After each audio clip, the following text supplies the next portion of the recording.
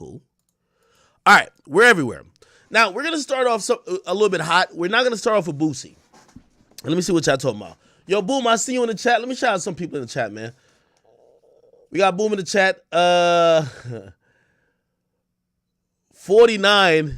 This nigga not even a sub. He's like, all right, shut the fuck up and get straight to it. God damn it, nigga. You're not even a sub. You just can't even wait.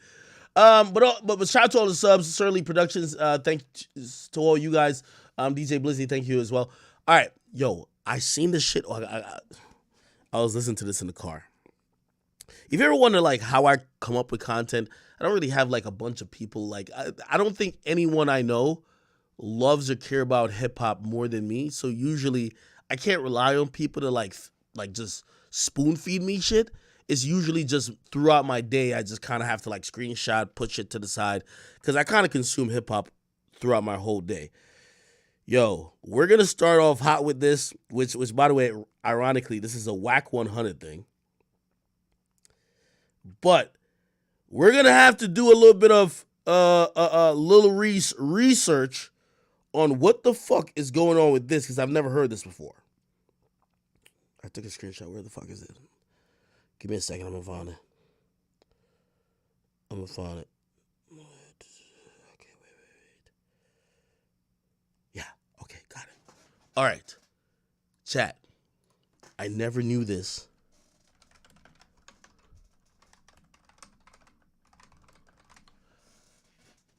I need everybody who listens to me, we need to do some research on this shit, okay? Let me get to the timestamp. I screenshotted it. Okay, chat. So, let me put this in perspective. So apparently, and this is a Whack 100 thing, Amber Rose, remember Amber Rose, right? Amber Rose has dated Kanye West. Obviously has a kid with Wiz Khalifa. Like, I honestly was even surprised that Amber Rose was on a reality show fighting. By the way, I did interview her, and I thought it was a big deal. Now, I don't know the depths that Amber Rose has fell from, but there was a time that it felt like black media was hyping Black China and Amber Rose up to be the black version of what the Kardashians were. So even though I don't give a fuck about the Kardashians, I understood what that meant in like pop culture. So I looked at like Amber Rose and Black China like, yo, these are women who are like, these are going to be the future fucking, like, if there was any non-singers or R&B stars or whatever that was going to become like, I don't know, like mega stars or billionaires, it was going to be them. Little did I know that just wasn't the case. Obviously, the Kardashian empire is still going, but Amber Rose like kind of took a weird turn, and then Black China nowadays, she basically like, yo, I think she's Muslim. I don't know what's going on. She took out lip filler. I don't know what's going on. Anyway, I don't know what happened on Clubhouse, but apparently Amber Rose these days is on Clubhouse. I don't know what's going on. Like, it's boggling my mind. I want to be nice to her and fair to her. And just to give y'all some context, back in the day remember when I was doing Everyday Struggle, 21 Savage was dating Amber Rose at that time. First of all, this is how me and 21 Savage got cool, if you never heard the story. Me and 21 Savage got cool because the first time he called me, he said, yo, listen, yo, I'm going to do y'all show, but I'm going to bring my girl. And he's like, yo, my girl a little upset at you. And he's like, yo, bro, like, listen, I fuck with you because I watch your content, but, like, you got to know I'm a real nigga and I ain't no hoe. So, like, even though I fuck with you, if you talking crazy shit about my girl all the time, like, you put me in a weird place. Like, it's like, yeah, I fuck with a nigga, but if he violating my girl, you know what I mean? So it's one of those, and I was like, all right, I have a conversation with her. And I realized that 21 was a fair nigga because that's all he wanted. He was like, just have a conversation with her. I want you to be fair, okay? And I remember going into Complex, and I ain't gonna lie. When Amber Rose came in, man, they, like, Complex was moving kind of like, it was like, oh my God, like, royalty has entered the building. I ain't gonna lie to you. I think they were more excited. This might sound crazy now. They were more excited that Amber Rose came with 21 than 21 came with 21. You get what I mean? And that's how months, people were like, oh my God, it was Amber Rose. So again, obviously, you know, a lot of stuff happened. They broke up, whatever the case is. But I'm wondering what the hell has happened. Now, obviously, by the way, if you haven't watched or seen the episode of Off the Record, I did one with Amber Rose, and it was kind of cool. She's starting to rap now. But I don't know what's happened recently. She's on Clubhouse, and apparently Whack 100 got into it with her. And I know I'm starting off the stream with this, but this shit was having me cracking up in the car as I went to go drive to the liquor store to cop some liquor. Here we go. I got to play you this. Listen to the quote-unquote tea that Whack spills. Wait. What do you get with Cher, Madonna, one of them? I mean, she got him thinking it's a possibility. I mean, she's a regular bitch. She ain't nobody. Like, that bitch ain't no Beyonce or nothing. That bitch don't dance. She don't sing. She don't rap. None of that. She just a bitch. Without Kanye, bitch wouldn't be what she had today. Kanye kicked it off. The nigga Wiz, he throw the bitch away. Wiz get a hit. He fresh it in from Pittsburgh. L7 nigga. Right? She jump on his line. He bite. She figure out they like the same thing after the baby born. Who kicked Lane?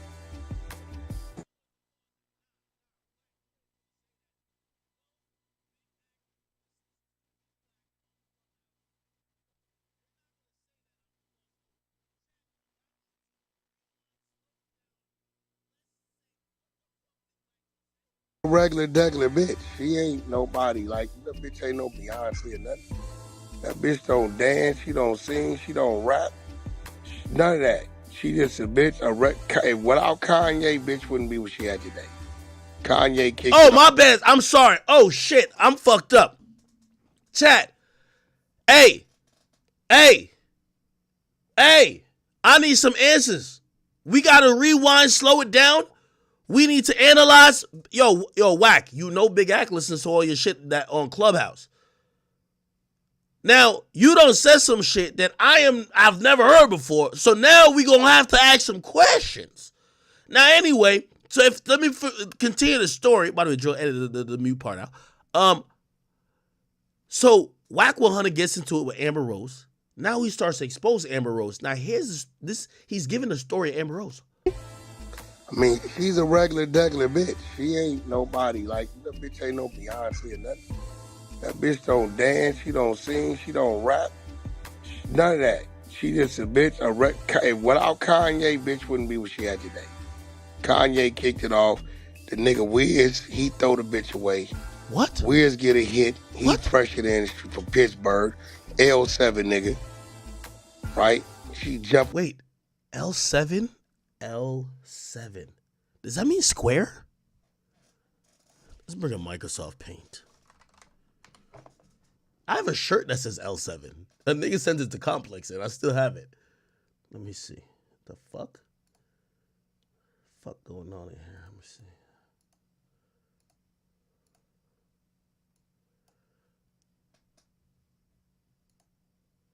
L7.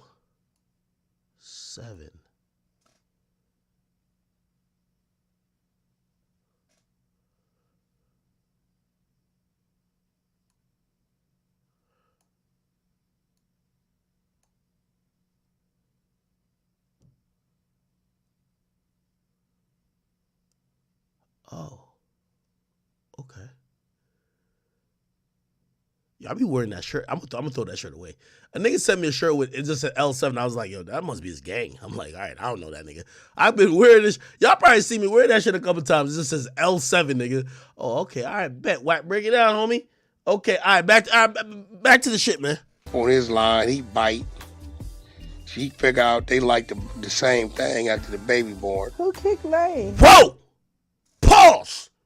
This is what I need some investigation about. What in the fuck is Whack talking about? He says Amber Rose and Wiz Khalifa find out they like the same thing after the baby's born. What the fuck is the same thing?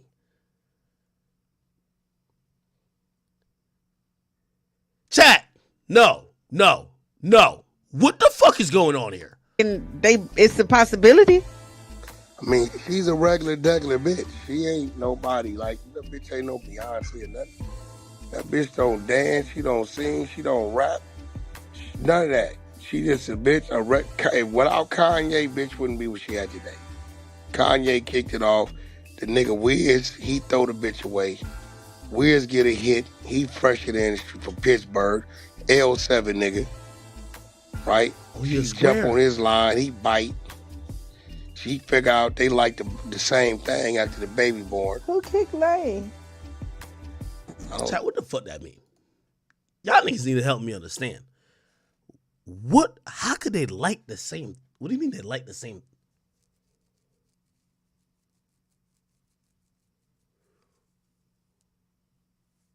Wait, chat. She figure out they like the same thing after the baby born. Who kicked Lay? I don't know. It was me, y'all. She figure out they like the same thing. Spin off from him. Hit him for a monthly check. Get with an AE. AE songwriter. He write a bunch of shit for Tiger and everybody else. AE spin on the bitch. Go get with what do you get with Cher or Madonna? One of them. Y'all one of them. Madonna. He go get with Madonna. He leave the bitch for Madonna. Your baby daddy left you for Madonna, bitch. So that mean the pussy trash, right? And he tired of giving you a bag. He spins off. Now you run around here in Clubhouse with a nigga named Ish who begging me for a job. Bitch, we're gonna have a field day with you.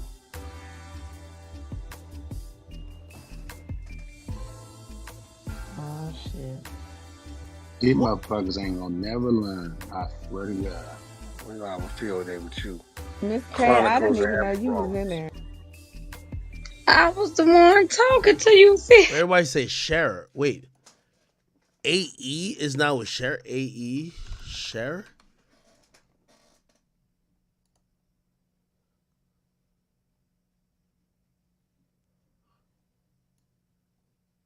Oh, that's some real shit. I thought White be capping. What the fuck?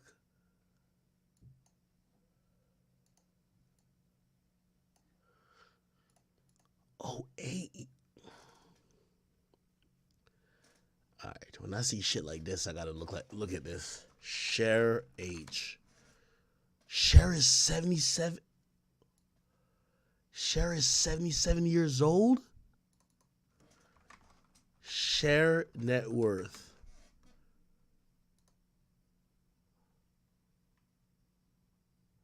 $360 million.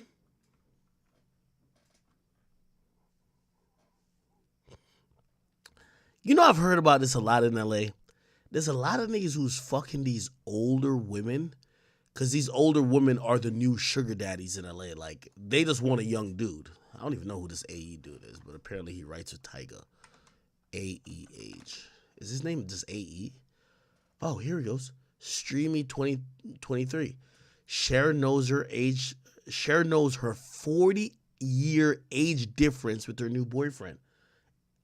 Alexander A.E. Edwards is making headlines, but she don't mind at all. The 76-year-old icon stopped by Kelly Clarkson show this week where she talked about her relationship with the 36-year-old artist. Oh, that nigga trying to get in the will.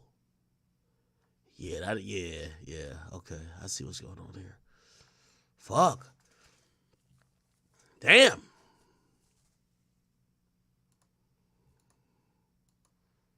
Cher's 77?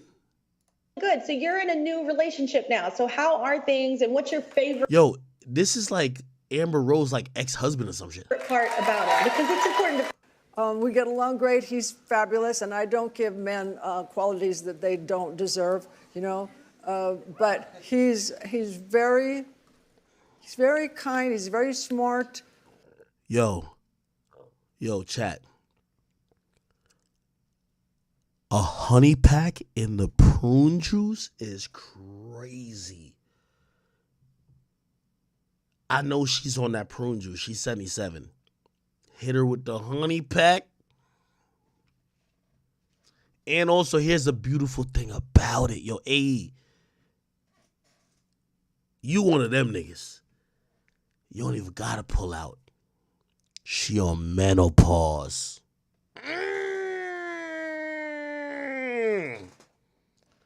That's a dirty nigga. I ain't gonna lie to you.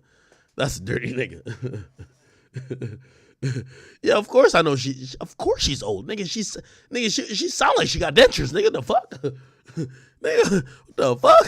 He's very talented and he's really funny. So, and I think he's quite handsome. That's the thing. Well, all right. That's the thing for me too, though, is humor. Like I just. By the way, interestingly enough, AE Amber Rose posted some shit. Women be embarrassing themselves. Like, nobody knew that nigga was cheating on you. She came out randomly and says, yo, that nigga cheated on me with 12 women. Why are you embarrassing yourself like that? She had posted some shit. She was like, yo, listen. This is before he dipped on her and went to share. I'm tired of getting cheated on and being embarrassed behind the scenes. All 12 of y'all bums, 12 of y'all bums, the ones I know of, probably more, can have him. Yeah, I very well know he was in a relationship with, oh shit, they got a baby.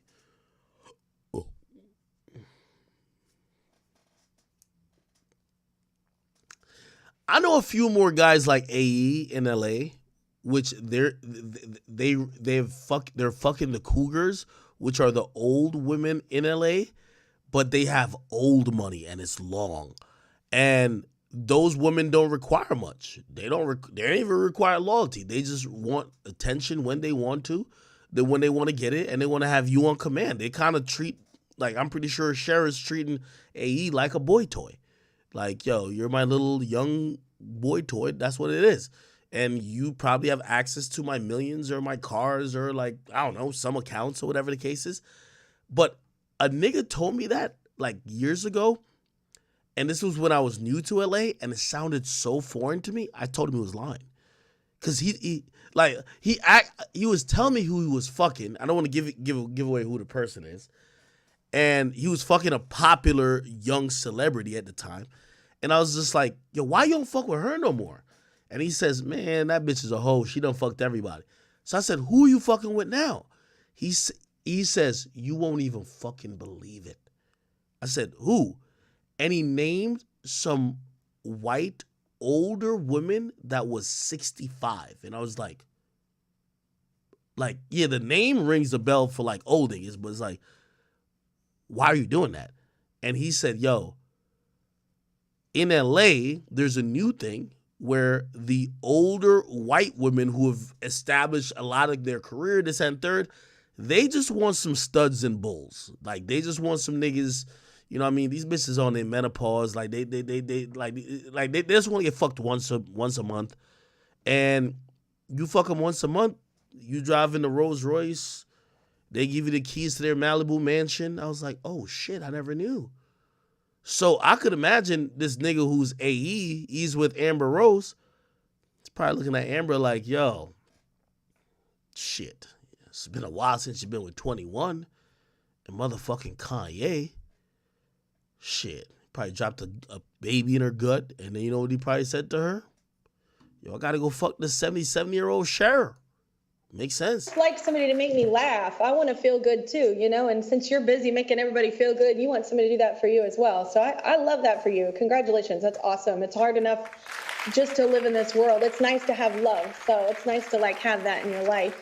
But besides Sonny, is it true that you've always found that older men are intimidated by you?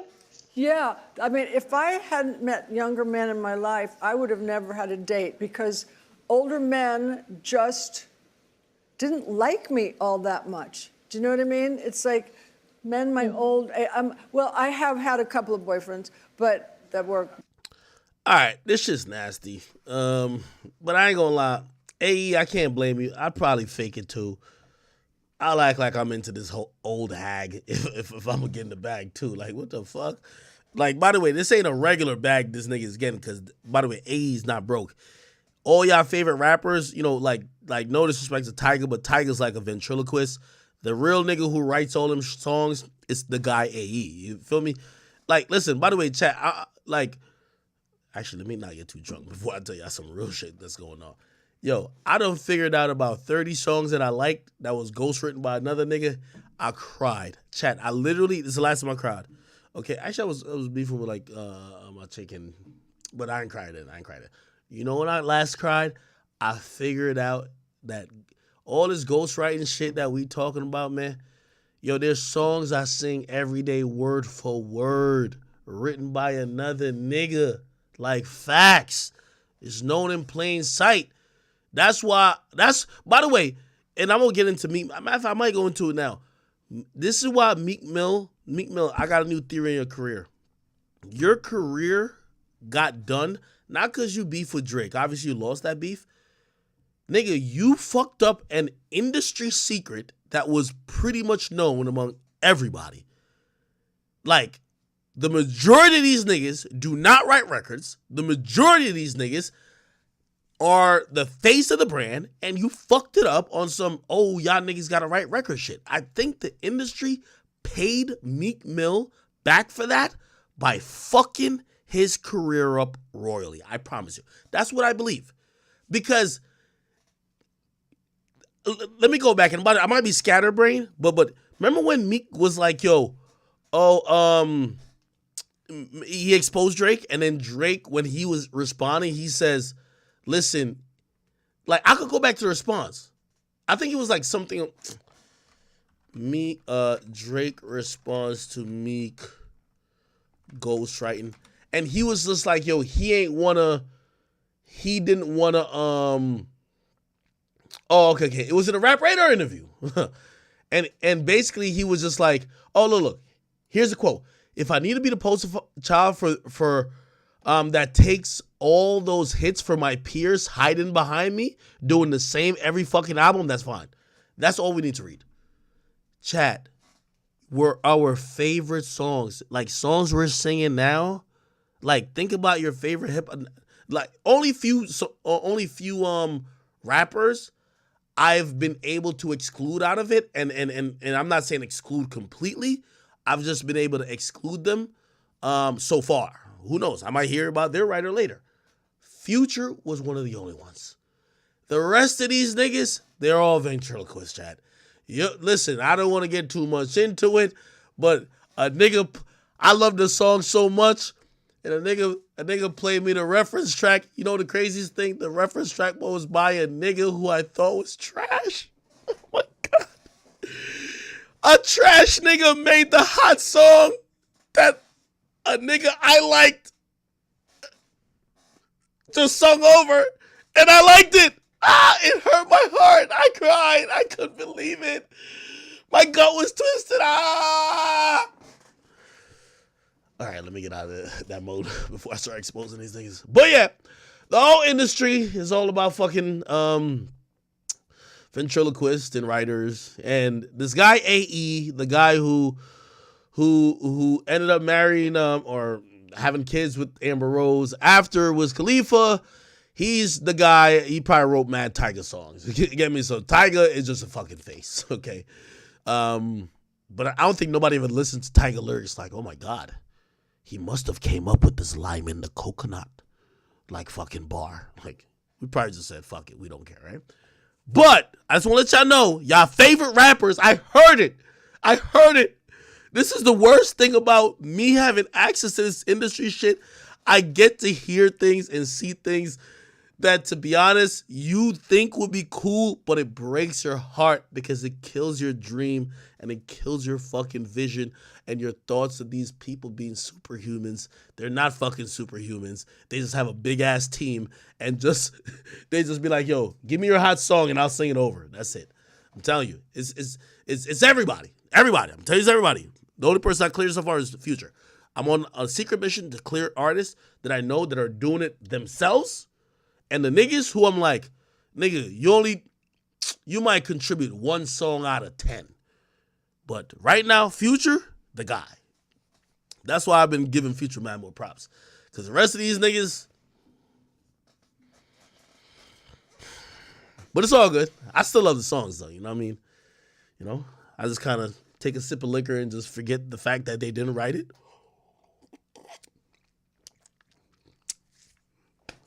Forget the fact they didn't write it. They didn't think about it. They only sung it over. Keep it going.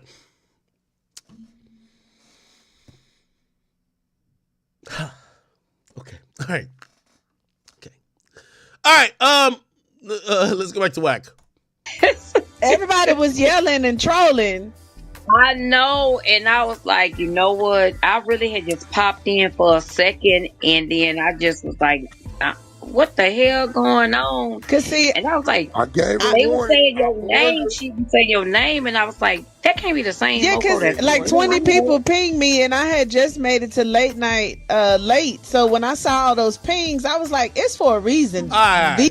Okay. So Wack is beefing with Amber Rose. He's trying to expose her, claiming that she ain't nobody. And there's actually, you can watch this whole video. He accuses her of some really crazy stuff.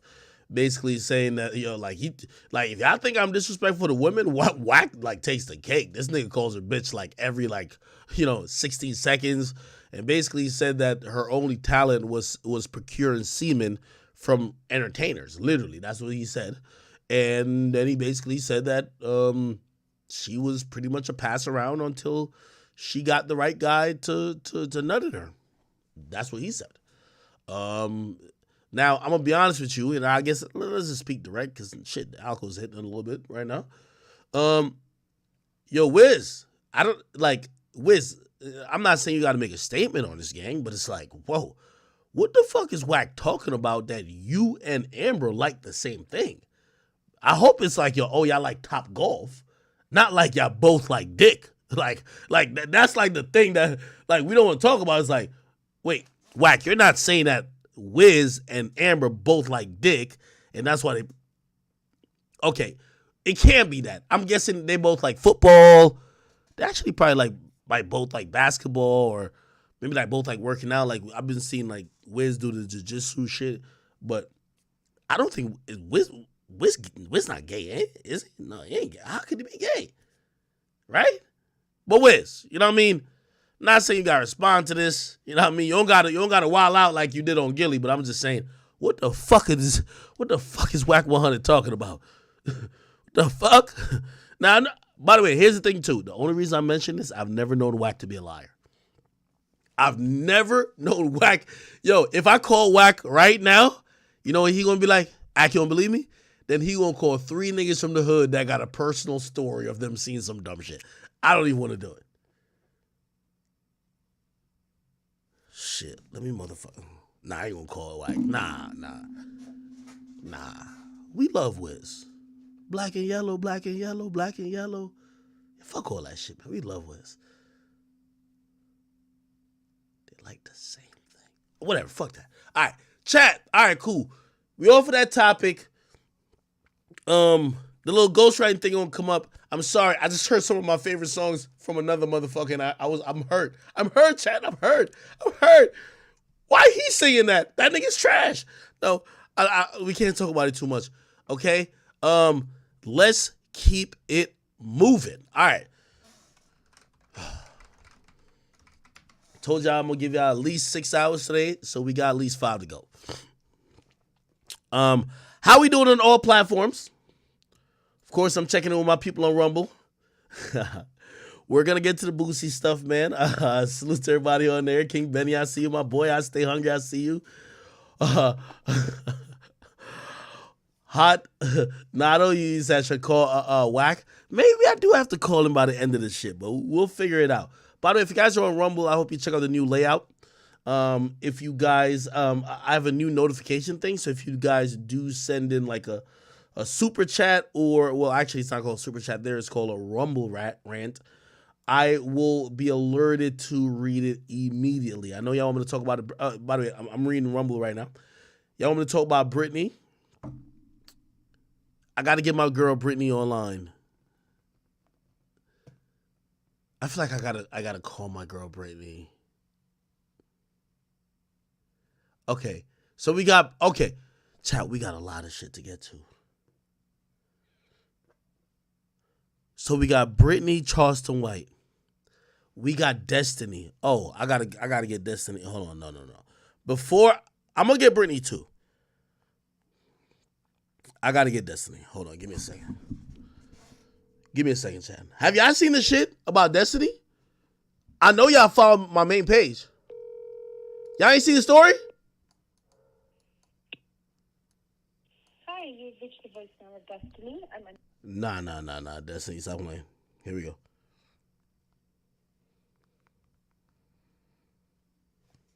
Okay. Oh, okay. Y'all seen this? Y'all seen this post? Watch IG model Destiny offer to pay the fines of any player who injures her latest baby daddy? Eli Apple. Who the fuck is that? I don't even know who that is. Destiny also claims to have kids with Josh Jacob and Geno Smith. She released a text message and blood transfusion issues, whatever. Look. She posted, if if you play against my baby dad this season, go for the knees or maybe a hammy. She got personal photos with her and him. She says he's number 33 for the Dolphins. I'll gladly Zell you back any fines. Then she says, let me not get started on the things this man said to me while pregnant with a child he asked me to have. Then, oh my God, I ain't gonna lie to you. And I gotta say, like, listen, like, yo, I'm very empathetic and I love women. So anything I'm saying is not misogynistic, but like, we just gotta be honest. These bitches always got a story when it's convenient. They only tell a fucking story when they're fucking salty. This is one of the reasons you can't really believe all these bitches. Why don't you tell a fucking story when it's not convenient for you? Why you always tell the story like you're holding them hostage? Like, yo, if you don't do what I want, I'm going to tell this story. Why you ain't tell it when it happened? You always telling the story once he finally cut you off. You see him with his new bitch. He got his new bitch lit. Now you want to tell a whole fucking story. Now you're all Dr. Seuss with the shit. Why you ain't tell it before, motherfucker? Anyway, that's just my thing. Again, I'm not saying she might not be a victim or any woman might not be a victim. I'm just saying I don't like when women try to weaponize things that they believe are issues that they know the public's going to care about. So they're like, oh, I'm going to just hold it until this time if I can't get him to act right. Because here's the thing. Oh, shit. Yo, Josh Jacobs showed up in my chat. He said, she not my baby mom's. Oh, my God. Yo, I got to get Destiny on this shit. She texted me back. She said she driving. The nigga says that's not my baby mom's. Is Josh Jacobs a good player? My test. Josh Jacobs, salary. What the fuck? He got a 1-year contract for $12 million? Look at this. Oh, hell no. Yeah, a chick gonna trap you for $12 million. Oh my God, he's on a 1-year contract with the LA Raiders? Oh yeah, she probably just trying to get $500,000. $500,000. Here's my question I gotta ask Destiny. How the fuck did she procure 3 niggas to impregnate her from the same league? Nigga, the odds of that is ridiculous. How do you get... First of all, do you know how many... Let's Google it. How many players are in the NFL? There's 60... Listen, there's millions of people that play football, like, in the world, or even the United States. There's only 1,600, or let's say 1,700 players. How the fuck do you get 3 of them niggas to all put a baby in your gut? What the fuck is going on? By the way, thank y'all for the Rumble Rants and Teleport Trips. I see you. Somebody says stream Rumble chat on your screen instead of the Twitch. So Teleport Trips, I'm working on that. The only thing and the only reason I haven't put that on there yet is because I need to make sure the Rumble chat is moderated very appropriately, because here's the thing. We also do, so we're simul streaming as well. And thanks to Rumble, we could do that. So we're putting stuff out on Twitch, Facebook, also on YouTube, and then Drill also puts up VODs. And usually we're not thinking about the chat, we're not moderating the chat. But here's the thing: I don't know if you know what happened with Aiden. When Aiden went to Kick, you know why he got banned on Twitch? Because, well, the official reason they claim is because his chat on Kick that he left on the screen was unmoderated, and they were saying all type of N-words and this and third. Our Twitch chat so far is the most moderated thing we have, more moderated than YouTube, and still more moderated than Rumble. I'm getting more familiar with, blacklisting or whitelisting certain words or phrases or whatever, and getting mods on there that we could safely, it's all about like safely, because play like this. If some troll comes in here and just types a bunch of shit, and then I have a viral clip, and then the chat pops up on the screen and it's a bunch of racist or anti-Semitic shit that's just popping up on the chat, they're gonna ban me, bro. Like, even though it's not my fault, they're gonna be like, well, your chat is doing this, you know what I mean? So I'm being very careful there. All right. Okay. Lil Ryan 24, thank you as well. You says Charleston White boxing match. Yeah, we're gonna watch. Well, we're gonna watch the whole thing around the boxing event that happened. I got. Thank you for that. I'm gonna give a whole thing about that. Okay, we just need to get to this Destiny shit first. So again, let's go back to this, right? And by the way, I posted this on my page. Wait, what the fuck? So Destiny, if you guys don't know, this is. Can I get everybody who's been rocking with me since at least 2016? We need ones in the chats or scorpions. Any chat that you're in, whether it's if you're watching this in Discord, if you're watching this in Rumble, of course, our home, if you're watching this Twitch, YouTube, Facebook, whatever, spam in the chat if you've been watching at least since 2016. If you have, you should know who this individual is. She used to be our chat queen. This was our chat queen. Destiny.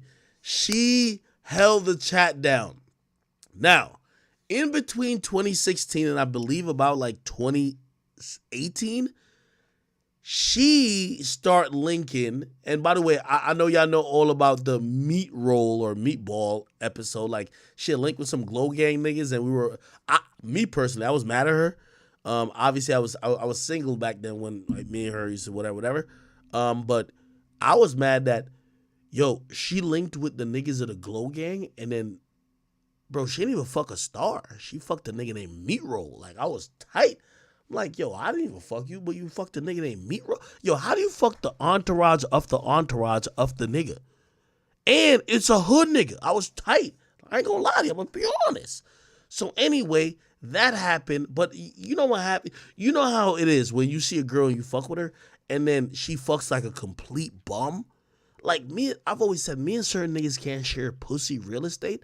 So once she fucked a nigga named Meat Roll, her body list can't be like, I fucked this random dude, this random dude, this random dude, then I fucked Meat Roll from Glow Gang, then I fucked Academics. Cannot happen. So I was like, whoa, what the fuck?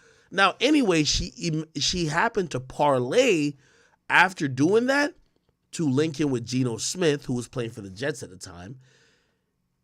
Somehow, and I ain't gonna lie, like, I understand why all these niggas gave her kids. She always had the faucet. If anybody remember in 2016, Destiny used to give us videos of her squirting up a storm. Nigga, that shit provided more moisture than that new hurricane. Was it Ivan or whatever that's fucking up Tampa and Florida right now? Destiny was squirting like crazy, nigga. That shit was like the fountain of youth. Nigga, that shit was like a motherfucking like, it was like hailing just moisture. So cool. She would send us these videos like, oh my God. like, I ain't gonna lie. I remember she sent us a video and like she was playing with us and it was like the quick, like, you know what I'm talking about. I ain't trying to get too graphic, but it's like, that shit was so, I'm like, I know that shit is mad good. So I only say it now on some creepy shit. Like, I know somebody's going, oh my God, he's doing too much. Like, 2016, we did way more. No, I'm only saying that because if you as a woman watching this with your dry ass pussy who can't like even keep your local hood nigga even pregnant from like pulling out and impregnating you, she had the gushy. So again, I'm not saying I really give these brothers a pass, but I see why 3 niggas fell to the trap. She really had that. She had that shit. Okay? Now, granted, I would say, though, maybe one NFL player. So, Geno Smith, nutted in her. She got a kid. Feel me? Now, y'all got to call Destiny. Fuck all that shit. Fuck all that talking. Let's do it, man. Fuck all that talking. I ain't got time for this. Fuck all that talking. Let's do it, man. I know Shane's will send me the voicemail.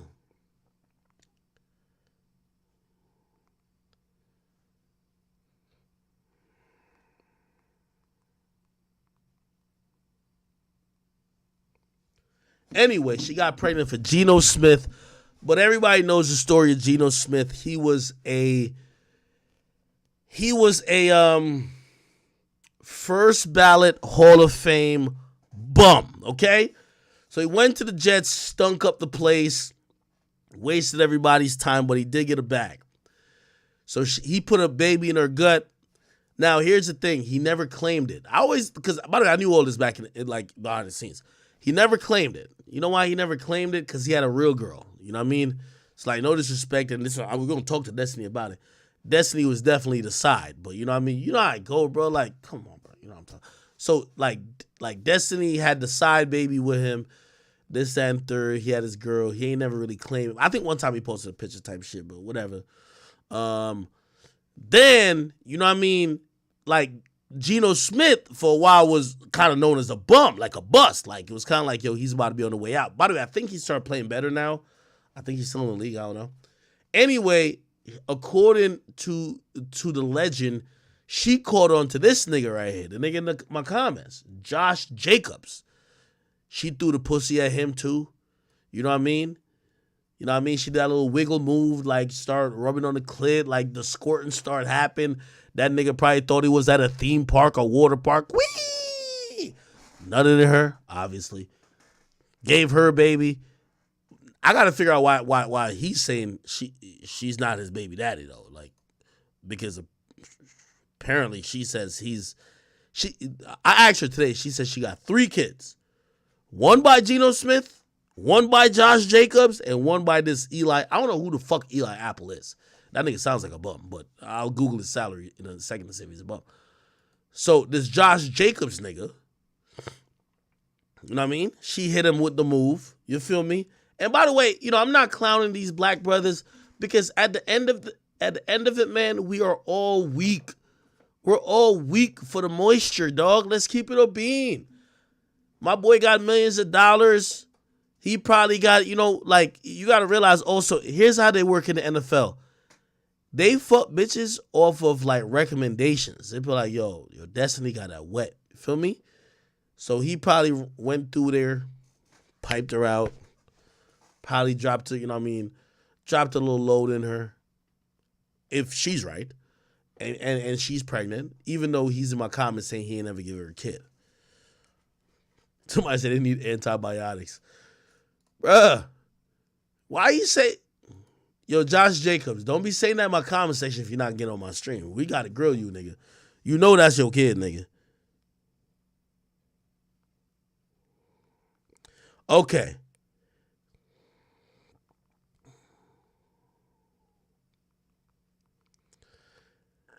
Yo, we have Destiny. She says she's racing to the crib. She says she's 16 minutes away.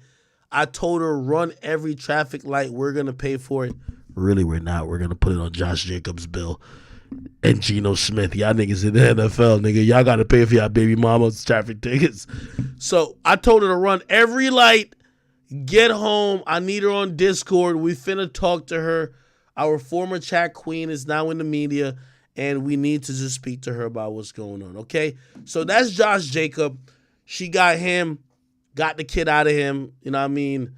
Like, you know, she's a semen expert. She knows how to extract the shit.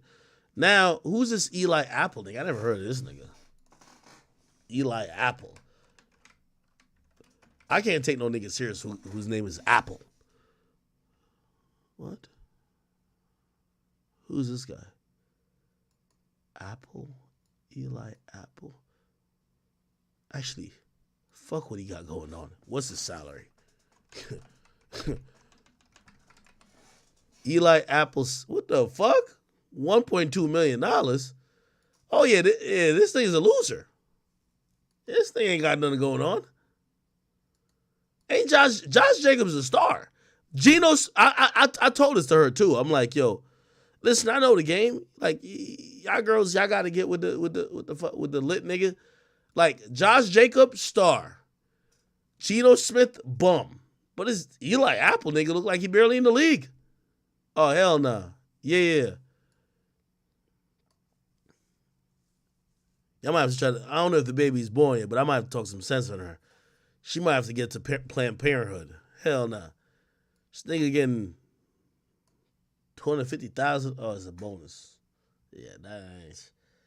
Yo, for all y'all females out there, if y'all chasing dick and chasing money through sports players, fuck the stars. Like, I ain't gonna lie to you, my shorty, she told me a nigga from the Spurs hit her up. So I'm thinking, I said, wait, Kawhi now on the Spurs more. Is Kawhi on the Spurs? Let me look at the Spurs. Spurs roster. Is Kawhi back on the Spurs? No, he's not. I'm tripping. It's not that Victor nigga. That nigga barely know how to speak English, nigga.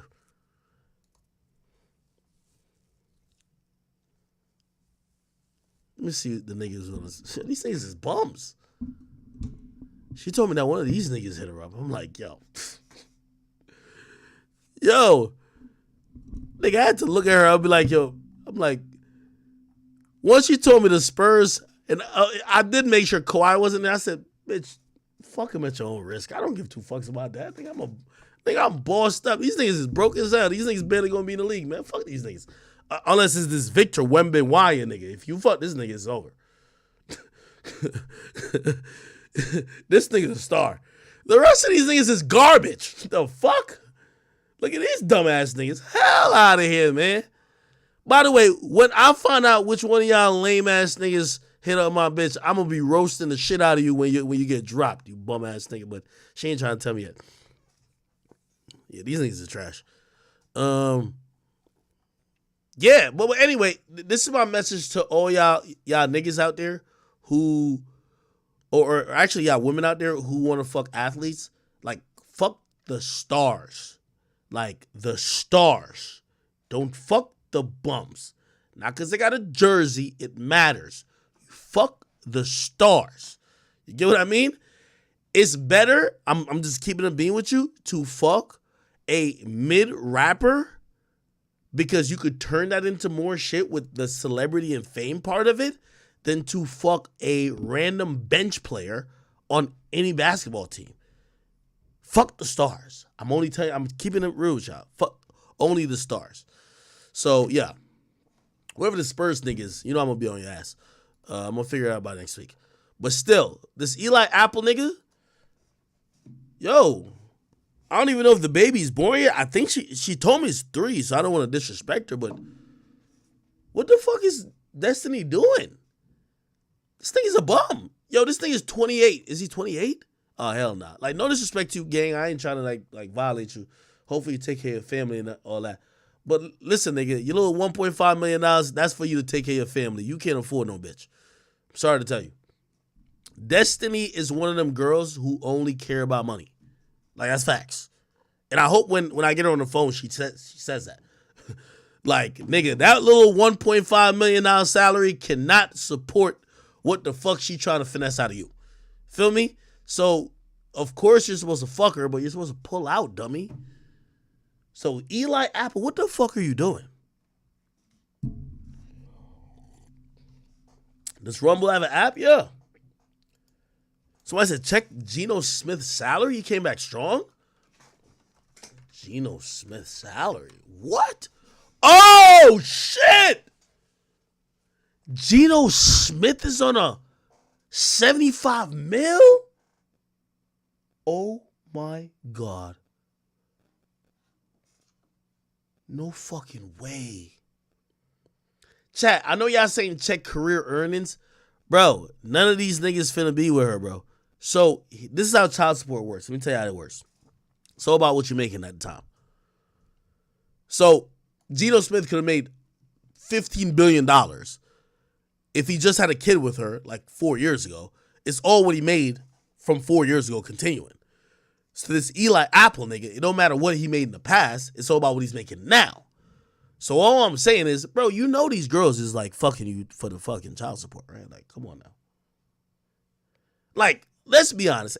And I'm telling you, when Destiny get home, we're going to have a conversation. But just let's be honest, bro. It's like, do you think that these women are like intentionally sleeping with these athletes because they're just falling in love?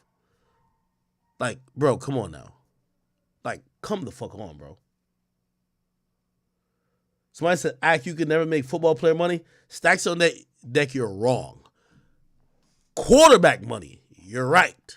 Like, Geno Smith making 25 mil for the year, you're right. Eli Apple making $1 million, I make that in 4 months. Actually, 3 months. Actually, wait, probably 2. The fuck are you talking about?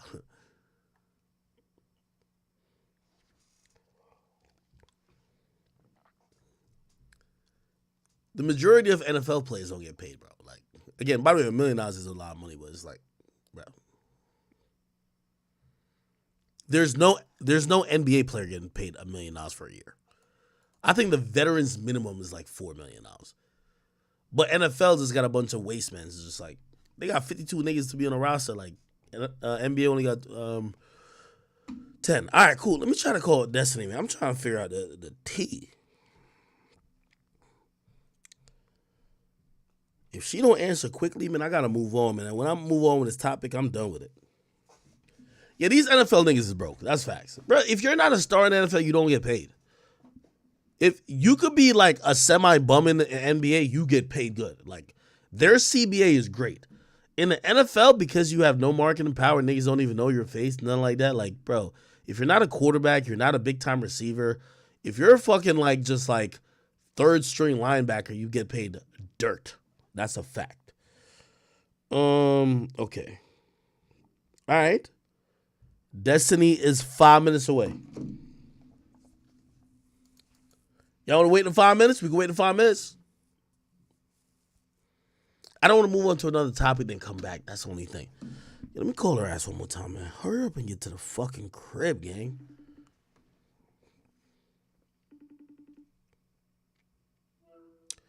Yo! Yo, get on. You home? I just went to my house. Perfect. That's what I'm talking about. Run all in traffic. Like, yo, get on Discord real quick. We got to talk. Everybody in here booming. Yo, people miss you, yo. We got the chat queen, one of our former chat queens in the building. We got Destiny in the building. Yo, you know how to get on Discord? Oh, don't Huh? say nothing is gonna get me so bad for this skinny man. Man, hold on. Man, I got you on lawyer fees up to like $2,000. All right, yo, let's get in this. Hold on. I'm in this. Like the service is so bad. Fuck all that. Get on Discord. Let's do it official. I ain't trying to be on I FaceTime. am. You're not in Denver. No. Actually, Bye. all right, bye. All right, chat. Finna get this shit lit in this bitch. You hear me? All right, when y'all see Destiny join, just drag her to my room. Mods, do y'all thing. Do y'all thing, gang.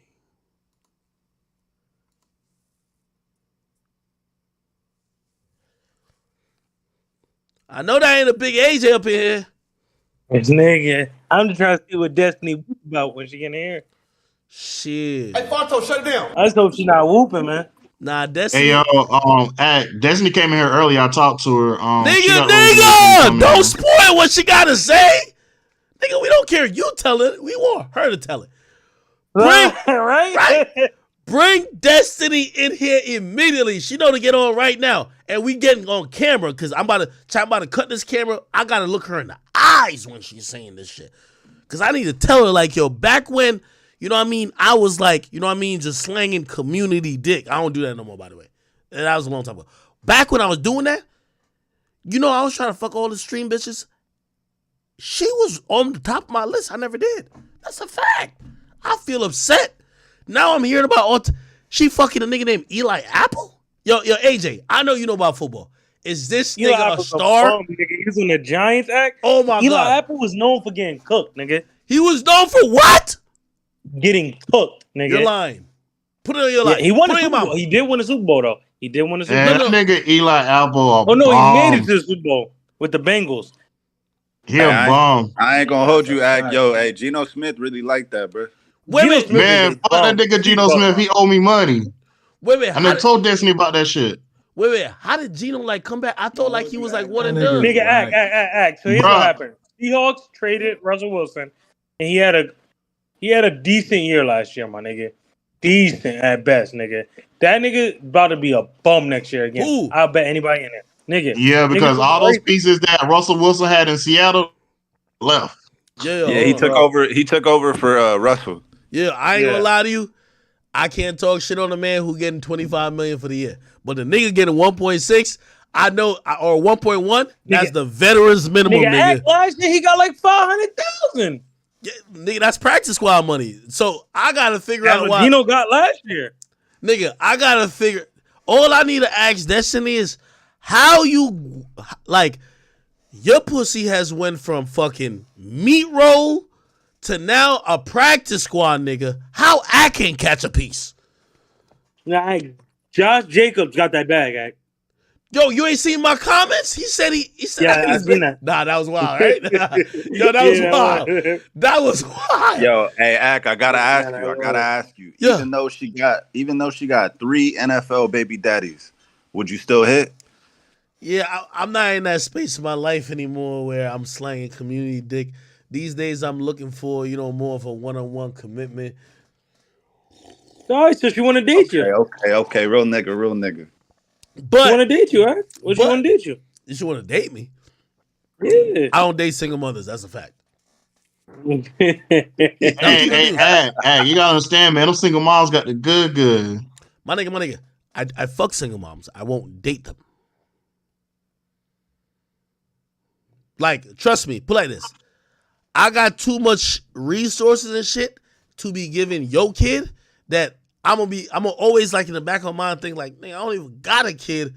I'm over here supporting the bad decisions you done made, fucking all these niggas who not hit. Nah, I ain't doing that. I'm good. But I Man, that one this weekend at a movie premiere, she got 2, and I'm thinking about risking it. The closest I've been to dating a single mom was one time I was fuck this chick. She was in the Bronx. I ain't gonna lie. I was wilding back then, but I was barely like as popular as I am now. And I went on there. I stayed the night at her crib. I would never do that now ever in my life. But I stayed the night at her crib. I piped her out. I didn't shed it. No, actually, I met her in a club, which was crazy. She invited me to the crib. I piped her out. She told me she had a kid. So in the morning, the baby daddy dropped off the kid to her house for her to walk because like the school was like 2 blocks from the crib. And I remember like she just done like fucking like almost like gagged on my cock type shit. And then she was just like, hey, like she packing a lunchbox and kissing her. I'm like, this is crazy. And then I ain't gonna lie to you, this was the breaking point. I said I could never deal with a single mother. I remember like I was just trying to just stay in the room and like, yo, because I'm kind of ashamed a little bit because I'm like, damn, like I feel like I'm like a bandit. I just came to get some pussy and dip. Except, you know what happened? Like, the kid comes in, or no, the kid ain't really come in. Like, I didn't see the kid, but she says, oh, hey, you know, my daughter, she's doing this thing for school where they have to sell candy and blah, blah, blah, blah. And I remember I felt like a piece of shit. I bought all the candy from her little school drive shit that she could like. And I just remember, only thing I'm thinking, I'm like, yo, your mama was like, I was doing really disgusting things to her like 2 hours before this. And all I was just saying is that like, this was a cool experience sexually, but I just couldn't really take it serious because like, bro, you should have been here walking her around town and having her meet people to get her little cookies sold out for her little cookie drive. Except you're over here sucking my dick, and now I gotta buy the whole. Nah, it didn't feel good. It didn't feel like, I'm sorry, it didn't feel good, bro. I ain't gonna lie. This is why I encourage all women. So I encourage all women. Listen, this baby mama culture ain't cool. When you about to have a kid with a nigga, know that it's not only bringing a child into the world, but try to have some semblance of understanding that you believe you're gonna be with that motherfucker for a long time. Because I'm telling you, you know, a house ain't a home, but also a bunch of baby daddies and baby mamas and, you know, random kids ain't a family. You need to have something cohesive. And I ain't gonna lie, I felt a little like a piece of shit. And that's why I was like, yo, I could never date her because if I dated her, I would have to be somebody in her child's life. You know what I mean? But what if she bad and the pussy was fire, bro? Bro, you enjoyed. What if it's Beyonce, nigga? You turn to Beyonce down? Bro, you turn Rihanna down? No. Well, I'm gonna be honest with you. So here's the thing with a Beyonce or Rihanna. At that point now, I'm being predatorial and just selfish because I'm looking past their faults because I'm looking at the come up. But in reality, there's a red flag. Like, damn, shit. What about Zendaya? Bro, Zendaya does nothing for me. Like, all right, hold on. Act. I heard this from a wise street nigga one time. He said, if you buy a bitch a BBL, or if you take care of her kids, she gonna let you hit forever, bro. I ain't gonna lie. I always believe that if you put a kid in a girl's gut, you always hit forever. Anytime, that's another reason I wouldn't wife a chick who's a single mom. I know your baby daddy's always hitting. That nigga give you a little extra on the child support, he's fucking you. He's fucking you. Because you know what? You know what all these bitches say? You know what they say? Oh, I want to give my daughter a sister or a brother. Like, come on. You know what you talking about. Like, hold on. Let me try to get this. I met this bad one at this movie premiere I had on last Friday. She what told me race she had was two she? kids. What I race? pressed the No. brakes, What but race I was might she? still do it. What race was she? I ain't gonna lie. She was like Spanish. Oh, okay. Cross, nigga. So basically, Act, you saying you can't be a stepdad and you're not gonna be the dad that stepped up either. Nah, I ain't with no stepdad activities. Ever. And sometimes you gotta step up, man. Yo, while an intern, man, I don't know how like your picking and choosings are these days, or like what your littering is like.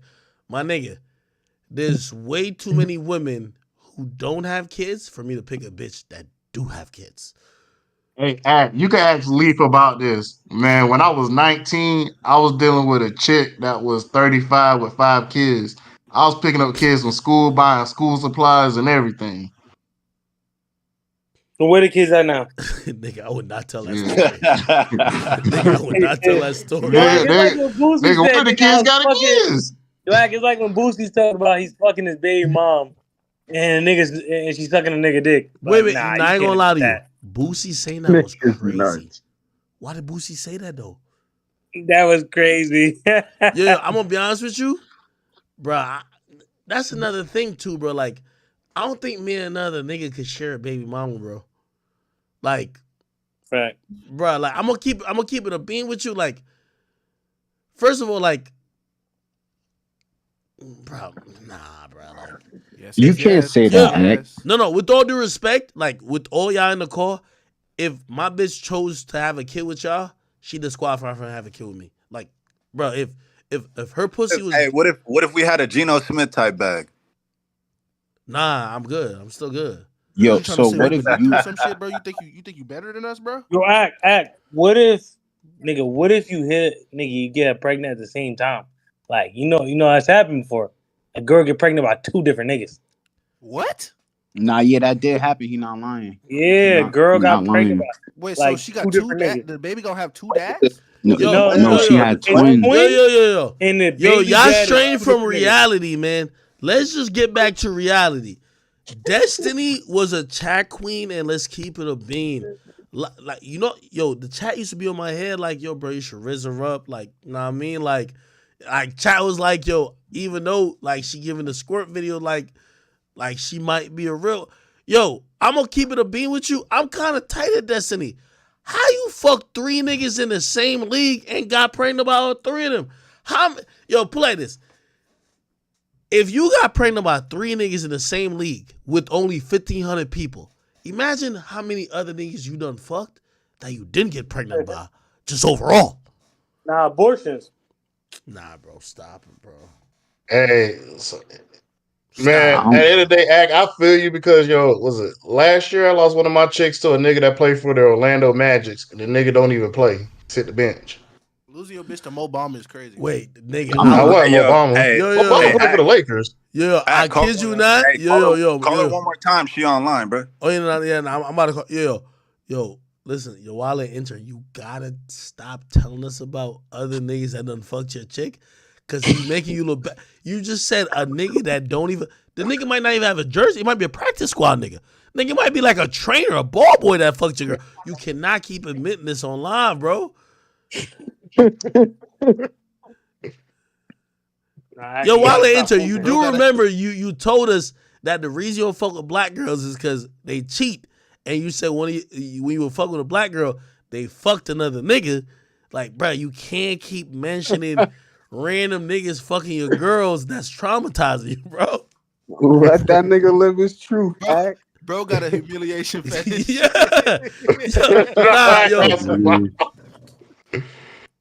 Nah, man, I ain't gonna. I be going missing, and I be like, "Oh shit, I'm about to be in so and so city." I'm trying to spin the block. They be like, "Oh, I got this going on." I'm like, "What the fuck?" Nah, just admit it, bro. You got that sneaker RP in you, bro. I get it. Hell nah. I get it, gang. We get it. All right. So we asked Ak. You feel me? He said Wait, he hold want to on. do it. Boom. What I'm gonna about tell her you, to get bro? on Discord. I need her on Discord immediately. But I'm gonna drag her in the chat. Everybody got to mute up when she get on the chat though. Oh, she's able to come in the room. You said, would I share my girl with another nigga? No. Wait, Like boom, say a girl like you that dated on my caught stream, 3 nigga. NFL babies. Like you going? I'm gonna be the 4th. What you mean? Boom. My nigga. Bro, I get Tuesdays. The other nigga get Monday and Wednesdays. The other nigga get Thursday and Fridays. What's the problem? Hey, I don't see no problem, bro. No problem. Nigga, I must be in the Twilight Zone, nigga. What the fuck?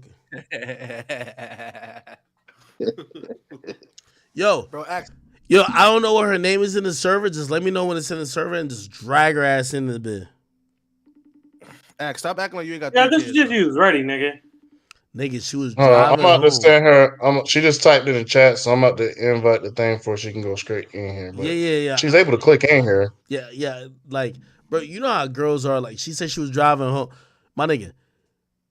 Anytime you gotta pick like an easier Discord for like newbies. No. Anytime I've dealt with women, it's like when a girl says she's just coming home, that means she's like an hour. She ain't even because you know women don't get on these type of shit. They gotta do their hair, makeup, because women are always trying to like look good, my nigga. Like, we don't care. Like, even if everybody camera turn on right now and niggas look crazy, niggas don't care because nobody has no expectations of niggas' looks. No, it's true. Like, bro, she's in traffic, driving home. She's not gonna just go home. She probably ran to the store, no makeup. She probably gonna try, let me touch some shit up. Oh, this thing might ask me to turn my camera up. That's how, bro, I'm telling you, this is why I hate going out with women. I'm talking about if you went live right now with like a ripped shirt, hole in pants, niggas gonna look at you crazy, bro. Stop it. Destiny took the dub though for the chat queens. I ain't gonna lie, she secured the bag. Now, I ain't gonna lie. Hold on. I do have to tell her though. Like when she get on here, I'm gonna tell her. There was a period of my life I was upset that I never hit. I was. I'm over it now.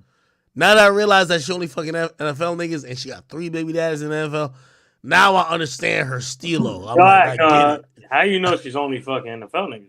I don't know. If she what if she just like Celtic Shaq now, bro? Like, so it's don't even matter. I ain't gonna lie. I was trying to link up. When she told me Meatloaf hit, I was disgusted for like a good 6 months. Then I tried to hit her up. I'm like, yo, I think the disgust has like fell off. Yo, you ever see some chick do some weird shit? Be like, yo, you know what? I ain't fucking with you right now. But then after a while, you're like, all right, man, it's enough time done passed. Nigga have post nut clarity. Yo, Grand's in VC chat. He asking for admin to join. Grand got everything. I don't know. Grand Wizard. He just said in the VC chat. Grand nigga. Bro, that's not Grand, bro. That is definitely not Grand. Grand got it. Check the VC chat. He got admin. Oh, that is Grand. I gave it to him. I'll give him admin. I just put that 4P chain around your neck, Grand. But you said that DC chain? Nah, that should do it different. That DC chain made at fucking. Yo, I'm gonna be honest with you. It shocked. All right, hold on. So let's go to the article, right? Destiny, Eli Apple. Yo, hear the article that they wrote. I really want to go to Black. I want to go to BSO, which is I think Black Sports something. BSO. Yo, hey, Destiny just hit the chat. She said she gonna hop on after she get out the shower, bro. Oh my God, man. She just can't, bro. We can't tell if she stink or not, bro. Yeah, she right. Yo, women be. I'm telling you, that's what I'm always telling you about women, bro. They be doing the most. I gotta get in the shower, bro. We don't even know if you stink right now. I gotta brush my teeth, do my hair. Look. So chat. This is what popped up. It says it appears that. You know what's so crazy? I now understand why people get mad at Instagram model title. They call everybody Instagram model. Instagram model Destiny has something going on with these NFL stars. Can't resist. Yeah, nigga. Yo, y'all remember them squirt videos? Nah, yeah, I do. Hell yeah, I remember them squirt videos. I still, my God.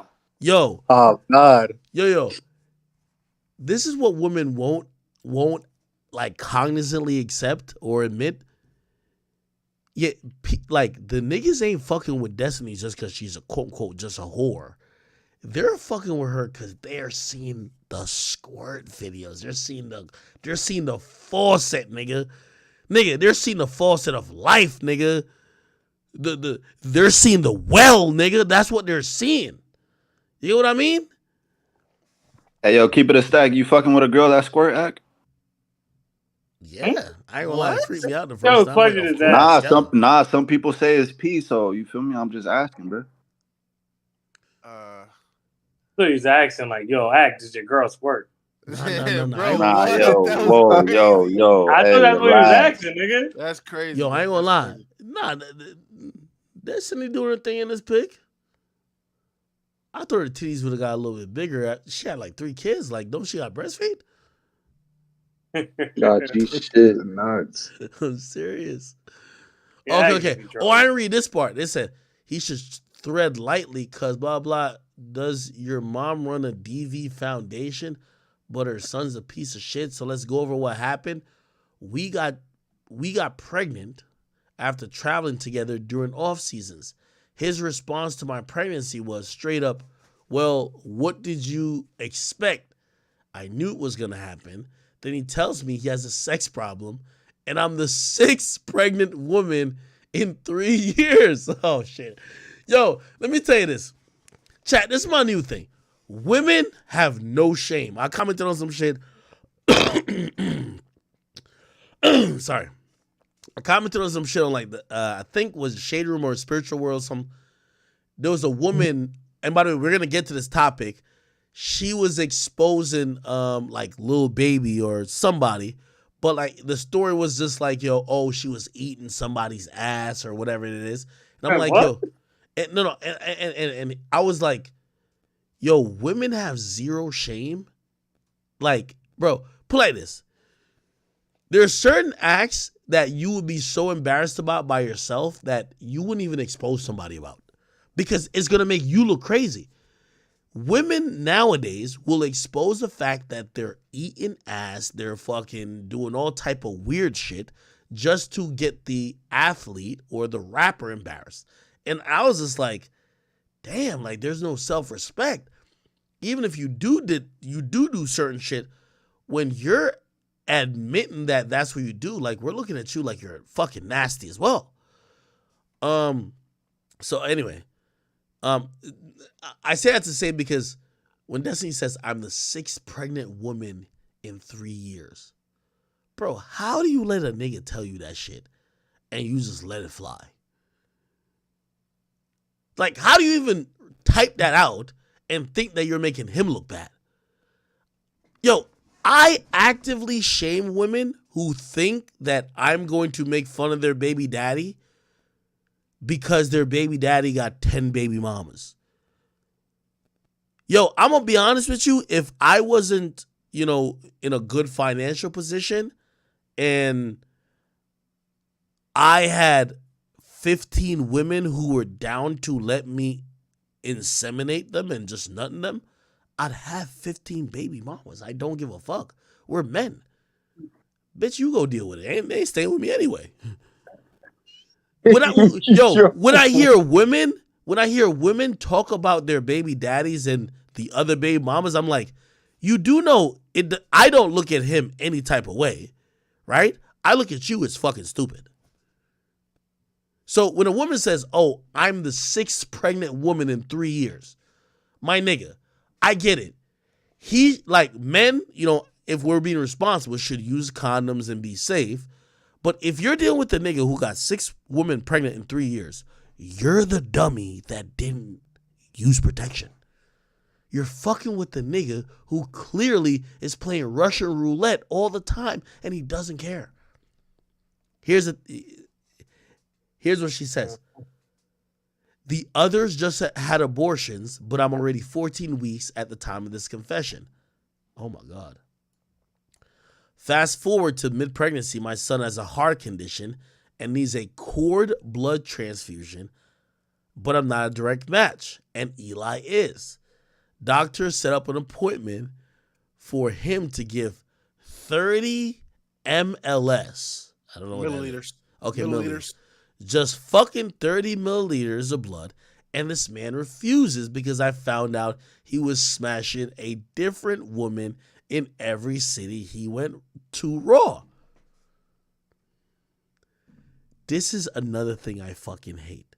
You know he's fucking other women. Why do you even bring this up? So he blocks me because I sent him the article of a girl exposing him. Then he unblocks me to pick out the baby names and ask to come spend the rest of the offseason in Colorado. Once I tell him our son needs a transplant because he couldn't give blood, he blocks me again. All right, I should be laughing about that, but that's crazy. That is wild.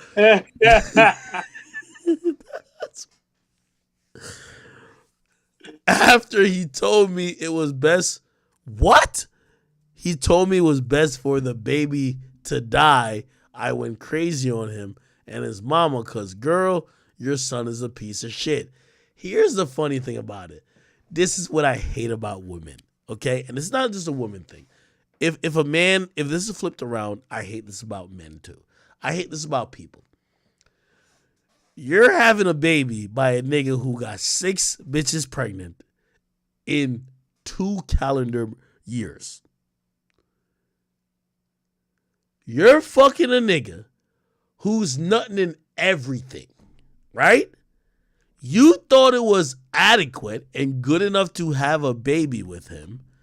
But when he acts like how he's been acting with the other baby mamas to you, now he's a piece of shit. Was he a piece of shit when he nutted in you? No. Was he a piece of shit when you had the opportunity to take a plan B? No. Was he a piece of shit when you could have went to the doctor and taken an abortion clinic? No. Was he a piece of shit? No. Basically, he only a piece of shit because right now he don't really give a fuck about this pregnancy with you, just like he probably never gave a fuck about the pregnancy with the other women. And that's my problem with people who make bad decisions. I don't want to say women, I just want to say people in general. Right? Anyway, she continues. So I had my son at 25 weeks at 1 pound, 12 ounces. And my son has had 2 surgeries since, and this man has continued to talk about the bad health he wishes on his own child. Oh, shit, I didn't know that part. Okay. Then she says, let me not get started on the things this man said while pregnant with his child he asked me to have. Then we read this before. If you play against him, go for the knees. She got to pay somebody in the practice squad to fuck him up, right? You might have to have Gino throw a football at his knees. Wow. Okay. Let me get her ass on here. I want to get past this topic because I got other shit to talk about.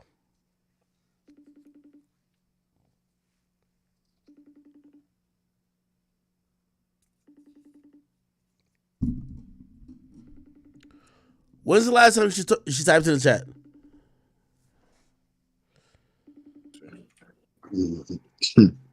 Maybe like 10 minutes ago. Yo, this bitch really taking a fucking shower, bro. That shower about to take an hour. Right? She trying to add you on her roster. She trying to get cute for you. Yeah, the last time was 10 minutes ago. No, she not, nigga. No, she not. Nigga, she knows she gonna go in the shade room, nigga. Yeah, now we gonna go vibe. Yeah, she gotta make sure, yo, she good. Hey, real quick, why do you think she's singling out her baby daddies? Like, oh, hit him in the knees. Like, why would she want her child's father to be down bad, bruh? Well,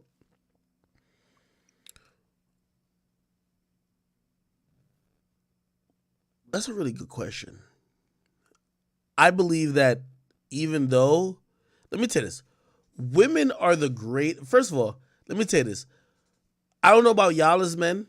How is everybody over at least like 18, 19, or at least 20 here in this call? Yeah, everybody in here 18. Okay, at least 20. Now, it's not exclusive to 18, but I'm asking this question to see if you've been through some shit.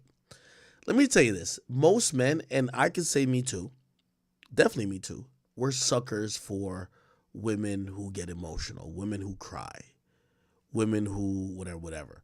A lot of times women are manipulative and they're trying to get their way. Now, if you ask me,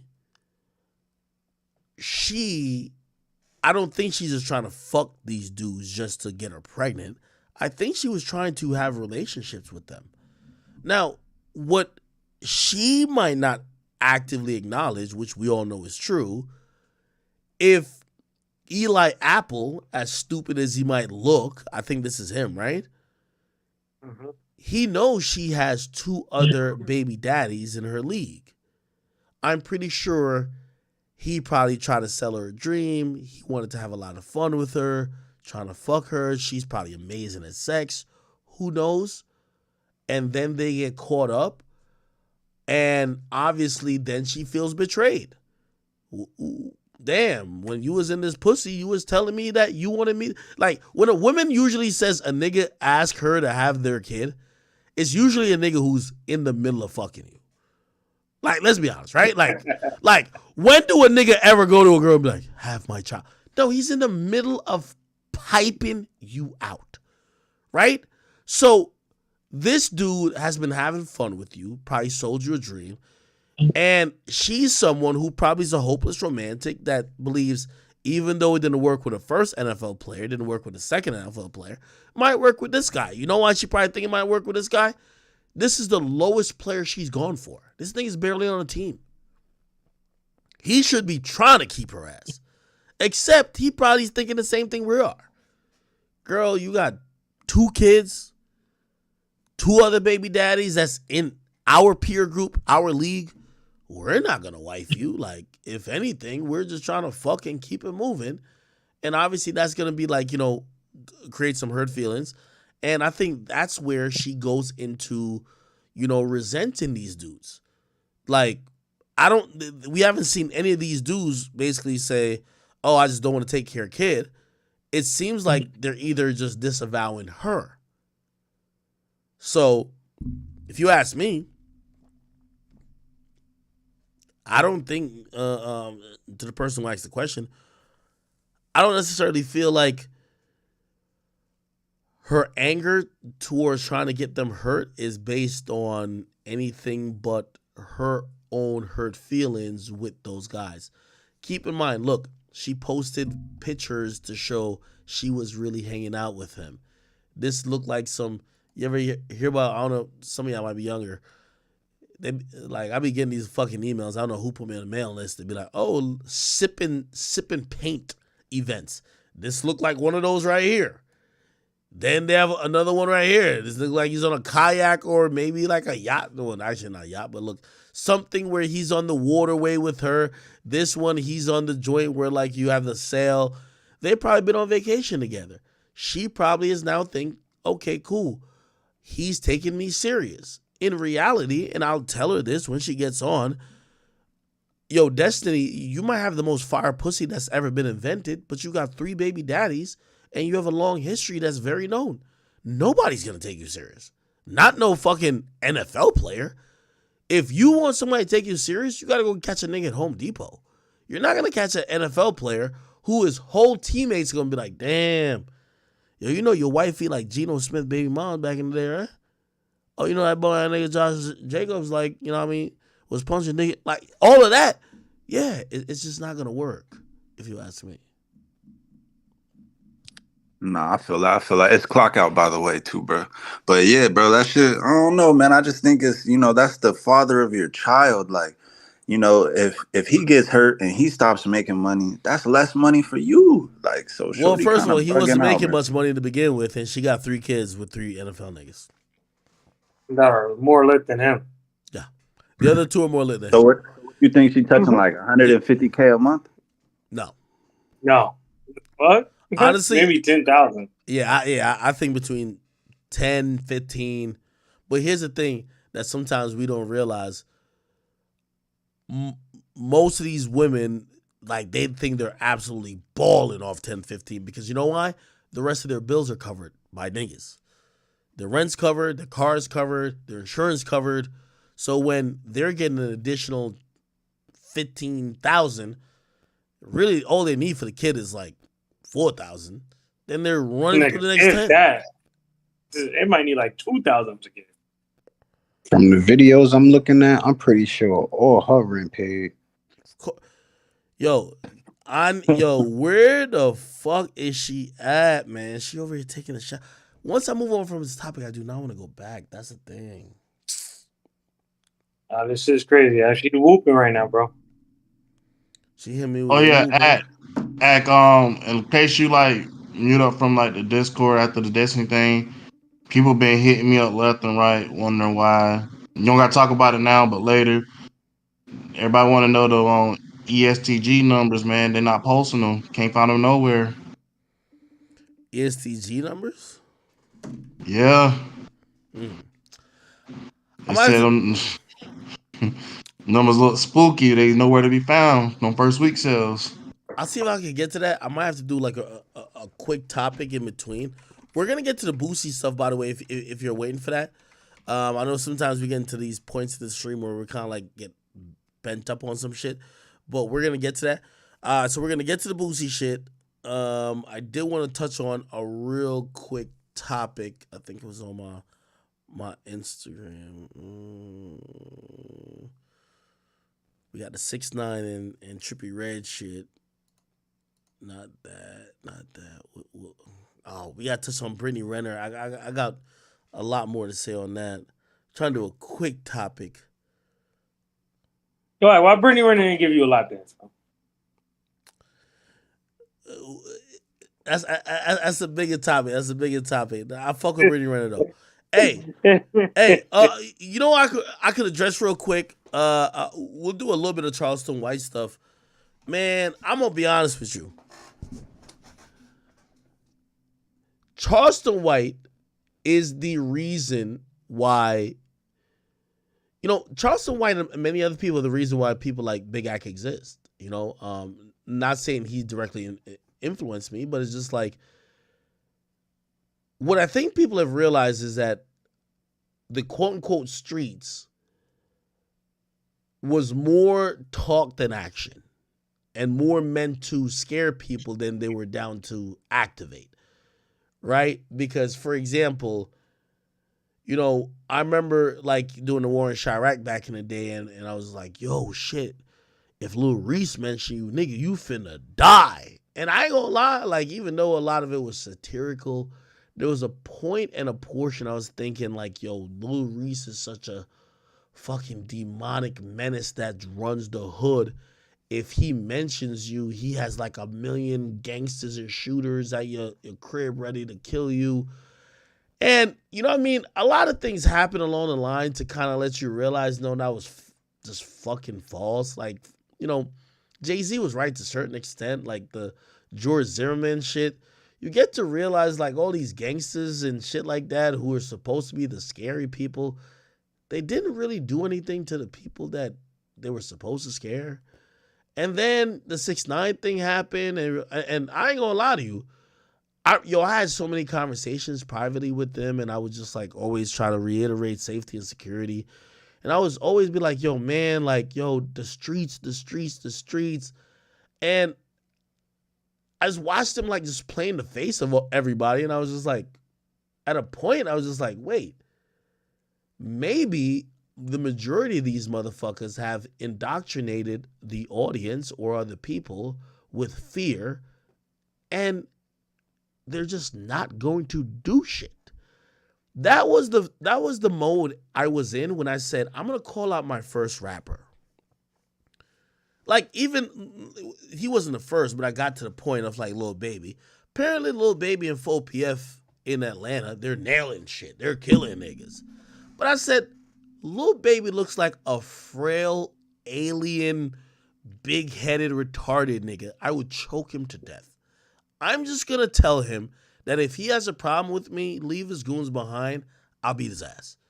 And you know what I realized after that? Nothing happened.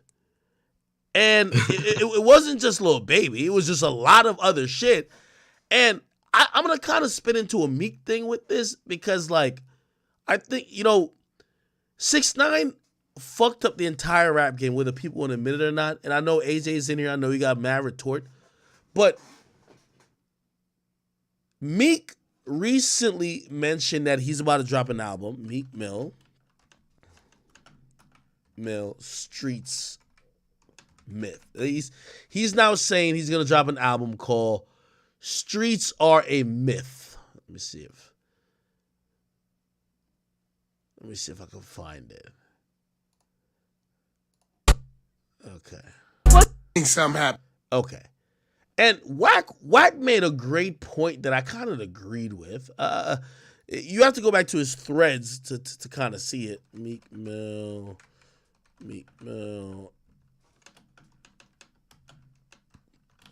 Album Streets Myth. Let's see if we can find it. Okay, I think it was here. No.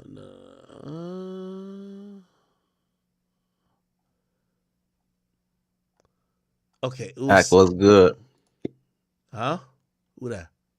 Not a 16. 16, man. How you been? Okay. Shit, working. I ain't been on here in a minute. I'll just come in to tap in. Now, I'm glad you're on here. You gonna hop in this topic real quick. Listen, you're the perfect person to come in here, man.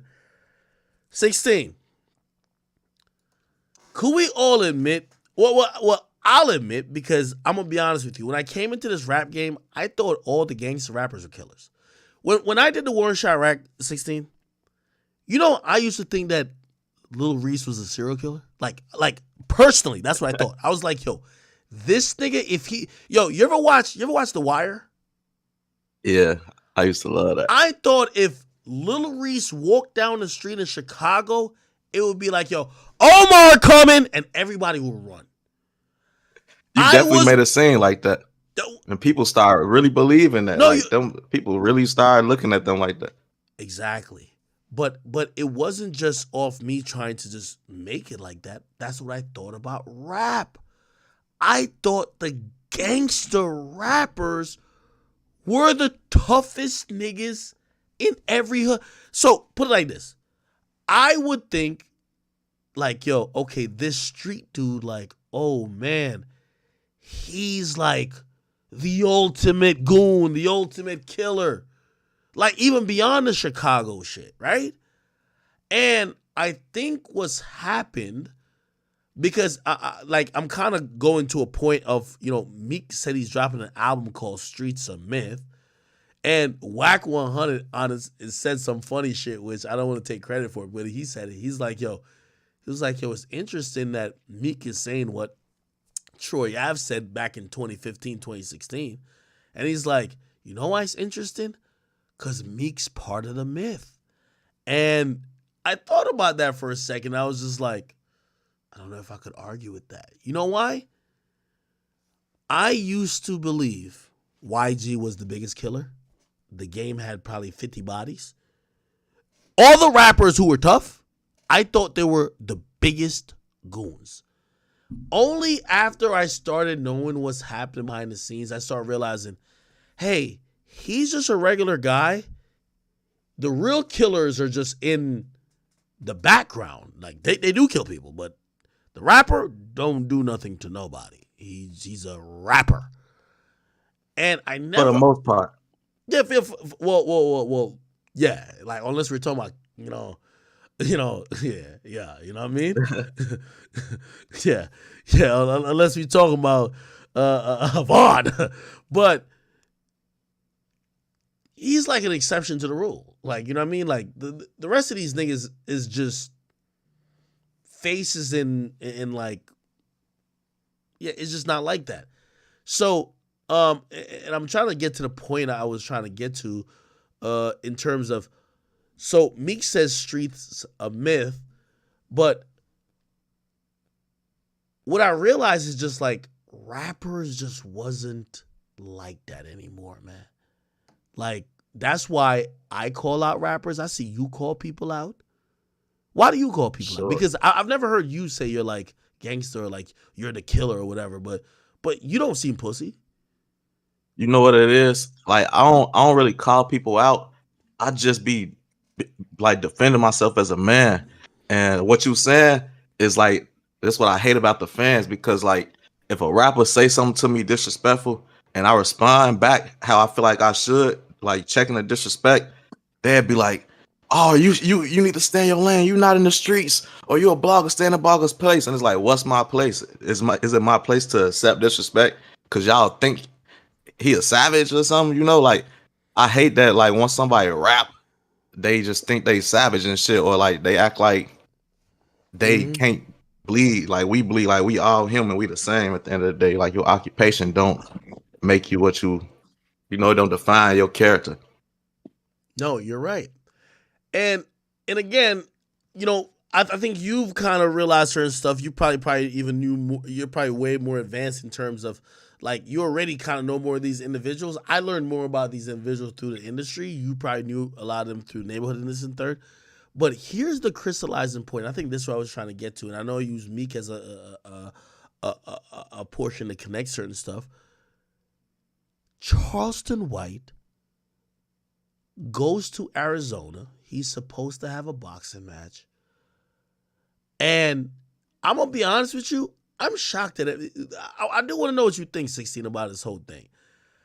I posted that pepper spray shit, which is this right here, and I thought this was fake. I just thought it was fake. I'm like, yo, if someone sprays pepper spray in a room, everybody clears out.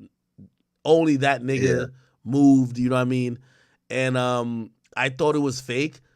But what I didn't think was fake was just him, at least on social media, look like he's punking the street niggas. You know what I mean? Yeah. Like, so I respect Charles. I do like with the disrespect, but I respect that like he really be outside and not ducking nothing. Did that surprise you? Nah, because I've been seeing them. That's all I've been seeing them do. I ain't seeing them behave no different. Goddamn dog trying to get up in this. When he ran to 600 Breezy, he was on the same type of time. Breezy even said something like, "Man, I'm just trying to talk to you. I ain't trying to talk. What you going like?" Charleston be on it.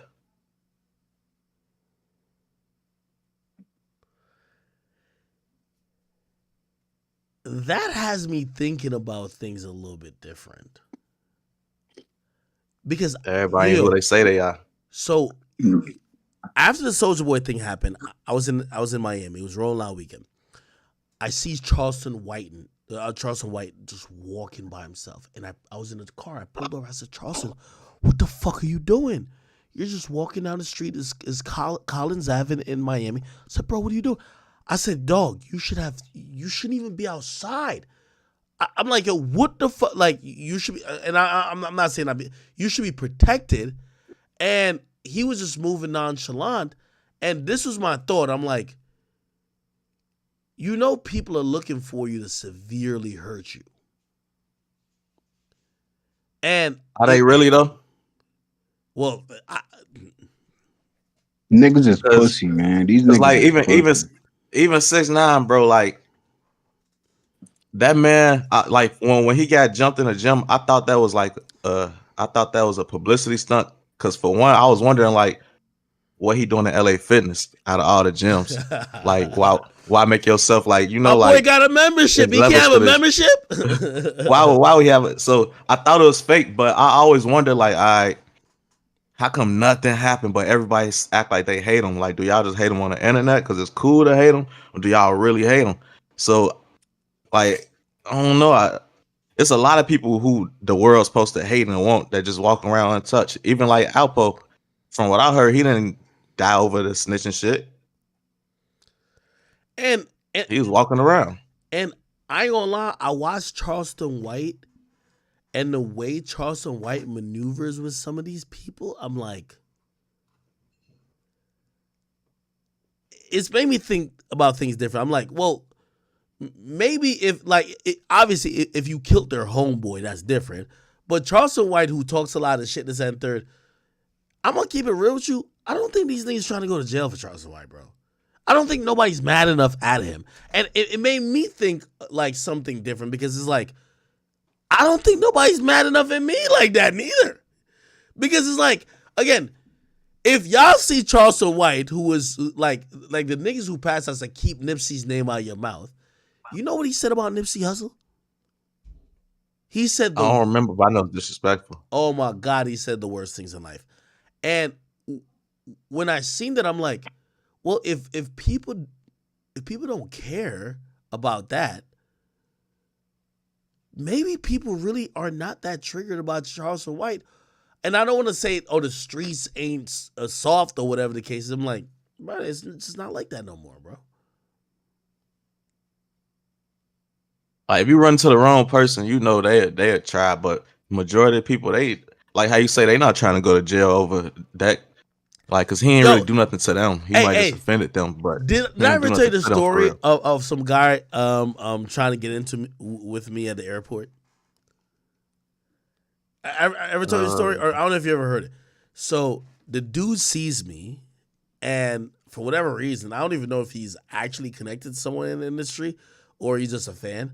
But this is at the height of me talking shit about Lil Baby, and he's like, "Yo, you talking shit about 4PF?" So I'm thinking like, so I remember he had mentioned it because like we were like right by a Shake Shack. We both ate like nigga. We both had the itis. We both like fell asleep and woke up because it was like mad delays on the planes. And like right when he was about to leave, he was like, "Yo, you academics, right?" And I was like, "Yeah, what up?" Then he's like, "Yo, man, you lucky we in the airport, man. I would have beat your ass right now." And I'm like, wait, after 2.5 hours while you're walking away, you say it? So I'm like, what? And he was like, yo, you better keep 4PF. He was saying some 4PF shit. And I was like, nigga, what? Anyway, I remember saying to him, because now, like, I'm getting hot-headed a little bit. And also, like, just truthfully, bro, I'm pretty confident in myself. It's one nigga. It's just me.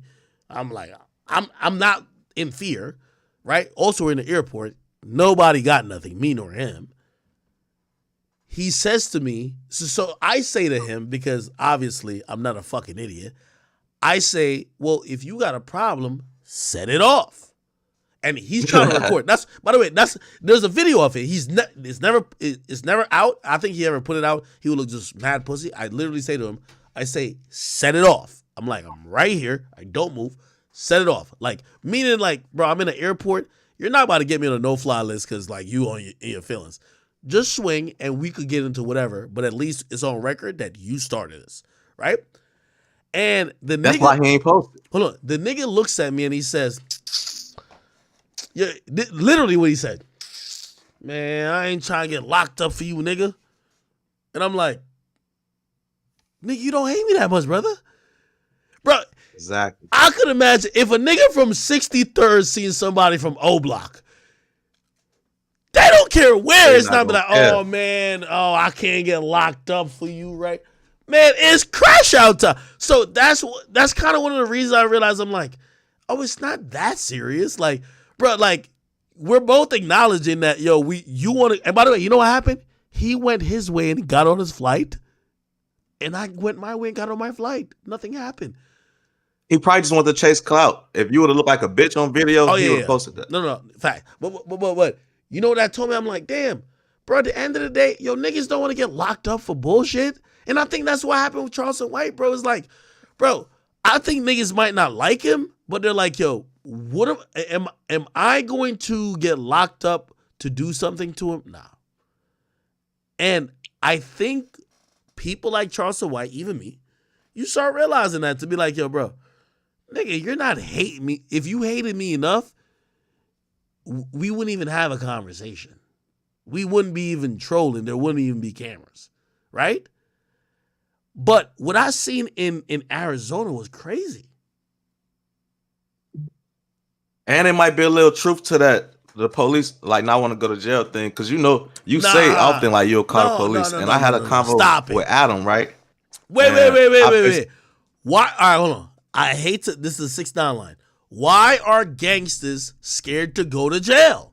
Wax said this. Pussy. They pussy. Bro. Yo. If you hate somebody, if you hate your op, and the but being only a gangster time don't mean just being a crash out of idiot. Now you know, like it's not even that though, bro. Assault charge, that shit get dropped down to a misdemeanor. It's 30 days in jail, probably. Like you coming home, you're not doing. Why be dumb? Why not be smart? If you see somebody and you see them, why not follow them to somewhere where you won't have to get assault charge and you could really do something to them? That's the problem. That ain't gangster to you? No. Yo. If you, come on, 16. The people who are saying, like, I hear what you're saying, but the majority of people who are like, they used to say, I remember.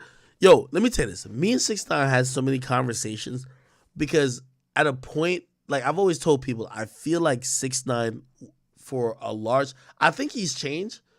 Me and him haven't talked as much recently. He's been on the Spanish arc. He was down to be a martyr. I promise you. Like 6ix9ine, if you ask me, was down to be a martyr, that he at least wanted to feel like he was standing on his 10 toes in a sense of if somebody ran down on him, even if they killed him, they'd be like, yo, well, at least he ain't go like a bitch.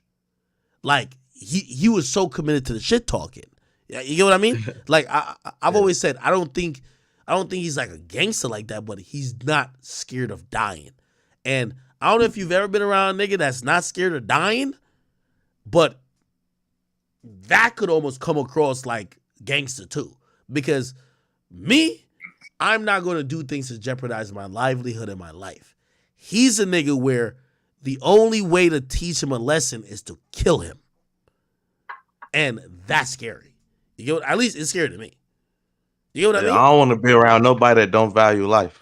I ain't gonna lie. No, it's not value life. To me. No, it's not value life. That's brave, I guess. No, it's not value life. It's like a nigga who is willing to bet with his life.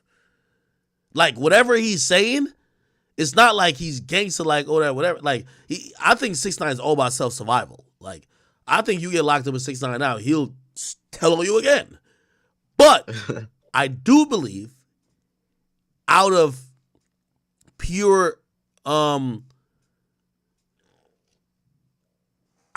just ego and also wanting to be like a martyr, like he'll. That's the only thing that scares me with that nigga. He got to it though. That's really all he got. After the snitching shit is like, all right, now you just the least you could do is just like, don't be no bitch. No, bro. But at that cause, it's like you, my nigga. If I've been through everything he been through, I'm not putting myself in situations where I wouldn't take risk where it's like, yo, you could take my life. Like, my nigga, like, I did so much to be free. Now I just want to enjoy my life and enjoy my family, and I'm glad to be here.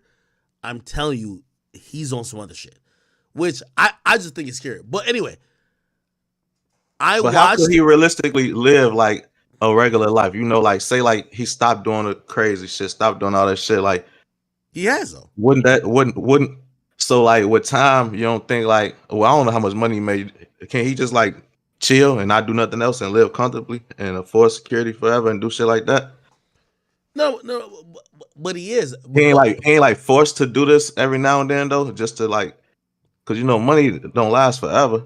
What else will he do if he don't keep doing this? The only thing I'm saying, like, I don't know if we're kind of connected on the same thing. Only thing I'm telling you is this: 6ix9ine is. I realized this from I met him early on. In whatever y'all might think is the act or y'all might think is the character, he's willing to die as that. And that's not gangsta, you're right, but that is a level. Like, for example, they said Heath Ledger died while also like kind of like being in the character. I want to like, I don't want to muddy his like legacy of like the Joker or whatever. Like 6ix9ine is willing to have his life taken within that character. That's how he much wasn't he cares always about like it. that. He was. That's he how was much so he cares calm about and it. chill before. You know what I mean? So you don't look at that as goofy to die over a character? Right. And then also, can you really like? I really want you to be very cognizant of what you're saying. You're not saying that he's willing to die behind his set of morals or his own set of code and rules. Family. You're saying he's literally willing to die behind the thought of a character that he's presenting. Wait. And you're so, gonna all right, hold on. Okay. Crash dummy. Okay, so now I might be misrepresenting him because I'm looking at him to say, dog, bruh, yo, people already think you're a cooperating this and third. Why would you die over a respect for what you think is your street? Like, he'll die over street cred now, and I will look at it and be like, brother, you're not dying over street cred. You're dying over what you think the 6ix9ine brand street cred is. Because people would say you're a snitch. You have no street cred. You know what I mean? But if you ask him, bro, he's still in it, my nigga. I'm telling you. I promise you. So again, he wouldn't say he's down to die over a character. That's him. I'm telling you. When that nigga came home, I remember that nigga had music ready, or there was music possibilities and people pitching shit in terms of, ideas for hooks and this and third. To be like, yo, you could come back a rehabilitated dude, do a little Post Malone arc. You're Spanish. You're definitely not black, so you're gonna be popping. And he was like, nah, fuck them niggas. I'm coming back and telling niggas suck my dick. And I was just like, I don't know. Anyway. So before you move on and change topics, bro, after you just explained all that, now I have to ask you, do you think that he is stuck in a role almost of method acting? Because you brought up Heath Ledger, and Heath Ledger, while he was the Joker, was method acting the Joker, right? Mm-hmm. Or do you think that that's just him and he's morphed into that person? Who asked that question? This is Akita. Oh, that's a great question, by the way.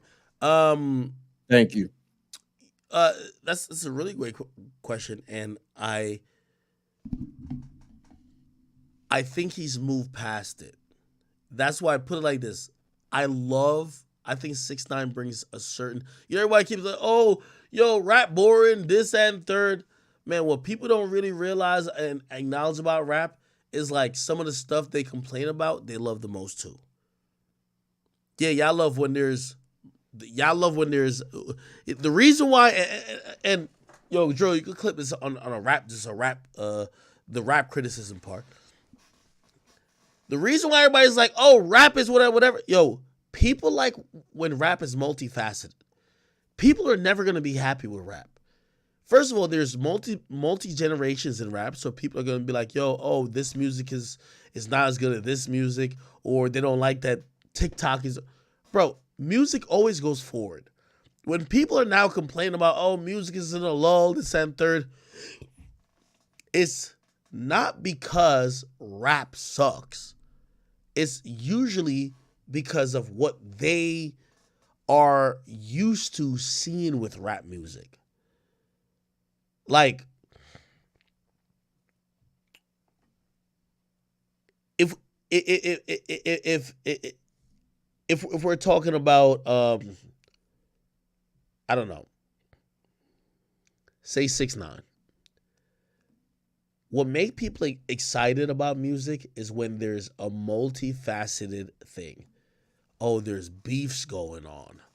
There is happy music going on. There is emo music. There is like these eclectic other songs. Lyricists are doing their thing. That's when people think hip hop is at its richest. When people are now saying that, like, yo, the majority of what they're seeing in music is just like dull, or oh, the only thing exciting is I've been hearing this a lot. Oh, the only thing exciting about music is Sexy Red. Y'all are excited about Sexy Red about the same things y'all just not getting from these new rappers. They're boring. Y'all want entertaining rappers. That's what y'all really like. The fans just, people don't want to admit it. Y'all want rappers to give y'all excitement beyond the music. Y'all don't want rappers to be like, oh, hey, I'm dropping. Y'all want that same shit. So that's why these ratchet bitches who's now telling you that they're shooting at their baby daddies, that they have STDs, they're telling you everything but the music. They're telling you that, oh, shit, stop calling me like I look like Young Thug. Now it's exciting because of her. Like, no disrespect to, like, Sexy Red. But rap fans got to understand and come to grips with, let's keep it real. When would you say the last great time is in music? I guarantee there was beef. Fans always act like beef is the worst thing. It's part and it's ingrained in our culture that we love. This is a thing that obviously I can't say because it's like, you know, people gonna be like, oh no, you're promoting negativity. Dog, anytime shit is too cool in hip hop, oh, it's boring. Oh, there's nothing new. Let 5 niggas been really getting into it and beefing. Be like, oh, it's lit. Go back to 2015. Everybody know 2015, Future popping off, Drake and Meek beefing. Like, there's mad shit happening. Fetty Wap going crazy. People look at that like a golden era, my nigga. Why? Because it was multifaceted. But a lot of these fake motherfuckers don't want to act like these other things had to do with the multifaceted shit. Yes, when music and hip-hop music is going great, there's niggas beefing. There's people making great love songs. There's lyricists doing their thing. That's why I bring up the 6ix9ine thing, because in reality, when it comes to 6ix9ine, it's like 6ix9ine, maybe not him in himself, but what he stood for in the game and the antagonist that he stood for is actually really needed for music. Now, if you only think about it in a one way, you're going to be like, oh, nah, that's not the case. But why everybody saying everything is boring now? So you're telling me that everybody was making great music and all influential, but now it's boring? You're not getting the same things. Music fans these days are addicted and want other things that sometimes they don't get super fed. Anyone? Okay, I gotta Six play nine devil's was advocate fun. for I Oh ain't you, no. gonna man. All front. right, hold on, Pause. please. Whoever's gonna play devil's advocate, go ahead. Yeah, I gotta play devil's advocate for you. So everything you said, I hear what you're saying, right? Okay. But you also have to keep in mind the type of consumer that you're addressing when you say something like that, Okay. right? Because not everybody who listens to music is necessarily a music head. Not everyone that's listening to music Yep. is listening to music and going to those artists solely for music. And you said something sort of touching on it earlier while you were speaking. And you have to keep in mind that rappers, right, or just musicians in general, artists, they're artists that are in the business of entertainment. Yes. And like you said earlier, right, people like things that are multifaceted. So I don't necessarily think that the consumers that are just solely interested in the music, they may be saying music is boring for other reasons that don't have to do with the fact that people aren't presenting them with a circus. You know what I mean? Like it may just be boring for more technical reasons that have to do with the art. But the people that are more caught up in the circus show and the monkey wheel, it's boring to them because not a whole lot of shit's going on. So all I'm saying is from the sense of being a devil's advocate, when you say something like that, you have to be very specific about the type of audience you're addressing. You know what I'm saying? Well, I'm addressing multiple audience. I'll give a quick hot take. When people say that music just isn't as good, or the music these days, like they try to compare it to another era, I think it's bullshit.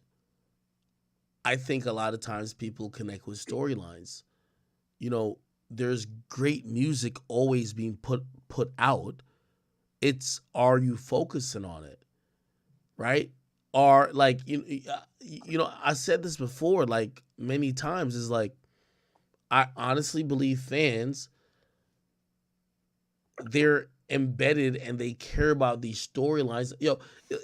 Like I don't know if y'all consider this a music stream. I necessarily don't, but maybe a lot of y'all are really into music. Here's my thing, and I will say to y'all, and I will stand on this. Y'all ain't looking for great music. Y'all looking for great storylines. I've been saying that. Because if you're trying to tell me that this is just a whack year in music, maybe it's a whack year in music from the guys you want to hear. There's great music out there. You're not going to find it. You want to hear the great music from the people you want to hear it from. You want to hear, I want to hear great music come out of this Dirk and Youngboy feud. Oh shit, Drake's dropping for the dogs. He has to give the great music. Great music is always there. The level or the quality of music never really decreases. It's always really an eclectic group of amazing sounds no matter what year. But what the consumer chooses to latch onto, that's the thing that matters. What do they choose to latch onto? Well, they're going to be latching onto something that maybe is going to be promoted over a couple of months, or they might be latching onto some bullshit that is just kind of pervade onto like the entire audience, even though it has nothing to do with nothing. Like, I hope I'm not like kind of being like for the person who was playing devil's advocate, because I want you to keep kind of trying to push me and challenge me on this. I hope I'm not being like elusive, but it's like when people say there isn't great music, or music is just like, I think music any year is like, if you want to find great music, you're gonna find it. Yeah, I think when people say, If you want to find it, you'll find it. Now, if you're the person who are looking at these mainstream indicators, or the indicators period, or maybe the indicators on your favorite artist, and you're hoping to see certain shit and you haven't seen them, maybe you have a different opinion, but great music didn't stop. it's still getting made. So here's go ahead. No. Go ahead. Yeah, no, that's my point. Great music didn't stop. So anytime when people are like, oh no, the music is whatever, bro, y'all are focused. So the industry starts focusing on people who are making easily copied or copy and paste music. Does that mean great music can't be made? No, the industry is focused on different type of music. So we can't blame music in itself. You got to blame the industry, which honestly, fans never want to admit. A lot of times y'all are slaves, even myself included. We're slaves to the programming by these companies, record companies and otherwise, to listen to these albums or songs that we're now paying attention to. Because if it was just purely about the music and not about this other shit, I don't believe people would say music is whack, dying, or anything else. That's why Bronx Drill forever lit. That's all I want to say. That's why I go back to storylines. I'm like, all right. So y'all are saying there ain't no good music at all? Nah, it's definitely good music. Drill got the storyline behind it, man. We smoking who we. Come on, man. Yeah, I think it's more of an issue. It's a culmination of press as well as the music. It's like the press don't focus on good music. That's why people don't know where the good music is at. The press focus on bullshit more than they focus on the music. Right. True. So that's what I would go into your point. And Okay, again, this is Akita. Right. And hold on, Kyrie, I will push back on that to say, okay, you're saying the press focuses on blah blah. Here's the thing. The people want to hear that. Well, with all due respect, the press, and I like, let me use new media, right? So the press is me. The press is 16, right? We're the press. Is our, like, for example, if 16 put out an interview about, yo, oh shit, how did you create this song that probably is not even doing streams, this and third? Or he just has a general interview with, could be, I don't know. I don't even know who you be beefing with. Taste, you be into a bunch of stuff. I don't know, Tay Savage or whoever, FYBJ, whatever. If you do an interview with anybody and it's just interesting content, the interesting content is just gonna do better than the conversation about the music and music shit, right? That's just what it is. So it's like, is it 16's fault that he's more pushing the shit that happens to be doing good, which isn't about the music? Or is it what people just natively want? Like, shit, if you want to hear about this nigga's music, you would have went to it. No, and I think I hear what you're saying. And it's a very nuanced conversation we're having. I will point to an example in which I felt like there was a point in time where you, for example, pushed aside the conversation of music for more of a conversation with lack of substance in regards to music when we were talking about the Gunna album, where you completely disregard people liking the music. And you said, Gunna? I heard Gunna. Wait. Yeah. And I think, again, that goes back into people disregarding the actual music for talking points, for this pod culture that we're in, where everybody has to have a talking point about something other than the music. Well, like so Kyrie, I'm still using the same frame of reference for all these things. I'm telling people, and I still stick on this, that I don't believe the average or the majority of consumers really have an opinion that really is just completely neutral or completely musical about any type of works beyond them feed into these stereotypes or storylines. For example, I agree, bro. Yo, for example, I'm telling you right now, like, everybody, like, Thug dropped this album and he was in jail and everybody was like, oh no, Gunna was better. I'm telling you, if Thug comes home right now and he's lit on the gram and everybody loves him, if he drops an album, the album could even be weak. Niggas will be saying it's great. You know why? Because the storyline is we're all supporting Thug, bro. That's what it is. And that's why I was trying to say that people, and even me and myself, like, we're acting like people are just listening to music in a vacuum. Everything matters, right?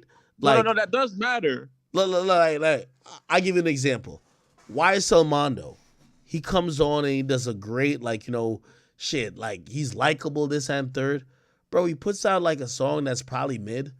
Bro, we like the song. You know why we like the song?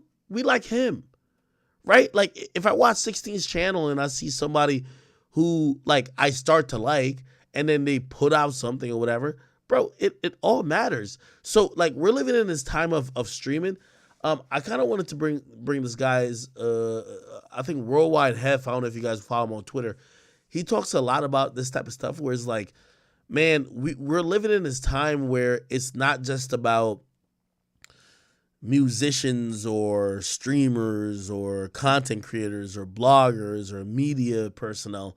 It's like everybody's competing for the same amount of real estate in terms of time. And when you think about things like that, it's very different because as much as we like music, we start to see music take a background to other things that are affected by culture and content. Because honestly, bro, if we could just get millions of views reviewing music and just talking about regular, like, boring topics, why wouldn't we do that? It come with less BS, less drama. Like, it just don't work. I'll give an example. So if we're talking about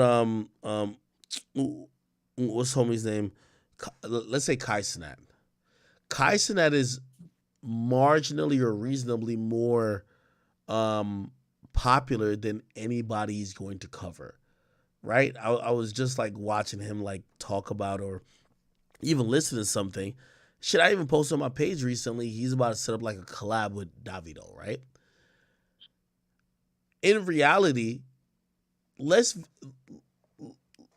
be honest about this. Now, you might say it's the music, but really, it might be Kai's reaction to that music is going to influence you more than the music itself. I don't know if that y'all caught that. No, that makes sense. Kai, as an influencer, what he feels like for example, you know how many people, like, part of the reason why I think Drake hit me up, and I was honest about this, Drake hit me up and he said, yo, Ak, you going live for Travis Scott dropping Utopia? And now that I've thought about it, I was like, no, Drake knew that he had a song, which was Meltdown, right? With Travis, and he was going to be dissing a bunch of people. And I think he wanted to see my reaction to it, right? Now, granted, this is after 3 years after this immortalized, when I heard Drake on sicko mode, I'm like, oh my God, like, but that was completely natural. But just to put in perspective, so that was completely natural and whatever the case is, why does he want me to react to this new shit? Because now everyone's looking at me to say, well, you went viral for reacting to Travis. So, for example, like, if I fell asleep to Travis, bro, it would have went viral, right? So I think Drake hits me up to be like, yo, dog, yo, you streaming this joint, right? Because he knows he's dissing Pusha T. He knows I'm going to go crazy for it. And just off the people that were interested in the last time I went crazy for him and Travis Scott, which was sicko mode, he's like, let me see how people are going to act towards that. Now, granted, do I control how people act? No. But put it like this. I do believe there is some reverberations in the atmosphere. Like when I fell asleep to Certified Lover Boy, I love the project, but I do think that some people might have looked at it and be like, oh, it can't be that hot. He fell asleep. You know what I mean? Drake hit me himself and said, yo, Act, when Honestly Nevermind dropped, he said, yo, listen to this later when you're sober. Don't even stream this. Why? Because he don't want me to fall fucking asleep to the shit. That's what it is. Because people are influential. That's just what it is. I guess that's my whole point I'm trying to make, and I took a long time to say it. When people drop music, motherfuckers do not make up their mind by themselves. Niggas wait on their favorite streamer. They wait on trends. Like, I ain't gonna lie to you. I was listening to this Burna Boy album. I was really half and half. I watched this one reviewer. He was vibing so much with the songs. I was like, this shit's a hit. I think that's always been the case, though, right? No, it's always been the case. Yo, we're influenced by other people, bro. That's it. But that's always been the thing, though. Yeah. So I don't know if that was like I feel like that was like a roundabout way to say a bunch of nothing. But anyway, let me try to call Destiny again, man.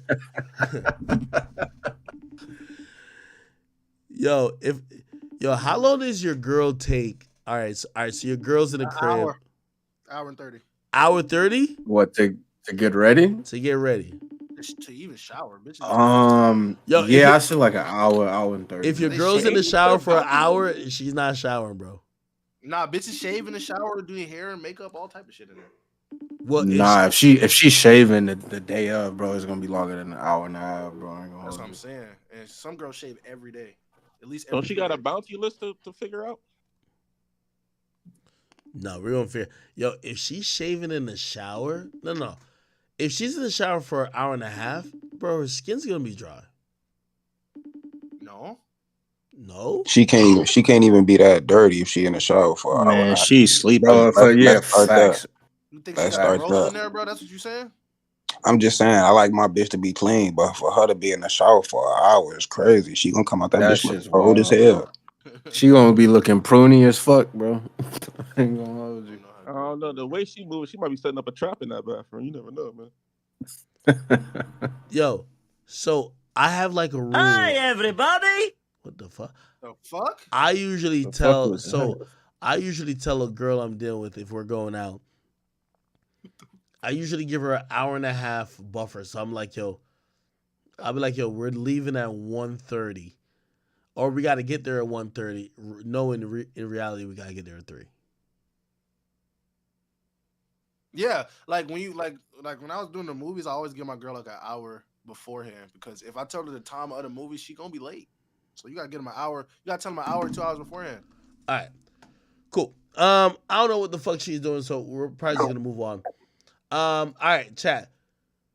Very important, and it was kind of like the stream like title. I'm waiting on her to like hit me back, but I think she probably like do makeup and shit. This Boosie and his daughter shit has gotten like crazy. Now, I'm gonna be very honest with y'all. Salute to Boosie, I love Boosie and everything. But I'm wondering at this point, like I've heard, I haven't asked him directly. Actually, low-key, me and him we're about to do something this weekend.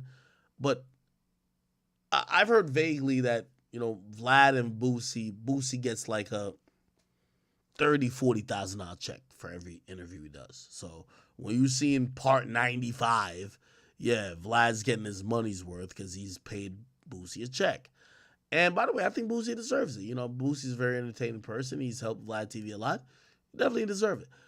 So that's not my contention when I'm even bringing up anything. It's the fact that Boosie has now, I believe, start to cause himself more headaches than his worth by doing interviews. For example, him speaking on Kodak, even though he looked like he was cool, I thought that was problematic. Some of the hypocrisies that people are pointing out with the snitching stuff, I think that is not helping him that much.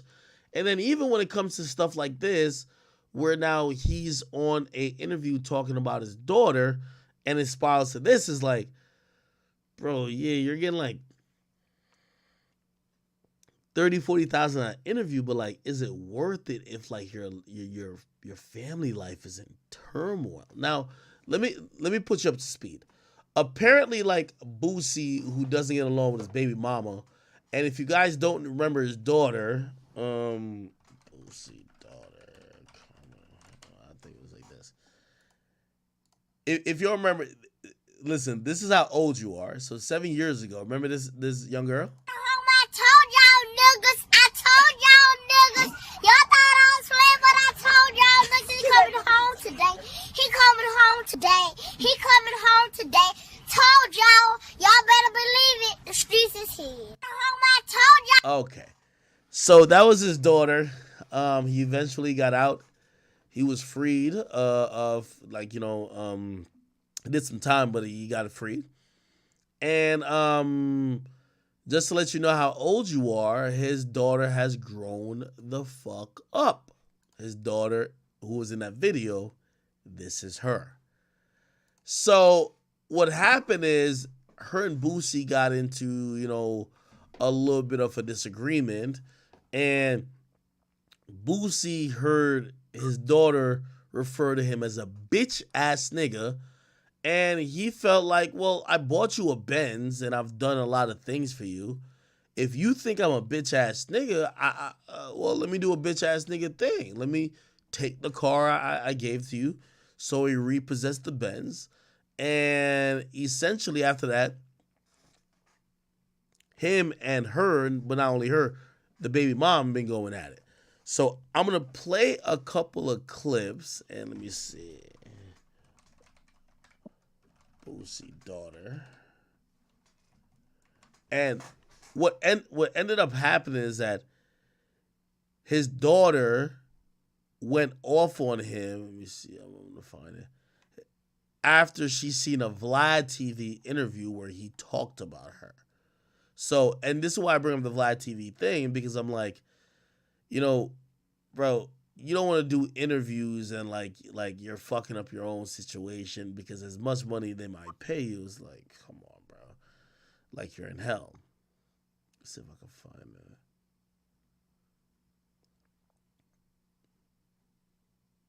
Where the fuck is it? Over to this. Okay. All right. Principal. Okay. So let me play what was said in the Vlad TV interview.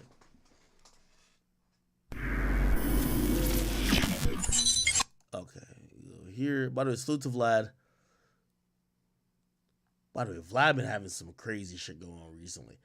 Yo, Adam, I can't believe you said that. Adam or Alan's boy kissing each other. He thinks incest should be. Oh my god, this is crazy.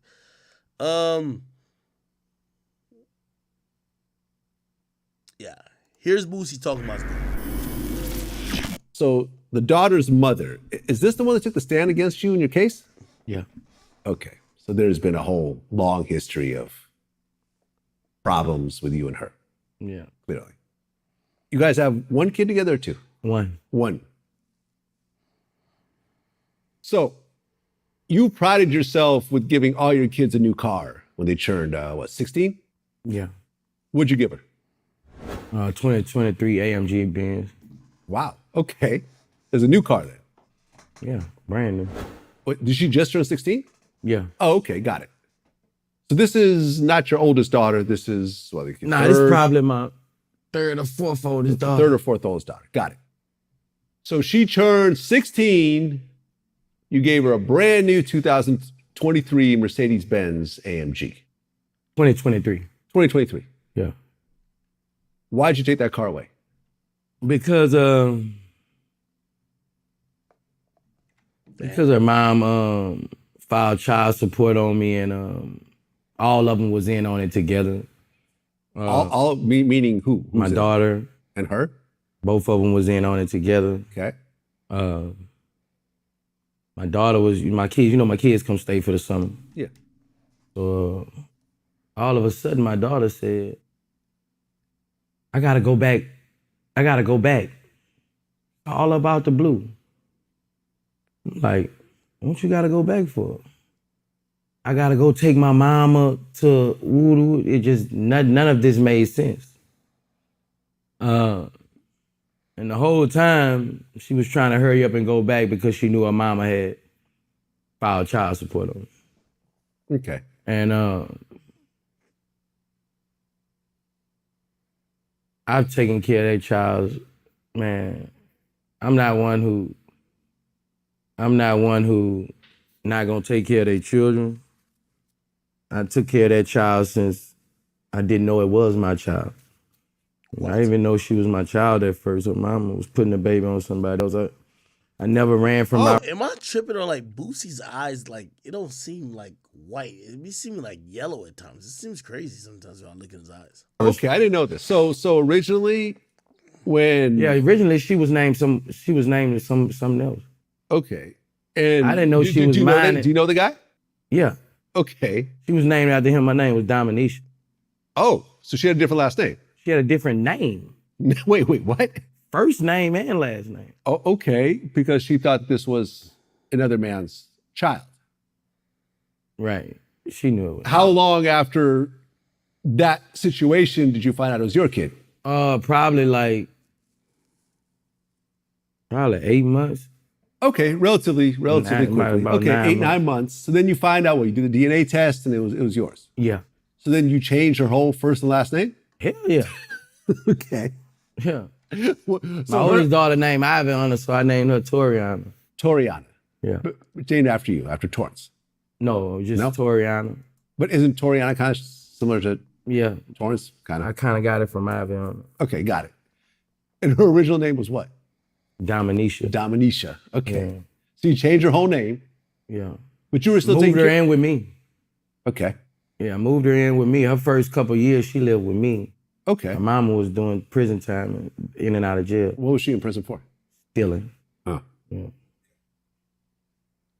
And so, man, I always been here for, I think, and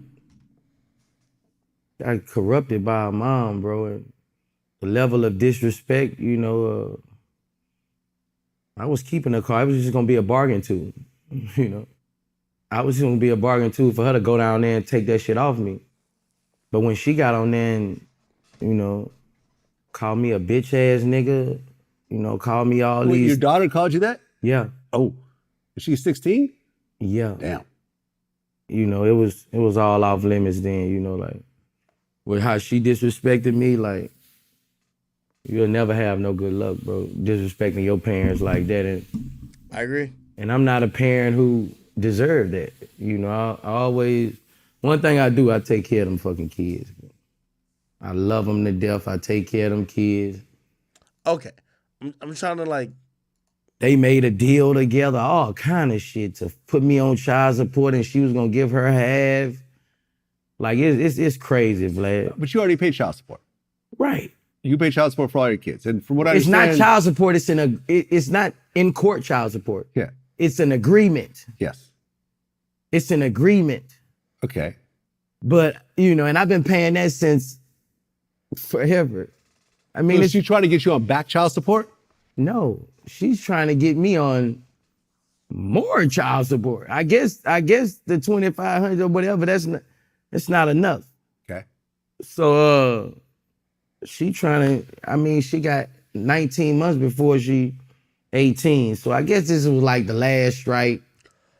Money grab, man, bro. I was blindsided, bro. When I bought the AMG, I was just the best dad in the world out of my mouth. Well, Okay. All right. Let's get to the bullshit. So this was the daughter responding to that. 16 years ago? You still worry about that? It's shocking he brought it up and you didn't even know what was going on at 8 months. That's weird. And what else was said about he was in my life for the first, what's the name? First 3 years because I was in jail. How you gonna contradict yourself like that when you made I'm Sorry song saying, I'm sorry for leaving you when you was 3? Remember that? What? Y'all lucky I don't want to really, that's all that's tore up.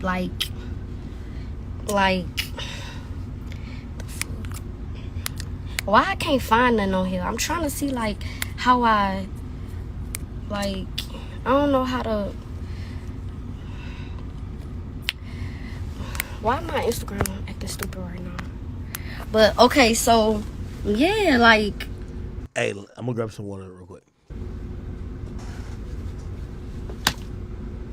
Y'all tell me. If you don't mess with somebody no more, stop claiming. I mean, like, if you well, not really disown, but okay, so if you don't mess with somebody no more, do you still bring them up? If you say, oh, I don't mess with her, is you still gonna bring that person up? That's the thing, too. I don't know how to turn them off. I don't know how to turn comments off at all. Like, I don't know how to turn comments off. Like, on what? Let me see. What 3 dots? I don't have 3 dots. I don't have 3 dots. On live or Instagram?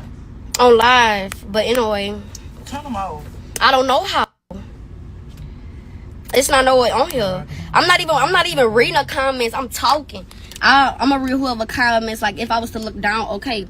But anyway, it's funny because he really got y'all thinking y'all know my whole life and he don't. Like, how y'all, the fans, and don't remember him saying that he went to jail when I was 3.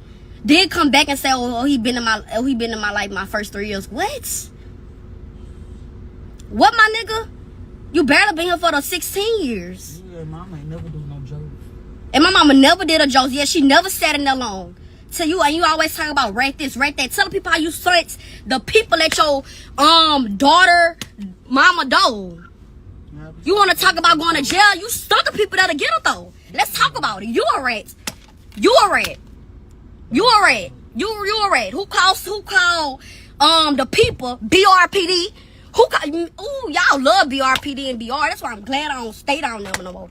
Anyway, she not encouraging it. Cause if she was encouraging it, she would have let me curse on here. But she not even letting me, and I'm gonna respect my mama and not even what's her name.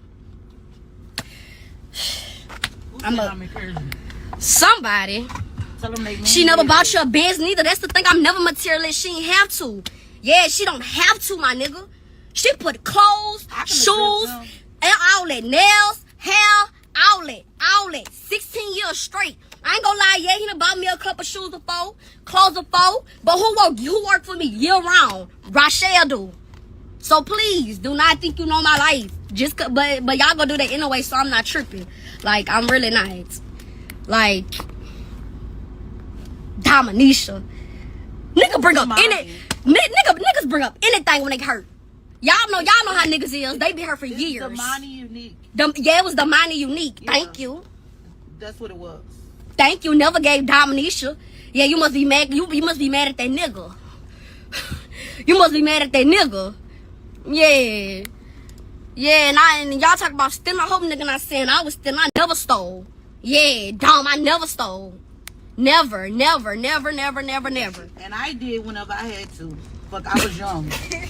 No, they talk about like stealing money, I think. But anyway, niggas say y'all a child on bad shirt. I'm not worried about them. They can't. How you go bash somebody? I'm gonna try to skip to some parts. Oh yeah, they was mad too. My siblings wasn't that. Huh? I'm trying to see why they so mad. But y'all swear to God. Child support. Y'all swear to God. Like I swear to, on my life, I never been materialistic. On my life, I never been materialistic. I don't care. I never been materialistic. I might like materialistic stuff, but I never been materialistic. So it like all that don't. Why? No, now listen to this. What did you tell her? Put a bag on you, bitch. What? And I always talk about doing something to somebody mama. I didn't tell nobody to dish you. What did you talking about? What did you tell Tori? Cause she crying. Hold up, she pulling it up. Yeah. Since we gotta bring old stuff out. Like, come on. Bitch, I just wanna let you know I'm gonna see if you can swim. I don't even know what that means. I don't know what that means. Motherfucker won't dog me out on that girl ain't dog you out. All that girl said was you be busy. You can tell that bitch I'm taking out my wheel in the morning. Be taking shit from me. Come on now. You call my daughter. Wait, ma, pause it. Pause it, ma, real quick. Taking out my wheel. When I was 15, I had a big old block party. Everybody in BR could vouch. I had a big old block party. This man gave me a big old stack of money. 5 bands. He gave me a big old stack of money, y'all. Guess what? Soon as everybody left, guess what? He got that back, put that in a bank account. I couldn't even use it. Come on now. I've been getting stuff took from him. So y'all. I think that's called a trust. Yeah, he gave you the money cash, probably to flex for his friends, but he probably put it in a trust account because you're a child. and he didn't want you to fucking use it or run through it, or your mama to just take advantage. Instead of saying you gonna miss out, you gonna miss out. If that mean I've been missing out. Come on now. That's the problem. Speak on stuff you know, not stuff that you hear. That's the problem.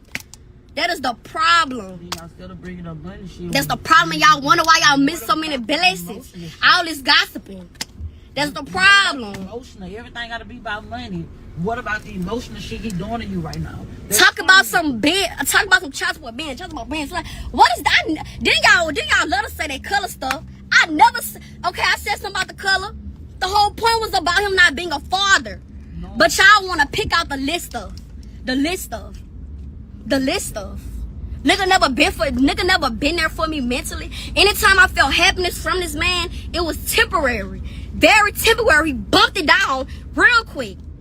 Like, come on now, like, I can say a lot. I'm really limiting my talking. I can say a lot. And tell him why you really left him up there. Yeah.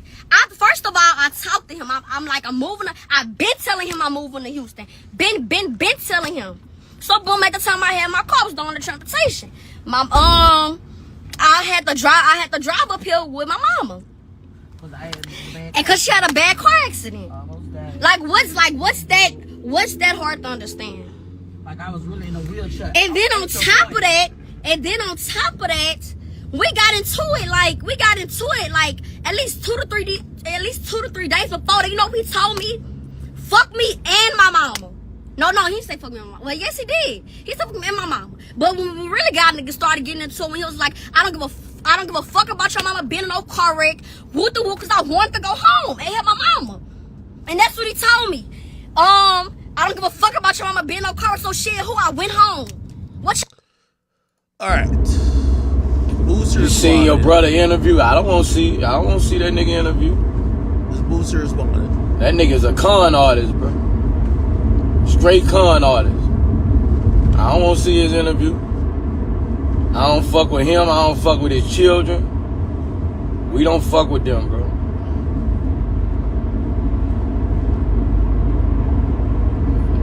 I'm gonna black. I told her that a couple times. Fucking right, I told her that a couple times.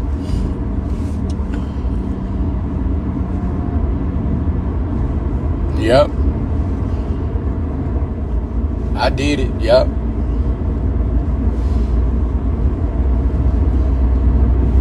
Yep. She was embarrassing the fam. I mean, she was giving her body away. What? At football games in the bathroom, man. I mean, she going to my son's football games, having sex in the bathroom with boys. I mean, I probably told her more than that. Shit. That's the kind of daddy I am.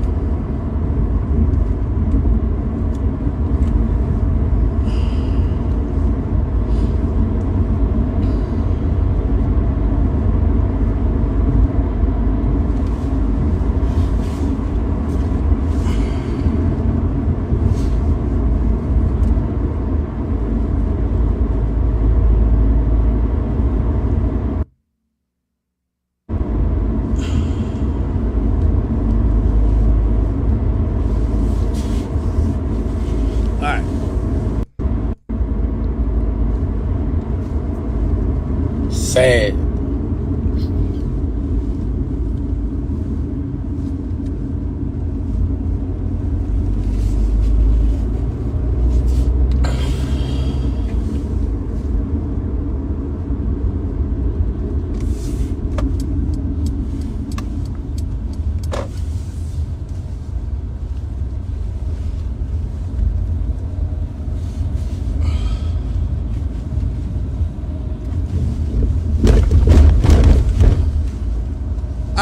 So that happened, and then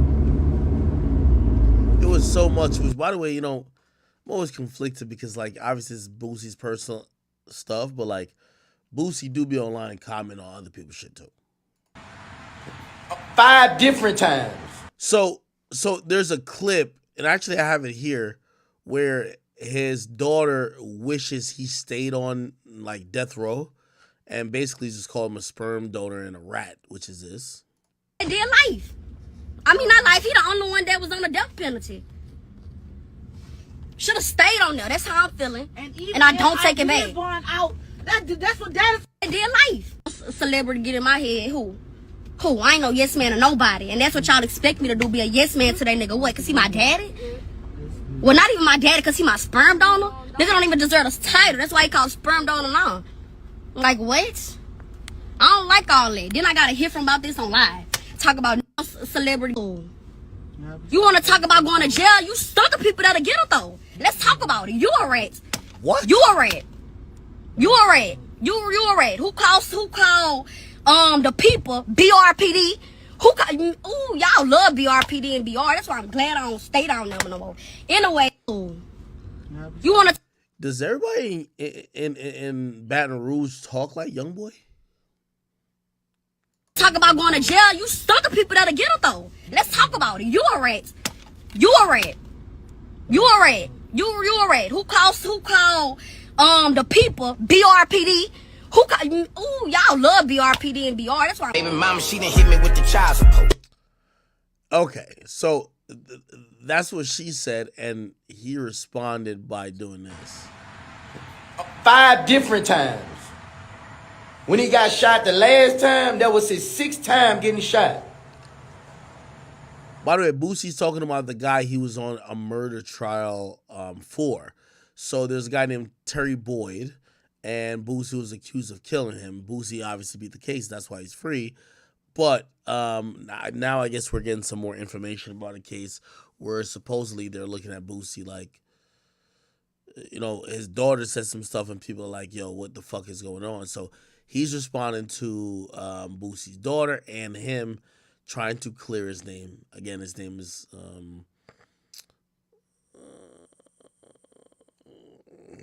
hold on. So don't act like I was on trial for a good Samaritan. Let me run it again. Wait, okay. I probably was confused with that. So Boosie's not necessarily trying to clear his name. He's just trying to explain what his daughter is saying. His daughter basically wishes he was back on death row. He was on death row for this case. He already is cleared for this case. He's just talking about the guy who he was on trial for. So he's not clearing his name. The guy's name is Terry Boyd.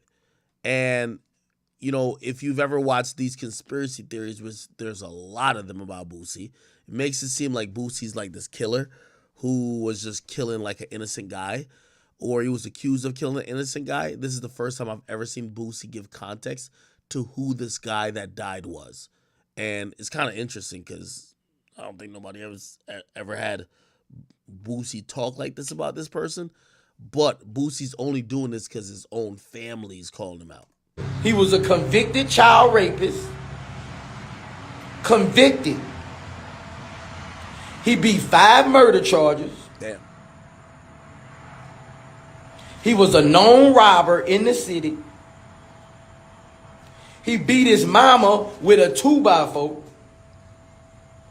He been shot 29 times on 6 different occasions.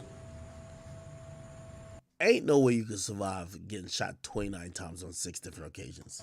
If anybody came to my trial, you would have saw his body up there with 29 marks in it.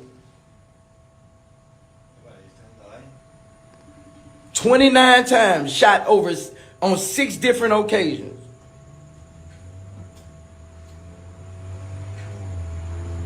He beat 5 bodies. Let's talk about it. He's a convicted child rapist who was fucking her and her little sister Drika. I ain't snitching on nobody, he dead.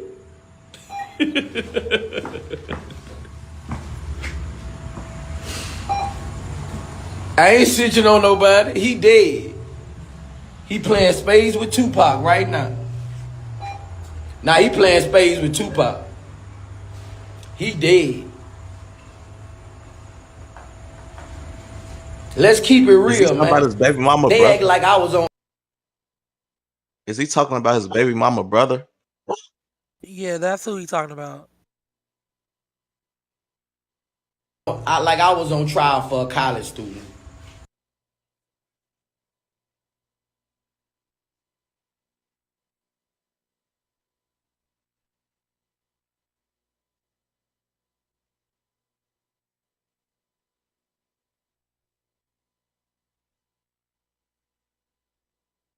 Nigga, is that the nigga that he allegedly killed? You muted on stream. You muted on stream, by the way. Oh my bad, I'm muted. Shit. So Boosie allegedly killed his baby mom's brother. Yeah, that's supposedly the story. What's the problem? What's the problem? Now it's making more sense why he kept on saying One less like uncle, they bro. mad because he dead. I ain't gonna lie, the nigga that Boosie killed, that nigga something more lit than King Von. He sounded like Meg Thee Stallion, bro. Taking 29 shots is crazy, bro. I ain't gonna lie to you, gang. Nigga, a Terminator. That nigga had that Wolverine blood inside of him. Do y'all believe that though? I'm gonna be honest with you, and this is what I was saying about like these Vlad TV interviews and like these interviews he's doing. Yo, Boosie, listen, he's getting, let's say he's getting $50,000 an episode. Yeah. Let's think about the problems he's gotten to in the last like month. You and T.I. had problems because now T.I. is looking at you like you're a hypocrite because, you know, you're calling him out on snitching, yet all these other factors happen. Also, by the way, you and T.I. are back cool, right? So that's the first factor. The second factor, you know what I mean, with now 1090 Jake exposing everybody for snitching, as you're not as loud with your disdain for it as you were with like say 6ix9ine or say Gunna. So now it just kind of look weird. So I think that's where we're at with it. Shit just kind of look weird. How? Like snitching wise? It look weird with people who used to be copping pleas for people. Can you elaborate? I don't want you like because the nigga dead, so. But he just went. He was going on T.I. Yeah, but saying the same shit. T.I. told on the nigga. No. I'm not dead. talking about stitching. I'm saying, okay. Yo, Boosie been running his fucking mouth about everybody's situation, right? Now, the roosters are coming home in the sense of people are asking him, yo, what's up with this? What's up with that? His words is fucking him up. That's why he's in hot water. His words. Oh, because he's going to contradict himself by what he said beforehand. So now he's in a situation where he got to double down and act, you know, whatever. But it's like, was that the goal of like this whole thing? Because I do believe the reason why Boosie is like in the middle of all this is because Boosie has kind of been the person other than 1090 Jake to be like, yo, this is snitching. We don't do this. Oh, this is how it's supposed to go. And I think people is tight. Does that make sense? I don't think. I mean, I don't think niggas care about. Like, I think niggas care about his kids more than like his situation as a dad than anything street. Because what's happening here is just a father. Yo, boom! Like you're missing the point. I'm saying I'm not saying that they. I can't really hear, so I might just be retarded. Yeah, I'm not saying they don't care about that. I'm saying that Boosie has commented. This is why, like, I seen somebody post on my Instagram and say, "Yo, Ack, why are you posting? You're making it worse." Boosie comments on everybody's shit, right? Boosie comments on everybody's shit. Boosie's the person who they say, "Yo, like, why don't you mind your business?" And Boosie basically is still in everybody's business. So now when his shit is popping out, people are looking at him a little weird because everything he stood on, everybody want to see if it's a fake or a fraud. But I don't think nobody like against Boosie. Everybody like not mad he took his car back. I ain't see that. No. I agree. No, ain't nobody against him, but it's headaches. Bro, you're driving around talking about your baby mama. You're driving around or you get in the house, you got to talk about your daughter. These are not things that you would want to happen. Is that fair? Yeah, that's fair. But I don't think he care. I'm keeping it to me. I don't think he give a fuck like that. He got to talk about it. I don't think it's hurting him. He made a song about it. He making money off of it. I don't think it's like some shit he's like losing sleep over. He got his car back. He looks stressed to me. That shit hurt though with your daughter. It's your daughter. Yeah. It's your kids. But she on live. I get what you mean. Like I know he don't want this to be a public thing, but like now that it's public, it's like what the fuck. I don't even think he cares. If it's wasn't like a public. few years ago, Boosie was supposed to get like a reality TV show because he got like a bunch of kids, but it never came out. Yeah, I think I remember that. He got 8. Yeah, so honestly, him talking about it, I feel like it's not a he don't care because that nigga gonna have a whole reality show exploiting the kids in situations anyway. yeah, but in all those situations, and bro, like we all men here, not all of us, but like we're pretty much mostly men here. The point is that when I hear Boosie shouting at like his baby moms, I know that feeling in the sense of you're the breadwinner and provider, but niggas still not listening to you, and it's like they're not giving a fuck about your input. They're doing their thing. So I know y'all are thinking that, oh no, he's good, but it's like, bro, he looks frustrated. He's angry. Yeah, he's upset, and he losing his daughter. So yeah. And clearly they've been through some shit where he's like, yo, listen, none of y'all fuck with her. Does that make sense? Yeah, I kind of get it. Yeah, it's like I feel like it's mostly like he not even really mad at his daughter. He mostly mad at the baby mama, bro, because she putting shit in her head to make his own daughter go against. You know what I mean? Go against him. That shit crazy. That's some real nigga shit. Bro, Wait, you gotta Boom, blame have you everybody, heard the rest man. of it? Yeah, you gotta blame everybody. But I guess the main point I was trying to say is like, I wonder if Boosie takes another approach, right? Like it's like let me be honest, right? So me dealing with BS, the more BS I deal with in my personal life, I have a little bit more empathy when I talk about shit, right? Like with lack of experience and with like you've never had certain shit go down certain ways. Like you kind of comment on shit in an idealistic manner. Now, like for example, I don't know if I even gave this fill-in. So chat, I interviewed the Zeus network CEO, Lemuel Plummer, and before we got on, like we went on like this little live shit on like Zeus's network or whatever, this and third. But along with that was Krishan Rock. She came on, and me and her, we had an exchange this and third. But after the whole thing was done, Krishan Rock called back Lemmy or Lemuel Plummer or whatever, and she was like, "I want to talk to Act." And me and her, we had a good conversation. I don't remember how long it was, but she basically was trying to like explain to me on some shit like, here, you probably have a bad image of me because you think I'm doing all these things, but I'm really not. A lot of things you're consuming my image through is through TV type shit. Yeah, TV. Rose tinted glasses. TV. And she told me a bunch of stuff which she asked me not to share. But she was just like, yo, well, when you saw this and you probably went with the narrative like, yo, I did this to him. This is what really happened. But of course the cameras are gonna capture part of it and make it as salacious as possible. So it's just not real. You know what I mean? So at the end of the day, I kind of get what everybody's like saying and going through. Is just that I don't know, man. Does that make sense? I see the vision. I see the vision. I see the vision you're saying. So anyway, my point with Boosie is that, yo, Boosie, you're causing a lot of headaches, and I'm not telling you not to do Vlad. I'm just telling you that roosters are coming home for you because now people are looking at you like, well, if you get in the bag talking of Vlad and shit, first of all, Boosie don't need the bag. Other niggas might be like, yo, I need the bag, this and third. It's all going into, like, people have asked me, right? Like people ask me if I would do a reality show. The money you get paid is not worth the turmoil it's going to bring later on.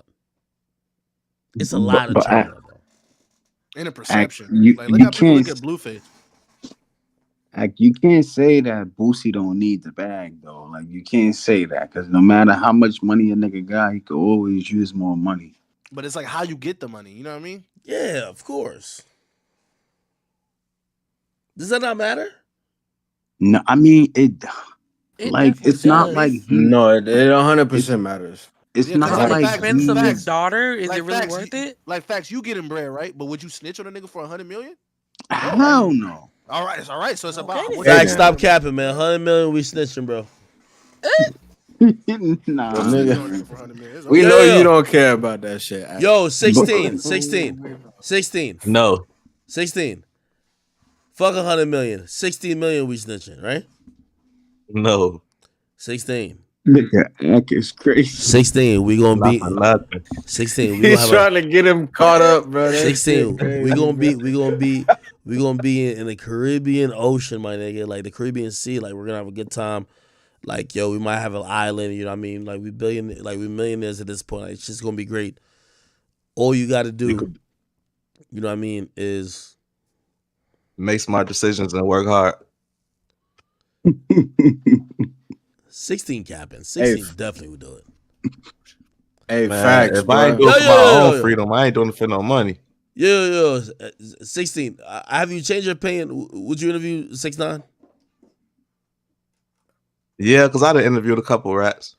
All right, that's what I'm telling you, man. Like, listen, like I'm pretty sure you've heard, because I've watched your shit and I've heard some wild shit.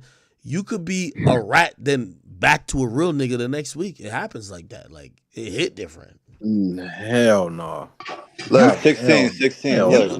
would you rat for the 16 million, but just give the other person like 4? What? Hold on, say that again. Yo, Bruh, 16. You snitch on somebody, right? You get the 16 million. Just give the dude you snitched on 4 million, bro. Fuck that. Yo, 16. No. You gotta tell these niggas you'll tell on them. And then if niggas got a problem, you just gotta let them know, like, yo, bro, like, yo, just tell them you not DJ U. Like, yo, nigga, you with it, nigga. Like, fuck it. Yo, what's your beef with DJ U, man? What's going on with y'all niggas, man? I see y'all niggas like going back and forth. I honestly don't got no beef for him. I don't know why he doing this shit. Like he trying to like make a competition and make a beef and then DM me behind the scenes and do an interview. I guess it'll go viral and clout chase. And it's like, bro, That's industry shit, bro. It's like, just work, bro. I don't know you. I don't know why he be playing with me. I don't know the man. I don't got no beef with him though. Well, he from 63rd. No, he from 64th because he King Von DJ, ain't he? I don't know where I don't know him, bro. I like when I met him, I was booked at an event and he had to take a picture and I took the picture with him. And that's the picture he be posting. Like we know each other. I don't know him, man. Damn, so you're saying he's a fan? Holy shit. Yeah, for sure. That's like I ain't gonna look, you gonna get me talking. I'm trying to just like keep it positive with him because I really don't have no beef with him. But on some real shit, like when I met him, he told me like, yeah, I look up to you, bro. I watch you. I like how you do this and how you do that. And I'm gonna start doing interviews. And me personally, I accept things like that. Like I don't try to shun nobody out that come at me like that. I take you in. So I told him what I knew. I told him like the things I do and like basically like. So you were sunning this nigga basically. Yeah, but it ain't like I was just talking to him every day. It was just like that one event type thing. And then one day I seen his work down my timeline. I reached out to him and told him like, I ain't never seen your shit before, but now I see it, bro. Keep doing shit. And it was like a positive relationship. And then he got around like Kevo and shit was still cool. He was basically telling me like, I think they trying to turn us against each other, bro. Don't fall for this and that. And I told him like, nothing they do could make me into with you. Only things you do. And everything was cool up until the point I did the interview with No Jumper. He felt a type of way because he had reached out to me to do an interview. This one, me and Kevo going back and forth, going viral, whatever. Yeah. Before that No Jumper interview, I was turning down all interviews because I didn't want to talk about them. But Flacco got online and got to play on my name in front of like 15,000 live viewers. So I called Adam. My intention wasn't to do an interview. It was to talk to Adam so he could check him. But long story short, Adam set up the interview and then he switched it with Flacco. DJ, you saying that shit and felt some type of way like, damn, you fucking with this platform, but you won't fuck with me. And I wasn't even thinking of that. You know, it wasn't personal. It was just like, I want to confront dude. And I didn't know he was salty about that, but he told me behind the scenes, I ain't gonna lie, I was salty about this. And I'm like, bro, I was telling everybody no, bro. It wasn't nothing personal. And then his energy changed. And then it was just like he was throwing shots at me back to back to back. He'd be DMing me like on some like how a stalking girlfriend would do, like back to back with no response. It's like, All bro, you right, act like a 16. When you fan. gonna box that nigga, man? Hurry up, man. Come on, let's get to it, man. That man don't want to fight me, bro. You so you think you body him? That man wanna chase clout so we could do this, so I could talk about him on shit like this. So now he could talk about me. Like that's what he want to do. Let's talk some bullshit. Who threw that event that Charleston White was supposed to fight at, and then Say Cheese eventually did fight at? But did y'all watch Say Cheese? Well, Sean Cotton actually. Sean Cotton got in the ring. My boy Sean. Man, he got knocked out. That nigga was on the ground, looking like Nick Robinson. Nah. Do your homework. Like it looked like he got knocked out, but it was CGI. Do your homework.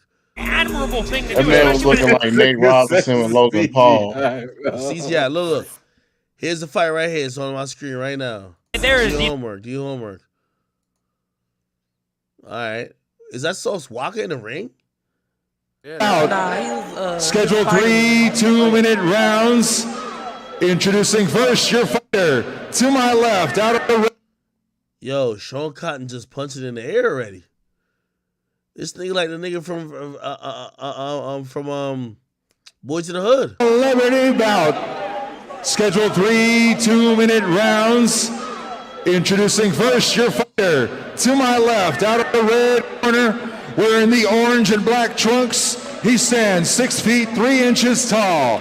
This is his debut into the Thunderbolt Boxing Celebrity Ring, representing Team Tough by way of West Philadelphia, fighting out of East Arlington, Texas. Introducing Sean Carter. His opponent, the adversary, across the ring out of the blue corner, wearing the red with white trim trunks. All right, let's get straight to it, man. Let's see what type. Oh, this is the fight right here. All right, here we go. Taking the center of the ring is the man with the combat boots, Sean Cotton. Oh, oh my God! Right off the bat! What the? That was CGI. That was CGI. Left hook! Catches Sean Cotton. Sean Cotton giving a standing 8 count. Oh, we have a...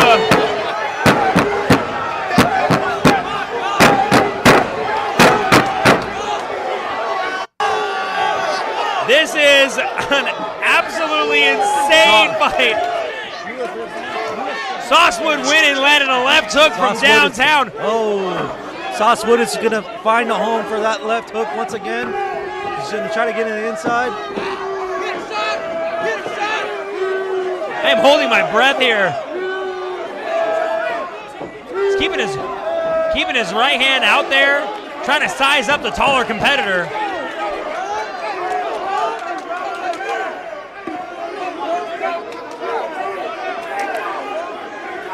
Saucewood pointing down at the combat boots of Sean Cotton, trying to distract him.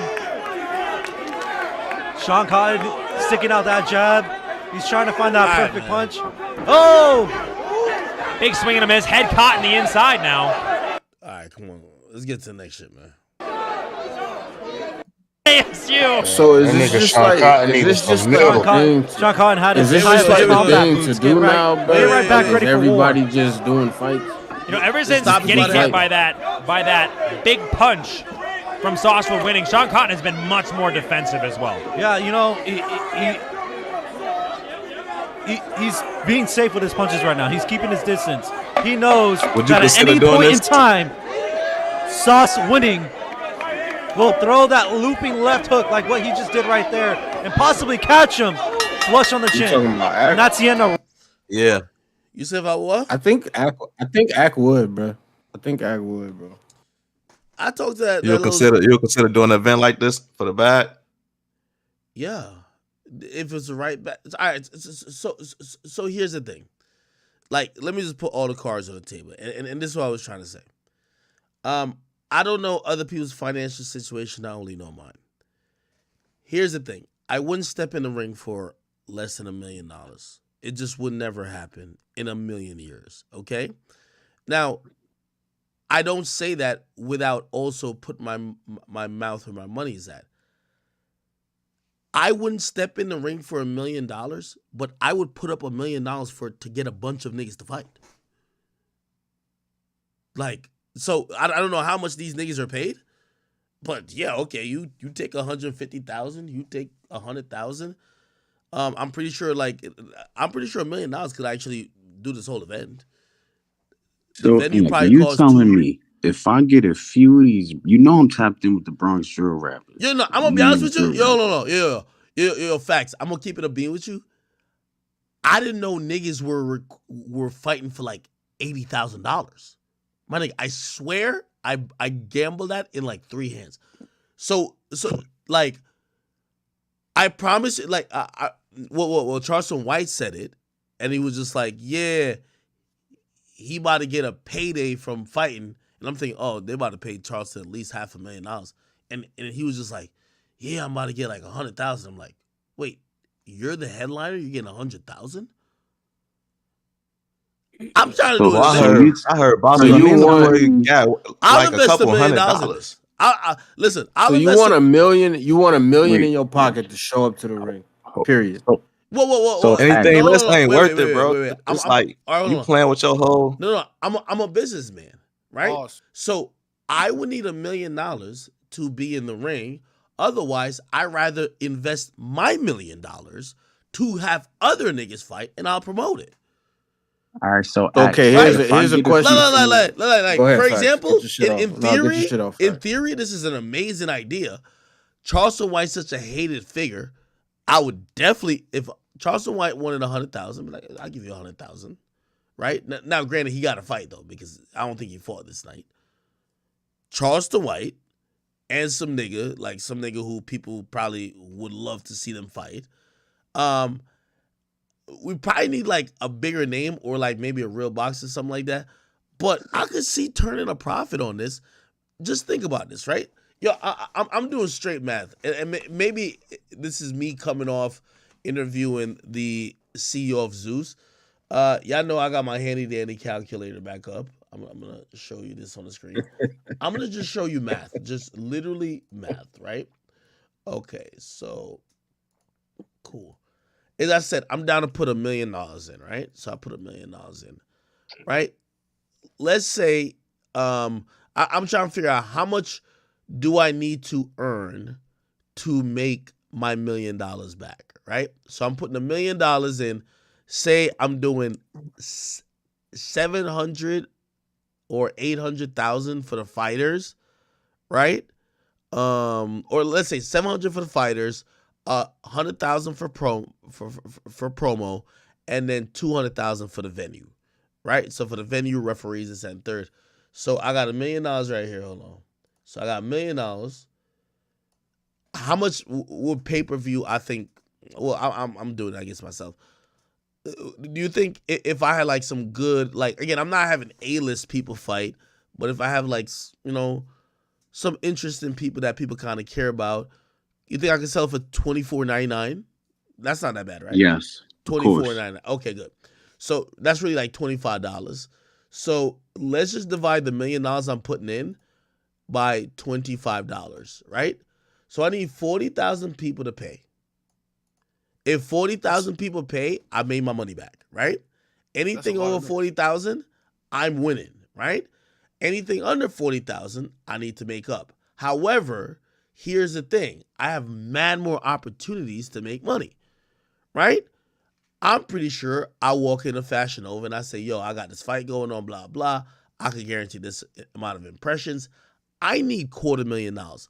They're giving me $250,000 on face value. So Rich from Fashion Nova, the CEO, is signing a check $40 million, not 40, $250,000, right? So the only reason why I say that is because pay-per-view buys is part of it, but like when you're throwing a fight, it becomes lucrative for you because you own the content. You could sell it otherwise differently. Anyway, let's say Fashion Over, and we don't have no sales team, so like whatever. Only about I don't know. We only get $200,000 in sales, which means niggas want to put your logo on the pants, want to put it on the glove, they want a little banner. Okay, so we're gonna redo that math. Let's say 800,000 divided by 25. So I need to sell to 32,000 people. Now, cool. So, my question. Wait, I'm not done yet. Cool. I gotta get 32,000 people to buy. I'm gonna think about the most viral shit possible. So Charleston White gotta go fight somebody, right? Shit, if I could, I have Charleston White and Whack fight, right? I'm just gonna make shit up until I think I could get, which that 32,000 number might be a lot, like in reality, but if I could get 20,000 people to pay, bro, we're gonna make up that deficit. You know what I mean? So I guess when we're talking about boxing is that for me, if it's not a huge payday, I'd rather be on the investor side. Because there's nobody I hate that much that honestly I'm really boxing. So put me on the investor side. I'll help pay the fighters, help structure it, be a part of whatever, and we can do it that way. All right. So you telling me if I get a few of these Bronx and Brooklyn drill rap niggas, you together, the niggas that's beefing with each other, you willing to put that money up and have these niggas box? No, I'm gonna tell you off rip, no, because most venues don't want to be associated with those guys because they believe they don't box, they shoot. Right? So that's number one. Number two, their celebrityhood is a little bit regional, so like it's only going to translate within those areas. And a company who wants to get in business, they want to be everywhere. So, I get that. Yeah, I would say it wouldn't be necessarily the best fit, but for me, just in general, if we talking about boxing, shit, I love what everybody's doing. You know what I mean? I think people could work out some really good deals for themselves. Hey man, is there a smack version of boxing, bro? What do you mean? Like, is there an underground version of boxing? Like, because Facts just brought a good idea up, right? You might not be able to get the big boys to invest into regional artists boxing it out in New York, but like, what if you organize some sort of underground boxing sort of thing? You know what I mean? Kind of like Smack, but for boxing. Hell no. Well, I wouldn't do that because I ain't trying to get locked up. That's fair. This nigga's nuts. Nigga, like, I don't want no parts in them conspiracies. Bro, like, they clearly ain't with it. Like, nigga, you be asking to get locked up. Anyway, all right, cool. So, Sean Cotton lost. I did see him say he got $4,000 a minute. I'm not gonna judge him because I do think he's a get money nigga, and I think he's a brilliant and great entrepreneur. I think that Sean Cotton wants to get into different things. I heard him say on a podcast he wants to show his face a little bit more. So I don't think this is necessarily a loss for Sean Cotton. I think this is him, kind of knowing that, hey, listen, yeah, you could pivot and you could do a couple of things. Maybe boxing is your thing because I think everybody, until they're in the boxing ring, thinks boxing is their thing. So, you know what I mean? So that's the thing, but in your personal opinion, do you kind of think that's like the it thing to do in the moment right now? What? For people in media? Boxing. I feel like that's kind of just people that normally would have nothing to do with boxing. That you know would have nothing to do with boxing. It's always gonna be there. Are just doing boxing. Yo, it's always gonna be there, but I look at people and I would tell them my advice on boxing is what I would tell a thought on OnlyFans. Yo, you boxing doesn't mean anything if you don't have a brand behind yourself or you don't have a huge audience that makes it valuable for you to be seen boxing. Otherwise, you're wasting your time. You know, like, I don't know. Was that little NPC girl that be doing whatever? Which, by the way, she just popped up to the You talking about Pinky Dog. Pinky Ice Cream so yeah, good. that's her Yeah, name. Pinky Dog. Oh, the bro. Pinky Dog girl? Did y'all see her? The TikTok girl. Yeah, did y'all see her show up to the award shit? Bro, she was like different color. Yeah, they was giving a shit. You know they were exactly. This was her right here. That streamies, I thought she was light skinned. Nigga, we all did. I mean, but hey, they over here complimenting her for getting the bag out of niggas, man. Wait, I ain't gonna lie. As I was watching this, does she got a fat ass? Good. Gang, gang. She is so much. I think that darker means we should toned than announce what the you would nominees think, first. though. I'm not Remember gonna you? hold you. She She's really what? did catfish niggas. She's not really a catfish. She looked the same though. She actually looked. She looked the same. She looked the same feature wise. It's just her skin tone. That's it. That ring light do magic, huh? It's the nothing ring wrong light. Oh the filters. God. It's not like it's making No, it she worse or still looks good. No, she still looks good. Boom. She still Yeah, looks she's still good. pretty. But just got that light but skin you money, know exactly, and you know how shit is, bro. Light skin money sometimes go Spice further. versus bro. Sexy Red, bro. It's like night and day. You know what I mean? Nah, that ain't. Never mind. She looks attractive to me. I like her. Yeah, she look good. Y'all tweaking. She's pretty. No, she would. I mean, bro. Okay, would y'all? Nah, I ain't gonna ask. But comparing Ice Spice and Sexy Red was just crazy, bro. And actually, she looked better dark skin than she did light skin. So like, I was just gonna say that. I agree that too. I agree. This is what she did streamers. I love you. I love you. I love you. Hey, Ak, what do you think of NPC streaming? Bro? Oh, yeah. What's your opinion on those people? Bro, I have no idea what that is. It's the people Okay, that do what what she- she have does you- for like streaming. Have you ever seen clips of her and what she does on stream? Yeah, but I be thinking like it's a bit. So But it's a bit that goes on for the whole stream, dog. It don't go off. It don't turn off. So imagine the clip you saw, her holding that for 2 hours, dog. Like what do you think? What do you think of that? That's your entire content. Is you just being an NPC like a game? That a shit game getting the NPC. bag. What you think of that, man? Fuzi whole fucking content is just being a maniac, and niggas tap in. So it's like, But he that's the at way. least has boom. At least with Fusi, as much as I don't co-sign what he does, at least there's some variation to his psychoticness. Yeah, she very. hey, sometimes you know what chat, I mean? no, hold on. Yo, Sometimes whoever in the it's chat who said it, yo, all right. Who's watching that though? Yo, let me call a spade with this chick. Bro, this chick finessed the game. I don't know if she's like having colorism issues, but she definitely did finesse the game. Let's be honest. A lot of people were drawn to her. We're going to keep it a bean, bro. Like, yo, I'm one of the people who actually acknowledges that, yo, when it comes to like, you know, a lot of, you know, especially black women entertainers, bro, the light-skinned women be getting more opportunities. I don't know if she did it purposely or maybe this was just like kind of like some subliminal subliminal programming from just like our genetic past or biological past. Bro, she knows if she put on certain filters, you thirsty ass motherfuckers was gonna pay attention a little bit more because a lot of y'all niggas like women who are lighter complexions. And she played the role, did her thing. I can't be mad at her. My only thing to her is I'd be like, yo, listen, just know when to cash out. Like, yo, you're doing good. But at some point, when it comes to this, like, you know, conversation about race and whatever, they start to hate you. So that's my only advice to her. Anyway, let me play the streaming shit. Yes, I'm just playing, guys. You know, I can be normal sometimes. I mean, all the times. But anyways, the nominee.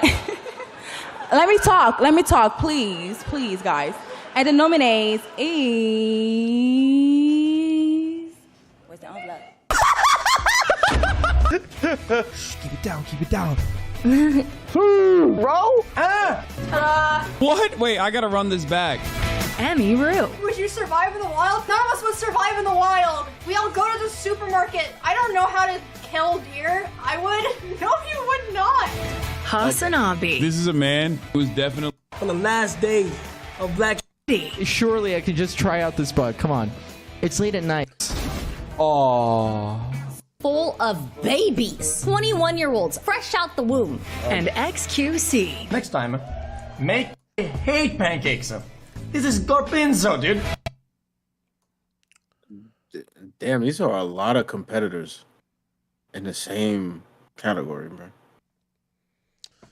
I don't know what the fuck the streamies really is, man. Like, the streamies send me emails about some shit, but it be sound like it's a competition. They're like, hey, you want to submit? You want to submit? You want to submit? And then they'd be like, hey, we're in this round. You can still submit. And I'm like, bro, like, I'm not fucking competing. Do you care? Like, honestly, do you care? Care about what? The streamies. Do you care about participating in the streamies? You yourself. I don't care about the streamies. I care about being awarded and being recognized. Honestly, the streamies to me just hold no weight. Like, it probably has to be a new entity to kind of establish some type of like normalcy and kind of like prestige. I could be like, oh shit, I care what they think. Streamers ain't shit, but some Twitch mods voting. Somebody says Adam 22 satisfying downfall. What do you mean? Okay. All right. Yeah, we were talking about what's so basically, here's my thing on the Pinky Doll thing. Let me just kind of wrap this up. I don't have a problem with her using these filters because I don't think she has a problem with her self-image. I don't think that she hates being a black woman. I think she's shrewd and smart.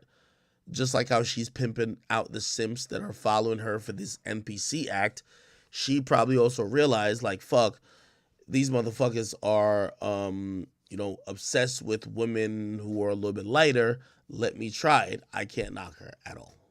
Really. Before you move on, what do you think of her trying to pivot into other forms of entertainment? Because like you said, I think there's a shelf life on this whole NPC streaming thing.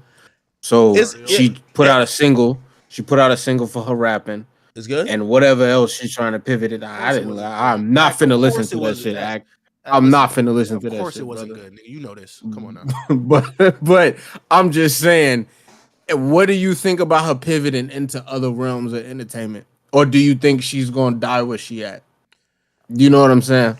If I'm her in her management, I'm definitely pivoting. Yo, this shit you're doing is gonna be like over like very soon. Yo, people actually forget how quick some of these like trends kind of like become worn out. Like, have you ever seen? I don't know if y'all have this feature enabled on like your Meta account, which is like Facebook or whatever. They'll be like, yo, hey, one of your memories from exactly 1 year ago. And you'll be like, what the fuck? That's what I was doing a year ago. So again, shit changes so fast that I can't even like guarantee or even predict or even hope that anything would even be the same or any type of useful. So I don't know. And it's TikTok. So TikTok trends last 2 weeks. Like the NPC trend is already damn near over. I think she does OnlyFans though, so I guess I don't know how She does. She does. She does. Like reality TV. Wait, is she fucking on OnlyFans?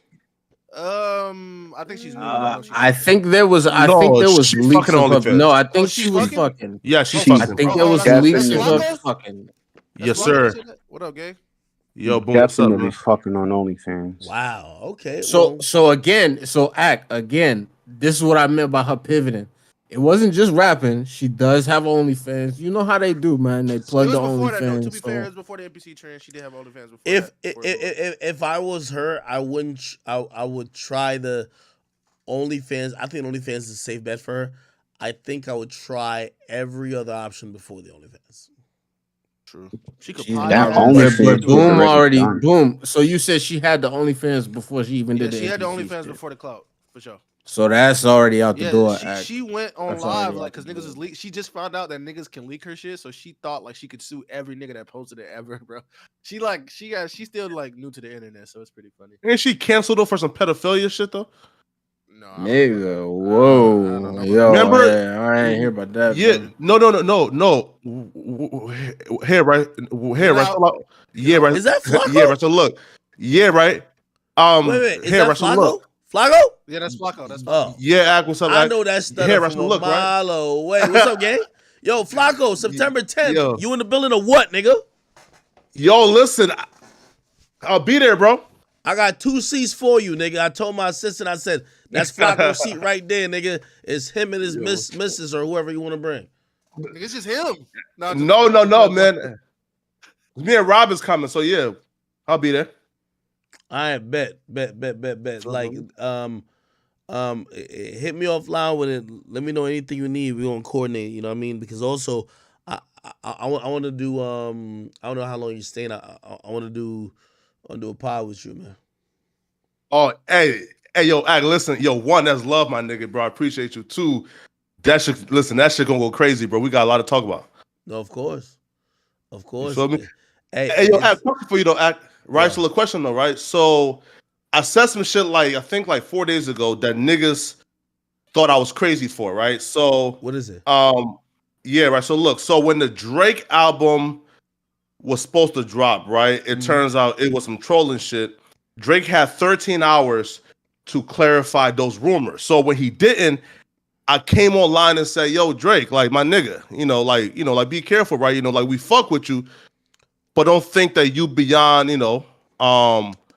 the program. And what I said was, yo, listen, my nigga, and if you don't respect the fans enough to come online and clarify so they don't waste their time, eventually, don't make me feel me like pick up that phone and call the new media bloggers like myself, King AK, Sadie Nash, you feel me, Gang Spitter, Hip Hop Buddha, and others. And if we all rally together, all the new media niggas, Drake, we can get you the fuck up out of here if we wanted to. No, you can't. No, the fuck you Yeah, can't. Niggas think it's crazy.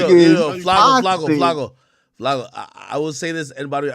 You see, this is why I always said, no matter what, studying or not, Adam has a good. He has a good, candidate or good like employee or good like star with you, because like you come up with these great topics that could lead on to like 5 hours of discussion, and that's a star. You get what I mean? A boring nigga is a nigga who talks about some shit you talk about for 5 minutes. A star says some dumb shit, or you might think it's dumb, but you talk about for 5 hours, and that's good. That's you. Okay. I like what you said, but this is what I believe. Drake definitely thinks he's bigger than the program. Of course. Look how you talk to Elliot Wilson. Of course he thinks he's bigger than the program. What? Of course he's bigger than the program. You get what I mean? Now, I don't think he's trying to piss the program off. Like being in the program is just kind of like, yo, I don't need to really acquiesce to like y'all disappointments. Like, oh, my bad, I'm sorry, I'm making up for it. Like, yeah, he does care, but it's just like, yo, y'all on his time. Y'all on Drake's time. We're all on Drake's time. And yeah, that's him being bigger than the program. Now, granted, I don't think he's ever going to be so out of touch. He allows himself to do enough fuck shit that you would be like, yo, let me get with other bloggers to try to get him out of here. You get what I mean? He's a very smart person. He taps in with everybody. As soon as you're starting to make an impact, he follows you 100%. Like the nigga is very intuitive. He follows you. He starts liking shit, or like he'll interact with it in some different weird ways. Drake is a very shrewd operator. I honestly, and by the way, I've heard just kind of like through the grapevines, even niggas like to the likes of Jay-Z kind of look at Drake and be like, damn, this motherfucker is like, he's just fucking undefeatable in the sense of, yo, he's doing everything right to avoid what now we would have believed is the fall off. Like the nigga has created this fall. I don't want to say false, but this new realm of, hey, I'm just dropping music and I'm never falling off, and I'm still number one, and I'll never not be number one. Act though, right? Here, right? But act, right? So look, so here's the So I guess the main point of contention that niggas was, referring to, right, was, can the new media bloggers get Drake the fuck up out of here? And like, here's my argument for it, right? So let's just say Drake pisses off, right, to where bruh, you feel me? Like, and he's disrespecting the fans who's paying his mama bills, right? You feel me? You feel me? He's ungrateful now. I bet. Let's make him public enemy number one.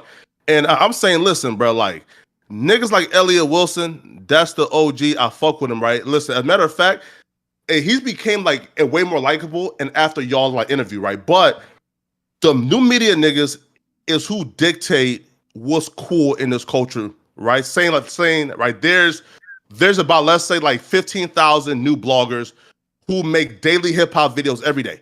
If those 15,000 bloggers come together and say, hey, listen, nigga, there's an agenda we all got to carry, which is Drake ain't popping no more. He ain't cool, and make that nigga look like a dweeb.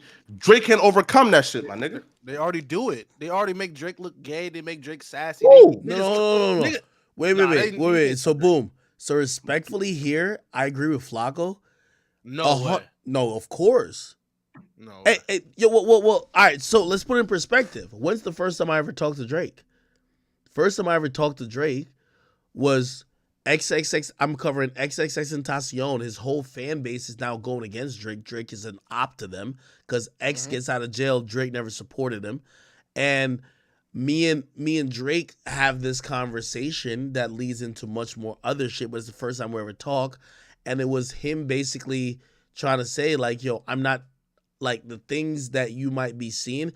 Drake does shit now that he won't ever clear up. Right? Like, he's not going to clear up the Bobby shit. You make up your own mind. Like, I mean, I know what it is, but like, if you don't know what it is, you don't know what it is. He doesn't give a fuck to clear it up. He's bigger than the program. When it came to that, it was just like, yo, hey, listen, he reached out to me. Like, all right, cool. Let me at least get a handle on this because I don't want this to spiral. And if you ask me, I think that X's audience was so big and so crazy and the vigor they were coming with that he knew it would be more beneficial to be like, yo, maybe not say nothing publicly, but yo, let me hit this guy privately and like just kind of whatever. Even if he probably wasn't trying to hit me. And that's how we started a relationship. Yes, I do believe, let's say Flacco and a bunch of other like just like the newer guys just fucking all just started hating on Drake, basically just calling him old and washed and out of touch. 100,000% is gonna affect him. I just think that he would run like he's smart enough. He runs interception in that it wouldn't get to that point. He would never allow it to get to that point where all y'all clicking up. You get what I mean? But I think y'all can do that, and because you talking about this X shit, but that's like, I gotta look at it this way. Like, that's pre-Scorpion Drake, bro. Post-Scorpion Drake, bro, that nigga's like demigod level, bro. Like, his fan base supersedes 15,000 blogger niggas, bro. Like, that's not true, bro. Let me just talk. So if y'all niggas to come together and clip against him, I doubt niggas who listen to Drake would give a fuck what y'all gotta say, bro. Like, I'm keeping it a bean. Like, you act no jumper, Flacco, nigga, anybody can all be like, yeah, Drake is ass. We're not gonna listen to Drake no more. And I bet the casual Drake fan would not give a fuck what y'all got to say about Drake. And it's a lot of casual Drake fans that it is hip hop heads that listen to Drake. So Yo, boom, I'm gonna be honest with you. If they push that agenda, his fan base was go ahead, facts. If they push that agenda every day, niggas is gonna sway and start like looking like, oh shit, maybe it on to something. Maybe it's fuck Drake. I swear to God, bro. The niggas got power. Yeah, boom. So listen, bro. Boom. I'm gonna say this.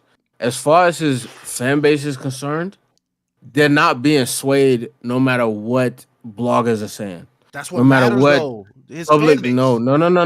Listen. His fan base is going to keep him afloat regardless of anything.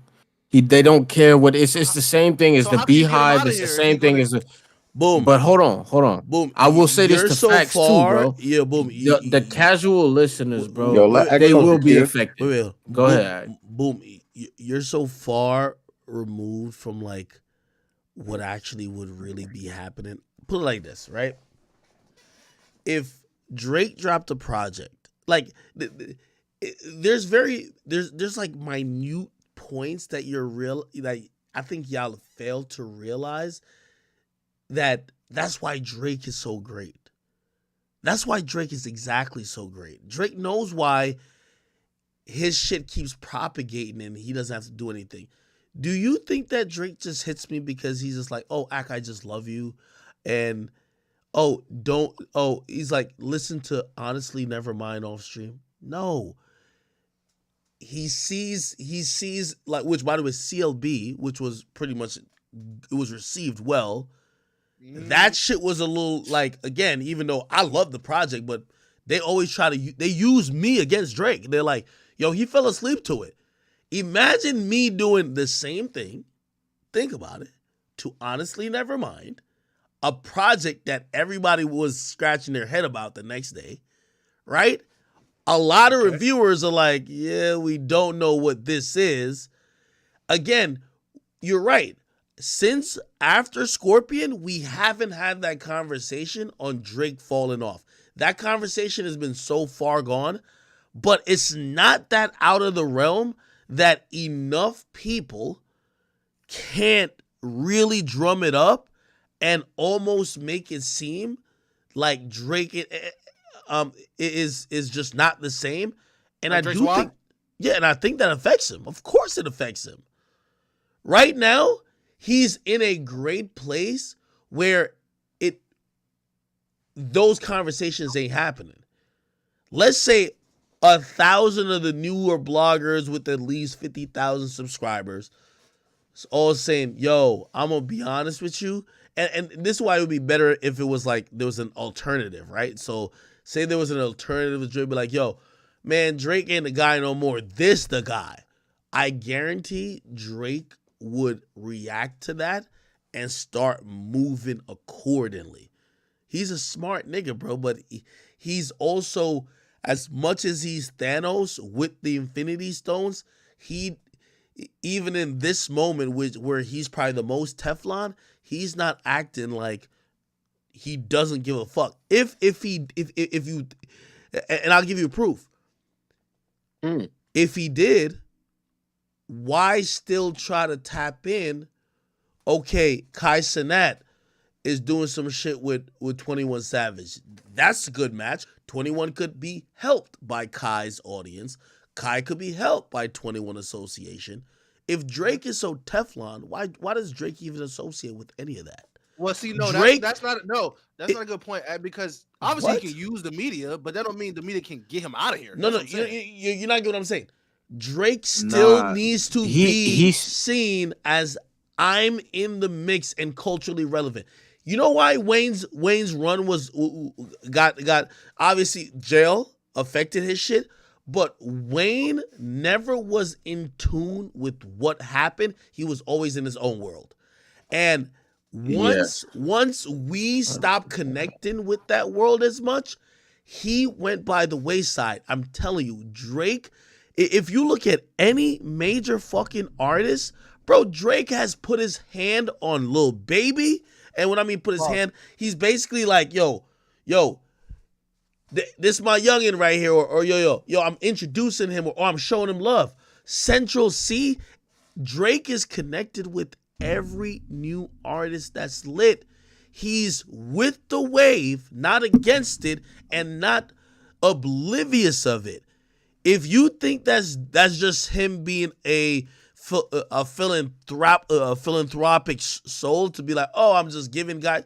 No, right now he did the same thing. Yo, you know who's the most popping artist right now in the UK? Dave. Bro, he did a song with Dave years ago. He's seen that happen. He's seen that about to happen. The guy watches the culture, sees who's up, who's getting there, and fucking, again, embraces them because it solidifies himself too. I'm not saying he doesn't do it out of love, but he's Hey, a smart, everybody's shrewd gonna tell you operator. that Cinch is the most popping rapper at the UK. That's Cinch. so like disingenuous to the point. Like we trying to make Act. because I get what you're saying, but I'm just gonna let it cook because it's like No, hold we on, moving it to like what he do. Like we know he does Yeah, that. wait. Let everybody chime in real quick, and then also while they enter, I'll talk about you. Wait, who was trying to jump in? Go ahead. Okay, so wait, Boom, did you get your shit off again? No, go ahead. I was talking too much, so just go ahead. Okay. Nah, no worries, gang. All right, so what I'll say to that act is that goes back to him being shrewd. Yeah, he's supposed to do that, right? He's supposed to do that. And you know where he took that from? He took a page out of Jay-Z's book. That to me is the like precursor to Drake He in did it terms 20 of times doing better, moves though. like that. He did it 20 times So, better. 20 to right. He learned from him and he expanded on the playbook of Jay-Z. Okay, right? I agree. So again, I don't think there's nothing wrong with him doing that because again, it puts him in the eye of the public, right? It keeps him in the conversation. He's supposed to do that as a brand if he wants to stay relevant. Yes, you are. But as what Boom said, it's disingenuous in the sense that it's a weird thing about Drake because if you've been watching him since like the comeback season so far gone times, the thing is he was always kind of in tune with the underground and underground culture, right? Like if you look way back on So Far Gone, you can see songs that he would hop on where no one really knows about them, like the track he did on what was her name, bro, with Santi Gold, or like hopping on MIA shit, like you know what I'm talking about? Act like he would hop on tracks where they were very unknown and underground, and it would, if you were into music at the time, you would give him a heads up because it would be like, damn, okay, he knows what's up, he's in tune, he's in touch. But as his career has progressed forward, it seems less about him keeping his ear to the streets or keeping his ear to what's popping and what's new, and more so inserting himself. Like how people do self-inserts in video games and shit like that. Like you're putting yourself in positions and in places where you know that it's advantageous for you to put yourself there. And it has less to do with you doing it out of a sense of genuity or being genuine. Like Rap Radar. Like when he did a Rap Radar. You know Right. what I mean? So it's weird with Drake because if you do your history on him, you can't say he's never been in touch with the underground. But again, you can't ignore the fact that he's being very strategic and where he chooses to place himself with current music entries. Boom, you can respond to it, and I respond to you. He kind of agree with my point and your point, but we getting off the topic of, yes, we get, like, my point is I get what you saying, Act like Drake is doing shit to stay like in a way relevant. Like basically, I'm keeping it being like he doing shit like this, standing, going on nigga streams, doing shit like this so people can talk about him, so he looks like he's hip to the crowd and up next. Because if he didn't do that, like what Wayne did, he'll fall off. True, but my point was the media. Like, does he need does he need the media to fucking, like, if the media was to all go against him, and the media, not the fans, just the media, everybody was like, this album sucks and it stinks, would it hurt Drake to, like, hey, they already went against, the media already went against him with the Pusha T shit, and it didn't affect him. Hey, okay. I'm gonna give a very unique take, and it's kind of like very, I feel like it's like even this take I'm giving is kind of very introspective because I've felt this way for a while. So, and I've had a conversation with Drake about media before, and I remember telling him years ago, and he agreed. I said, yo, it's crazy. This is when people didn't want to put him in the list of the greatest. And I remember telling him, I said, yo, everybody's cooking up their greatest list. Nigga, you're on mine. And I was just like, yo, it's crazy because, like, there's a lot of old niggas in this shit. And they're like, they're going to give, it's Tupac. It's Tupac, Biggie, Nas, Jay-Z, and Eminem.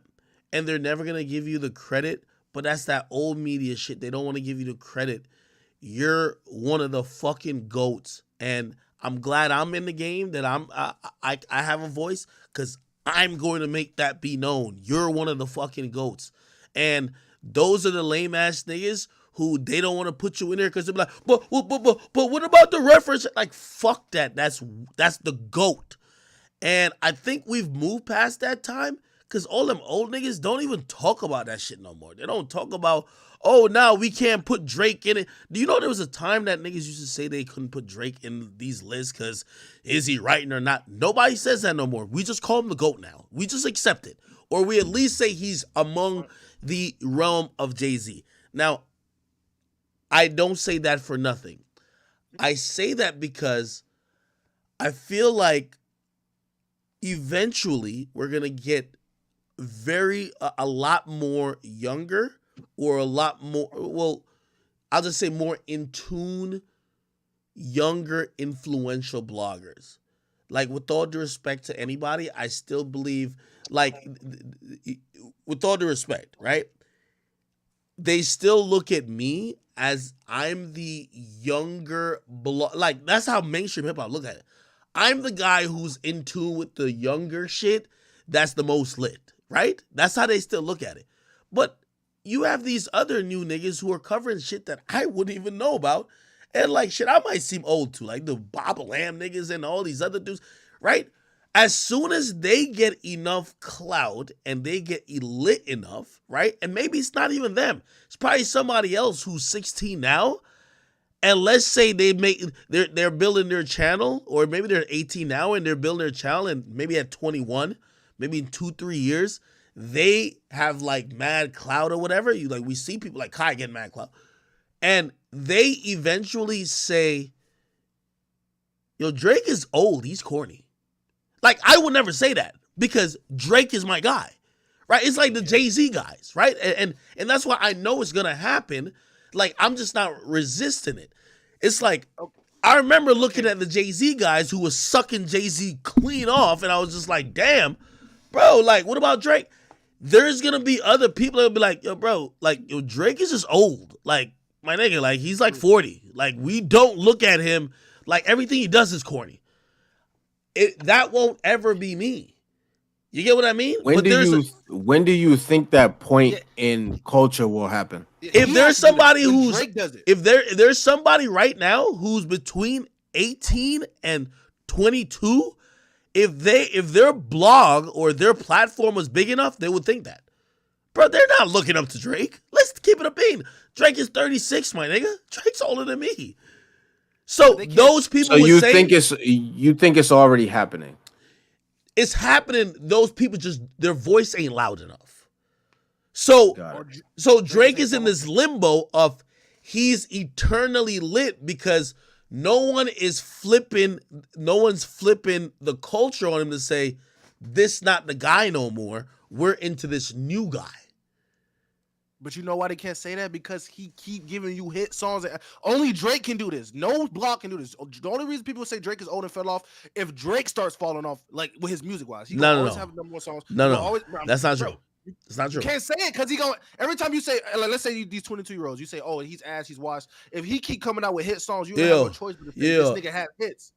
Okay, so my response to that is that, again, sometimes people keep acting like their response to stimuli only matters on the stimuli and not matters on the time they're responding.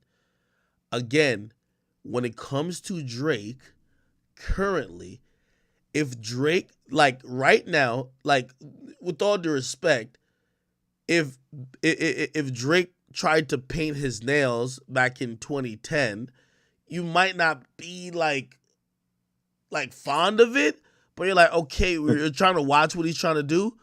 These days, everything, like, yo, fans send me him wearing a sweatshirt with the caption that says, hard feelings, harder dick, and they're like, yo, this guy's 40. Like, and the only reason I'm bringing that up is because it's like people are, the older you get, it's like they're like, yo, bro, like, you're corny now, bro. Like, you're corny. Right. Like, when you're a kid, you could joke about all that shit, but it's like, yo, bro, you're like 40 and you're still having like dad joke, or you're having these little jokes that are usually reserved for teenagers. So that's usually how the culture kind of like, yo, we're out of tune with you. Again, Drake has done a great job of not getting to that point because he's not a hater. He embraces other people, and also he's not fighting, or he's not an elitist, so he's not fighting the newer sounds. He just adopts to them. But you don't think people are looking at Drake to be like, yo, bro, like, bro, a 20-year-old is not going to look up to a 40-year-old, my nigga. Hey, but Akim, there was one artist that was giving Drake that energy, and the youth was going along with it, and that was X. Yeah, X would have surpassed Drake. Like, you gotta remember, Drake turned off his comments because of X. No. Again, He would have been up there. Again, you see, I'm glad you said that. But what did Drake do after that? Obviously X passed away too. Drake is the friend of everybody. Like name a rapper who doesn't like Drake. You can't. Other than Pusha T.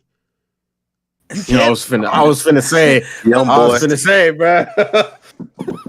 You can't. Do you think that? Oh, sorry. And you can't even name Youngboy. You know why you can't name Youngboy? Because Youngboy basically admits he wanted to be cool with Drake, and then Drake is Drake not being cool with him. So again, what I'm trying to say is that we just haven't seen. I don't know if Flacco is even still here, but like, if there was enough people with a loud enough voice, right, and it might be a collective that fucking flipped it on its head and just started to point out or kind of poke at Drake about, hey, listen, you're over the hill, that would affect him, because part of what he's doing now is even though he's not doing TikToks and stuff, but his music is still very relevant with the youngest audience, even if he's not their favorite. Okay, I have to I have to ask you this to ask you a second question. Do you think that there will be another artist, as the industry has moved on to where it's at right now and as it will continue to progress? Do you think that there will be another artist that will come to the same level of status as Drake in the future? Yes or no? Yeah, of course. Well, in any type of field, I always believe that, as long as there's people who are having a fair chance to work at it, life doesn't end with anyone. Like, life didn't end with Michael Jordan. There was always going to be a Kobe afterwards. There was always going to be a LeBron. And there's going to be more people that are going to be even more comparative to LeBron. And there's like, it's arrogant for us to think there ain't going to be somebody that the majority of the population is going to say is way better than LeBron. Because time only, there's no cap that we know of, at least at this point, on time. It's just like, for example, I spent about like 3 hours today. I love track and field, even though I can't run a fucking lick unless I'm running to the takeout line, right? But still, I love track and field. I'm Jamaican. Like, I root so avidly for like, all these great people who are like, Olympics and like worlds. Like, it's like a shared thing amongst our Jamaicans. Like, yo, look at our country going, like a small island, we're doing our thing. Now, Usain Bolt has retired, like the greatest sprinter of all time. Now, when Usain Bolt broke every fucking foreseeable record, he smashed it completely. And by the way, he still owns all those records for the most part. You know what everybody says? We'll never see another one of those people. We'll never see another one of Usain Bolt. But we also have to agree, we will always see somebody else that pushes the limit. And I'm looking at this guy, Noah Lyles, and even though he just got roasted by the entire NBA because he was very pompous and arrogant after he won all three sprint races, and he was just like, the NBA champions just calling themselves world whatever. The times he's putting up is only comparable to Usain Bolt. So if you thought that Usain Bolt could never be touched, this is the closest guy, and he's 26. He might surpass Usain Bolt in 4 years. So you can never say that something could never be surpassed. Like I would never say that. So when it comes to Drake, we're watching and we're witnessing something, but I have to believe there's going to be somebody else who is even greater. Okay, with that in mind, It might not I'll be in move our on to the lifetime. next question. Do you? Because I'm actually in disagreement with you on that point. Simply because You think there will never be someone better than Drake? No. Why? Like okay. So here's what I'll tell you, right? I honestly don't think that there's any, and because I'm a little older, I don't think that there's any current modern entertainer that's bigger than Michael Jackson in the time that Michael Jackson was alive at his peak. Honestly, I don't think that there's anyone that comes close to that. Drake Like and Taylor Swift. the closest thing to that we have in the modern age is, like Boom just said, Drake and Taylor Swift, and you could probably throw Weekend in there, right?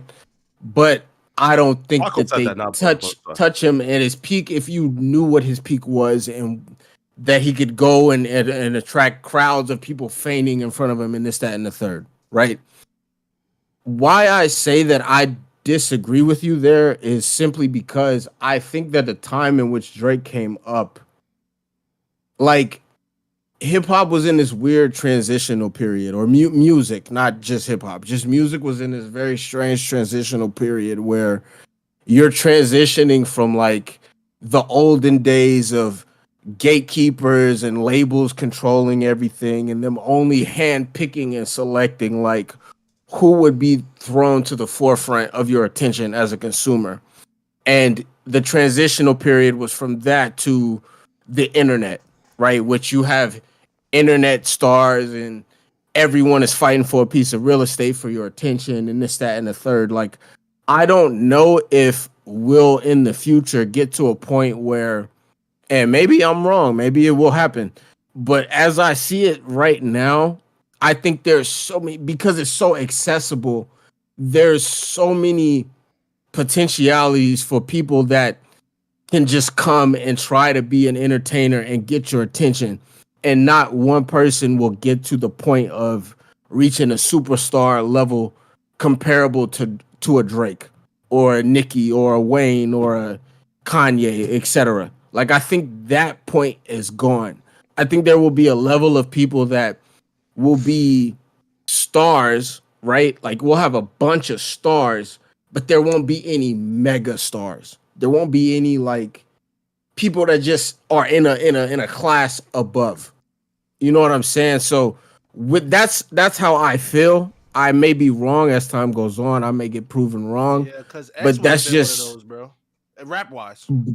Or but even now, like, okay, when X came out, that was, or when he was in his stride, that was still 2018. We still were holding on a little bit to the old conventional ways of how shit was going.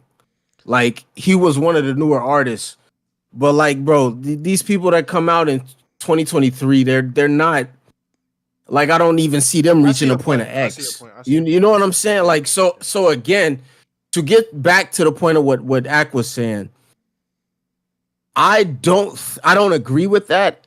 So what I would say, to the point of you saying that somebody's gonna come out and say that Drake is the old guy on the block, I think it would have less to do with somebody being as popular as Drake saying that, and more so being with they're the person on the block that has a lot of influence and holding influence, and they get to sway the conversation. If that makes sense. That was some babbling, bro, but I saw your point. Yeah, no. I obviously understand what you're saying. I definitely just vehemently disagree. I think if Drake's out the game right now, within 10 years, people would match what we would believe is maybe some clout, just maybe not. So here's my theory on things, right? And this is why Michael Jackson stands alone, and this is why even Taylor Swift and even Drake and even Bad Bunny and everybody else is always gonna like. I don't know if you remember when streaming came out. When streaming came out initially, every week an artist broke the streaming record. So whoever dropped broke the streaming record. Now, why did they break the streaming record? They broke the streaming record because in reality, streaming was growing. So when one person broke the record, it was only 30 people that had streaming services. So you had a population of 30 that could have listened to you. Maybe 10 did. Then somebody else drops 3 weeks afterwards. Then you have 1,000 people that listen to the streaming service. And out of those 1,000, 20 or 30 exist. We're listening, whatever. I guess the point I'm trying to say is like, when it comes to like fame, celebrity, and like clout or whatever, I think those things we will definitely always see replicated in somebody getting lightning hot, an artist, whatever. I think the only thing that won't be replicated is the quality of the work. Like Drake is always going to be Drake because of the great music he put out. Is Drake's clout never going to be replicated by somebody who's just lit for whatever reason? I think that's cap, bro. Like, yeah, you never know, bro. Well, I'll tell you one thing I know is that anytime we've talked about anyone doing anything, is that you know how many records people thought would never be smashed? Like, for example, like the Billboard Barry record. Bonds. Like, people didn't think that, you know, certain records was going to be broken. Like Babe Ruth home run record. Like, at the time when Babe Ruth had his home run record, like, it was like seen as, oh my God, like there's no way a human could do more, right? It's like Andrew Tate uses this a lot. They said the sub 10-second, like 100-meter was like something that supposedly nobody could do. And then, it was a sub, like, I don't know, like 4-minute or 5-minute mile.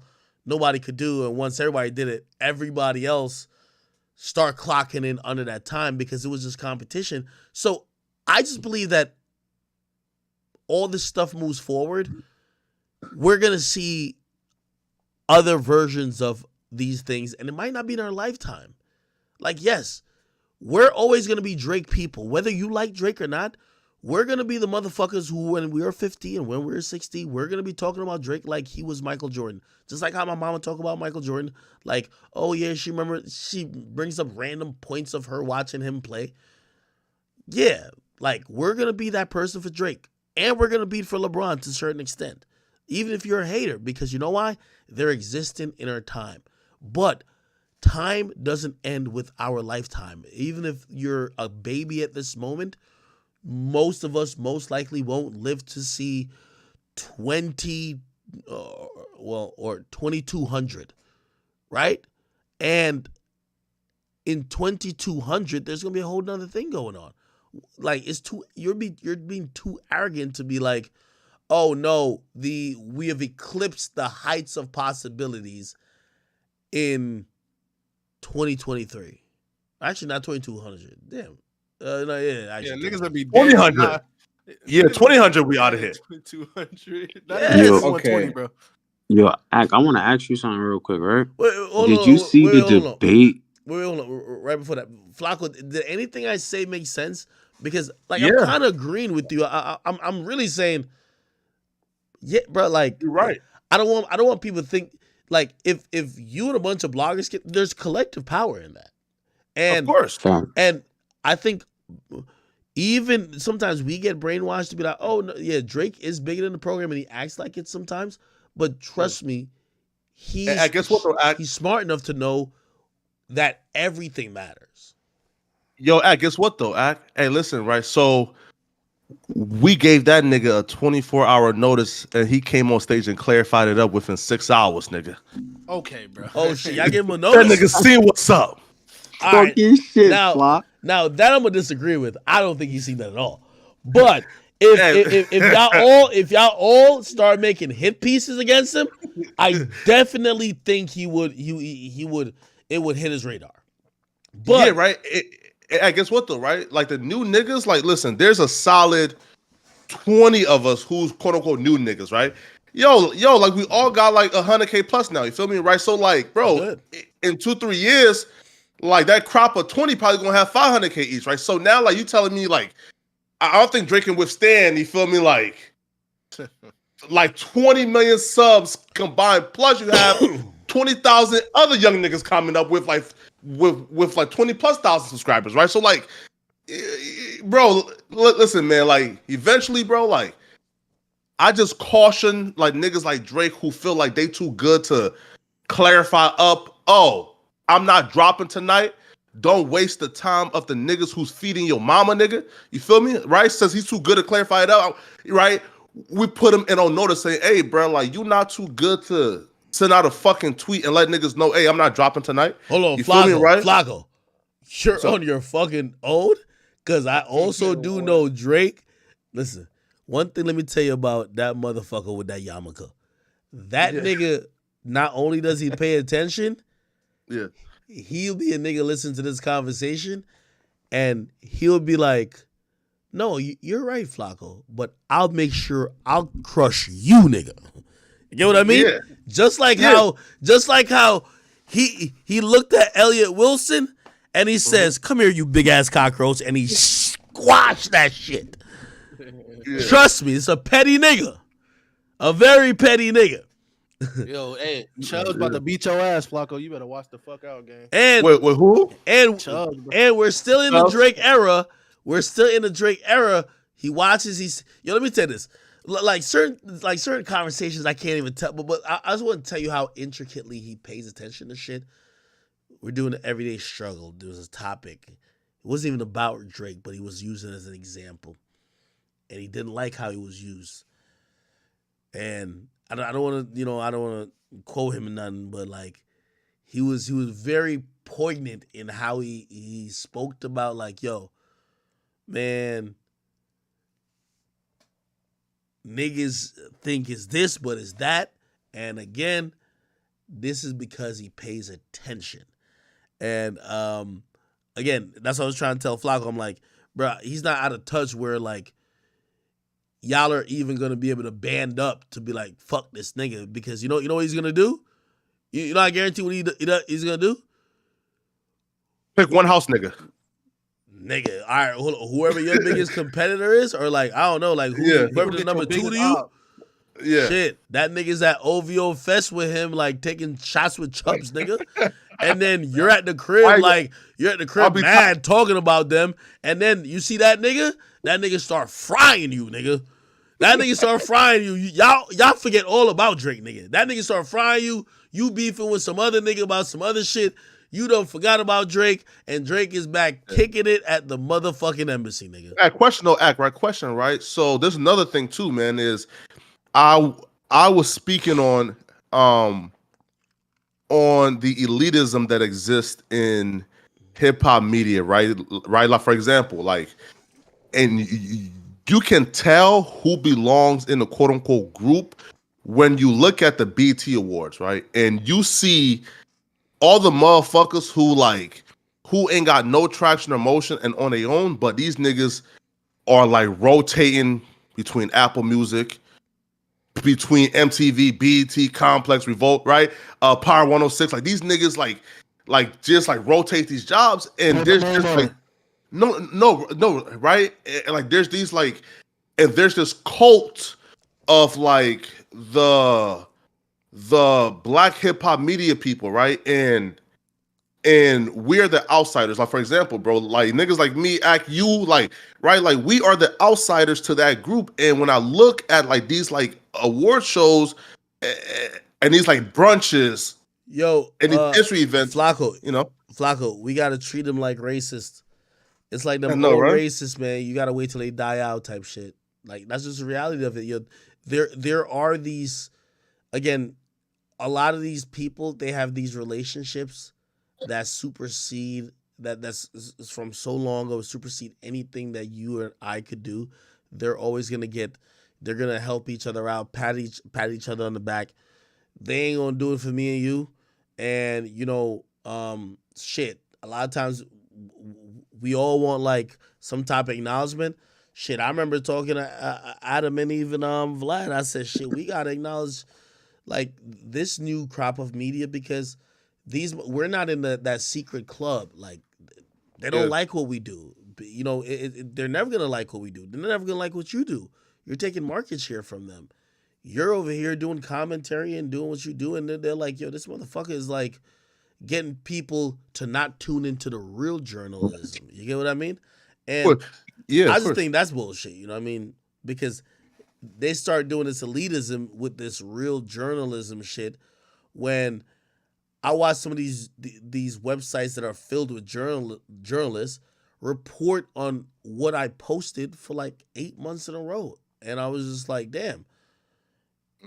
It was only when they wanted to try to get some brownie points or do some other shit, they were like, oh no, that platform isn't as credible just because they want to get in good with somebody else. You know what I mean? I'm not part of that boys club, so fuck it, man. Yo, right? And like act like that's why also too is kind of like, yo, like it pains me, right? Because Vlad understands like these are squash like the beef struggle. Yo, so here, right? So look, so we currently like don't have no beef, right? But like, I still don't have my like page back. You feel me? And he still, is holding my like an old page hostage. But and I think that was like 7 months ago. But guess what? Though, act like I regrew back my page, and I'm past the point that he took me down, right? Right. But the thing is this, though, right? Like, act like. I swear, bro, I ain't do shit to Vlad, right? So like, and here's how like and shit happened. So we were posting like Vlad like clips, right? And Vlad like text Adam and say, yo, listen, like, just tell them to stop posting my clips and we good, you feel me? I won't do shit to right? Again, and I have to text verbatim. And he said, just tell him to stop. And since he works for you, I won't fuck with his shit. So we stopped posting Vlad shit, right? And then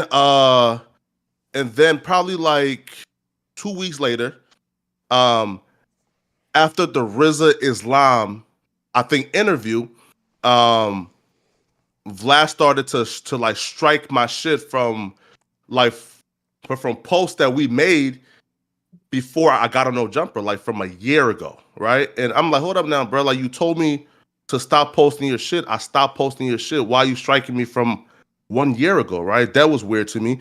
And then Vlad actually was on China Mac, and Vlad told China Mac that he started to strike me cause I brought on RZA Islam to talk shit about Vlad. And I'm like, hold up now, bro. Like one, that's not true because the RZA Islam an interview, Vlad like assumed that I was behind that. When no, like I was just somebody in who was doing the interview with Adam and T-Rail. But the person who like set up like that interview and like reached out to RZA Islam was not me, right? So he essentially like took down my whole shit because he felt like I brought on, I think, RZA to spite him when that's not true at all. You feel me, right? Like I was not the one who initiated, I think, RZA Islam coming on. You feel me, right? But hey, I just think it's really unfortunate, right, bro, that he understands, like the struggle of like coming into the industry, not really, like being accepted, being left out by the hip hop elitist, and then he like makes it his priority to come and fuck with me, right, and take food out of my mouth. Feel me, bro? Listen, right? Because at that time, I was getting paid, I think, $150 a day for promo, right? So he just like took that away from me, like, you feel me? And ASAP, right? Until, I built it back up, right? But, it's real fucked up though. Yeah. It's not perfect, but shit. I mean, yo, Vlad has his ways. Vlad's my guy though. I'm pretty sure you and him, yo, listen, Flacco, what you should be happy about, man. You're doing your thing. You got a place in this entertainment shit. You got a place in this hip hop commentary shit. It's going to get better. Like a lot of people see me go to war with a lot of people. I go to war with the bozos. I don't go to war with the bosses. And when I go to the war with the bosses, it's a lot because you know it's you wanna build together and kind of increase. And this is why, like even now, I'm very happy that I have a great relationship with Charlamagne, Joe Budden, Gillian Wallow, Nori. Well, I won't say great, but like we've always been cool, never been anything disrespectful. And then even beyond that, like I'm very cool with people. So yeah, you and Flight gonna figure that out, man. Like don't trip on that. You know what I mean? Y'all gonna figure it out, 100%. Yeah. Yeah, I don't figure it out, man. So. Somebody says been to 4 shows on his tour so far, whatever. Yeah, yo, I do agree. Sometimes we're looking at Drake for too much, man. Like, man, these other niggas' albums, they don't do shit. I do feel well, hey, listen though. I'll be real, right? Like, Drake has like one blemish, right? And what is that? It's because he was stupid enough to like drop the honestly never mind, right here, for example. That's not a blemish. Drake, no, here, right here, because like Drake was the one nigga where that nigga ain't never flop. Oh, that nigga was doing, like 500 plus, right, per pop. And then when he dropped the honestly never mind, that's the only time now like niggas say, oh, he only sold like 200. That nigga flop. You feel me? I wouldn't say that album was a flop, and it was a good album. It's just that that urban audience don't understand that style of music. 200K, listen, 200K first week for Drake. I don't care if it's a short week, a long week, it's a flop. No, I agree. Yeah, but like I said, because of the urban audience didn't fuck with it. Flacco, what I would argue against that to say, I really don't think that nobody looks at Drake sales. Like, yeah, niggas clown Trippie Redd sales, but it's like, I think we know Drake could sell whatever. And also, I think we've forgiven him about Honestly Nevermind. I think when it was more fresh in our minds, I don't think we did. But I think we've forgiven him for it. You don't think so? Yeah, you gotta remember, it was also during that period of time of COVID. Nobody wasn't selling no 500K first week or none of that. Taylor wasn't even doing that during that time period because it was like niggas was like, "Are we going back outside again?" It was still in that world. Wait, though, right? But no, it's the subconscious, right? And here's what I mean. Like, I was having a conversation with a motherfucker the other day, and this nigga, right? And I told this motherfucker, "Hey, listen, man. If Drake don't sell 400 with for all the dogs he flopped," and this nigga looked me in my eyes and said 400, oh no, that's too much. So right, so now I'm thinking, due to Honestly Nevermind selling 200, niggas done forgot. You feel me? Right? Like niggas done forgot. Oh no, like this nigga Drake, like 400.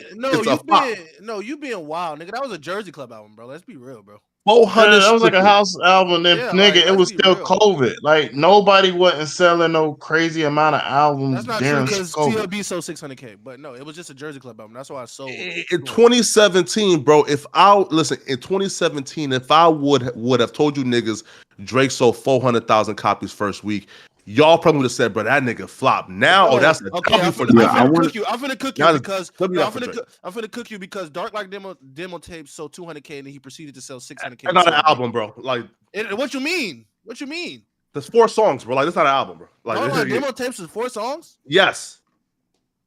Okay, yo, I want to ask a question. I want to ask a question. Remo and Flacco had a debate on No Jumper. Did y'all see that shit? The debate was about Flacco having the hottest documentary in hip hop in the past 10 years. I was about to say, yeah, don't sleep on Dark Lane demo tapes. Yeah, Dark Lane wasn't 4 songs; it was 12. I mean, he was being funny. He clearly knows It it's didn't four, sound like four funny. songs, bro. Ain't no way he really thought it was 4 songs on that shit, bro. Yeah, bro. So yeah, that point is off the window because he did it before and he proceeded to sell 600K, bro. So, and that's a flop too, though. My bad for cutting you off, Facts. How you gonna say he flopped and say he falling off and then he proceeded to sell 600K again? He sold 200K. He sold 400K with her loss. He about to sell 600K again with this album. So That's my point, though, right? It's the subconscious meaning. Like, for example, like we looking at 400K like a big W for Drake, right? When listen, bro, this is big Drake we talking about, right? This nigga's supposed to listen, like 400K for Drake after views drop, like after Drake sold like what 800 with views, right? Listen, after that, my nigga, like like when I would have told you Drake sold 400. Facetious, bro. Views have physical sales because streaming wasn't even a thing. So of course he sold 1 million with that, bro. It's not even If the same. I would have told y'all Drake was selling 400,000 copies first week, y'all would have said that nigga flopped. Now guess what? Because he done flopped a couple times now. Now guess what? 400K is a W. Flacco, bro. Go take your medicine, bro. Go to bed because you obviously going. Yeah, because that he gonna be like, well, Travis ain't did it. That nigga Travis sell clothes, bro. It ain't no argument.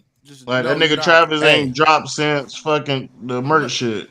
Hey, listen, man. Speaking about going to bed, nigga, I'm about to host Boom and go to my bed. I ain't gonna lie, chat. I am the fuck out of here. I'm please. I'm gonna catch y'all niggas in the morning, man. I gotta do a morning stream, dog. This nighttime. Right, please find those numbers for ESTDG. The streets been wondering what he sold first week, and nobody can find them first week sales. You're telling me the streets is wondering what ESTG sold? Bruh, they said they couldn't find it. They said Quavo sold 34K, and they said they couldn't put a number on ESTG. That nigga's so fucking styrofoam, man. Y'all gotta stop it. They want to know was it a flop or not? Nah, bro, that nigga man, triple flop. He probably ain't flop. You know what I mean? He probably did some football numbers. Let him rock, man. Let that nigga rock. Man, hell nah, bro. Fam, wait, like his last album was the 42 Doug like joint tape, right? Like yeah, that did like 30 something or like 50 something. Yeah, like bro, I ain't gonna lie to you, feel me? Like thinking back right now, bro, like 32, like that's a W for 42 Doug and ESTG. Man, I ain't gonna lie, man. Niggas is flopping left and right, man. I ain't gonna lie. These rappers is DM me as soon as I post sales. They're DMing me. Niggas is begging me not to post it. I ain't gonna say their names and shit, but it's like, it's crazy out here, man. Right? Nah, this shit's crazy. Not calling rain. It's men. It's men. Like, niggas don't want to be roast. Niggas don't want to be the trending topic for a fucking triple styrofoam album, nigga. Hell no, nigga go in triple copper and now niggas about to, it's ridiculous. So, you know what I mean? First of all, a lot of people campaign for like new rules change because niggas is tired of like, you know what I mean, their numbers not looking right. And Act, be real though, Act. I know for a fact, Act, that you was on your knees, man, praying that SZA flop. But when she did great numbers, you said, fuck. No. Hey, let me tell you this. Certain artists, especially when I'm like getting at them, I know they ain't finna flop. Like say like Lil Baby, right? I knew Lil Baby was gonna flop. Listen, with me and even SZA, and and I love that Black Queen. I ain't gonna get back into it. I figured out SZA's. I studied SZA like it was. Nigga, I felt like I studied like nigga. It was for me to pass like my law exam to be a lawyer, nigga. I knew her weakness, her kryptonite, from 2 years ago. I was just waiting. I'm a patient nigga. Like if I can't clown you with the numbers, I find your weakness. And trust me, but you know what I mean. Salute to that Black Queen. Yeah. Salute to that Black Queen, man. Real quick. I want to say about the documentary. Flacco and Remo had a debate about Flacco making the hottest documentary in hip hop in the past 10 years. Did you see that, Act? Before King Von, though, right? So Flacco, they made no fucking hottest documentary in hip hop. What the fuck is you talking about? Yeah. Here, look though, right? What's the name of the documentary made, Flacco? Now, right. So look. Let me break it down, right? So I Nigga, said, we was arguing. This nigga Flacco said he had the hottest documentary in the past 10 years. Nah, I called cap and nigga said I was hating. I'm like, bro, the hottest of the last 10 years, the nigga shit would have been on Hulu and Netflix, and that's not no hate. But if you go the last 10 years since 2013, it's a lot of documentaries that we can name. And then I said before the King Von shit, there wasn't no listen like yo Act. There was Have you seen? Hey, Act. Did you see Flacco's Young Dolph documentary? No, I didn't. But hold on, yo, Flacco, yo, you mad disrespectful because the documentary game. There's so many great people. Like no disrespect to Trap Lord Ross. I think he's doing an amazing job. But Trap Lord Ross is, I think he's bringing a mainstream attention to like the documentary game. There's been some channels that's been doing amazing documentaries, bro. So like again, maybe yours had a little bit more impact because you probably got big of a name, but like Act. Listen, right? Act. So look. What do you mean the best documentary, yo, Flacco? What's going on with you, gang? Look the right. He said the most impactful documentary of the last year. Yes, because look, right. Nigga, I hear about it. How is it impactful? I ain't never hear about it. Sure. Here, right. So one, listen, somebody at least seen it, right? Because it has, I think, like 1.66 million, right? So it at least like meet the threshold for okay. This has to now be in somewhat of a conversation, right? Cool. So now that's one. Two is this. Before King Von's death, probably the most like the death of a rapper, probably like since X or Juice that really really hurt hip hop or left like the mystery to hip hop was Young Dolph. So if I had the most impactful documentary about Young Dolph, and he was the biggest rapper probably before Von that passed, my nigga, you feel me? That like that has to be. Nah, that's cat, nigga. Flacco, you can't just say it like that, bro. Because you gotta look at this. That has to be. How many people on here seen the documentary? Nobody. It don't matter. You did? Yeah, I seen it. All right, so one person. So I'm gonna, you know what I'm saying, to be the most impactful. And it don't matter if they seen it though, right? Again, though. But you were saying the niggas at No Jumper, if we didn't see it, it didn't matter. And now you saying the niggas in the chat niggas, if they ain't see it, then it's like, bro, these are too big. These are two big hip hop platforms. If niggas not seeing it, you can't say it's the most impactful of the last 10 years. You had Kanye West Netflix documentary. You had Trap Lord Ross came with the King Von documentary. He had the documentary. It's some like HBO shit, my nigga. Yeah. Like that don't even like, no. Like we're talking about the independent creators, right? You feel me? Right. But wait, right? Trying to narrow it down to that. But I'm just saying, even on the independent creators, you still ain't had the last of the last 10 years, bro. The most impactful of the last 10 years. Come on, bro. So one, right? Wait, what I said, right, was like before the Von documentary, right? But two, though, listen, I think what I said, right, was that like the argument of these 10 niggas that I know or these 20 niggas in here who haven't seen it. Listen, I am strictly anti-elitist, meaning, bro, I will go to my grave fighting for we gotta get rid of all elitism, right? So I just don't believe that 10 people or 20 people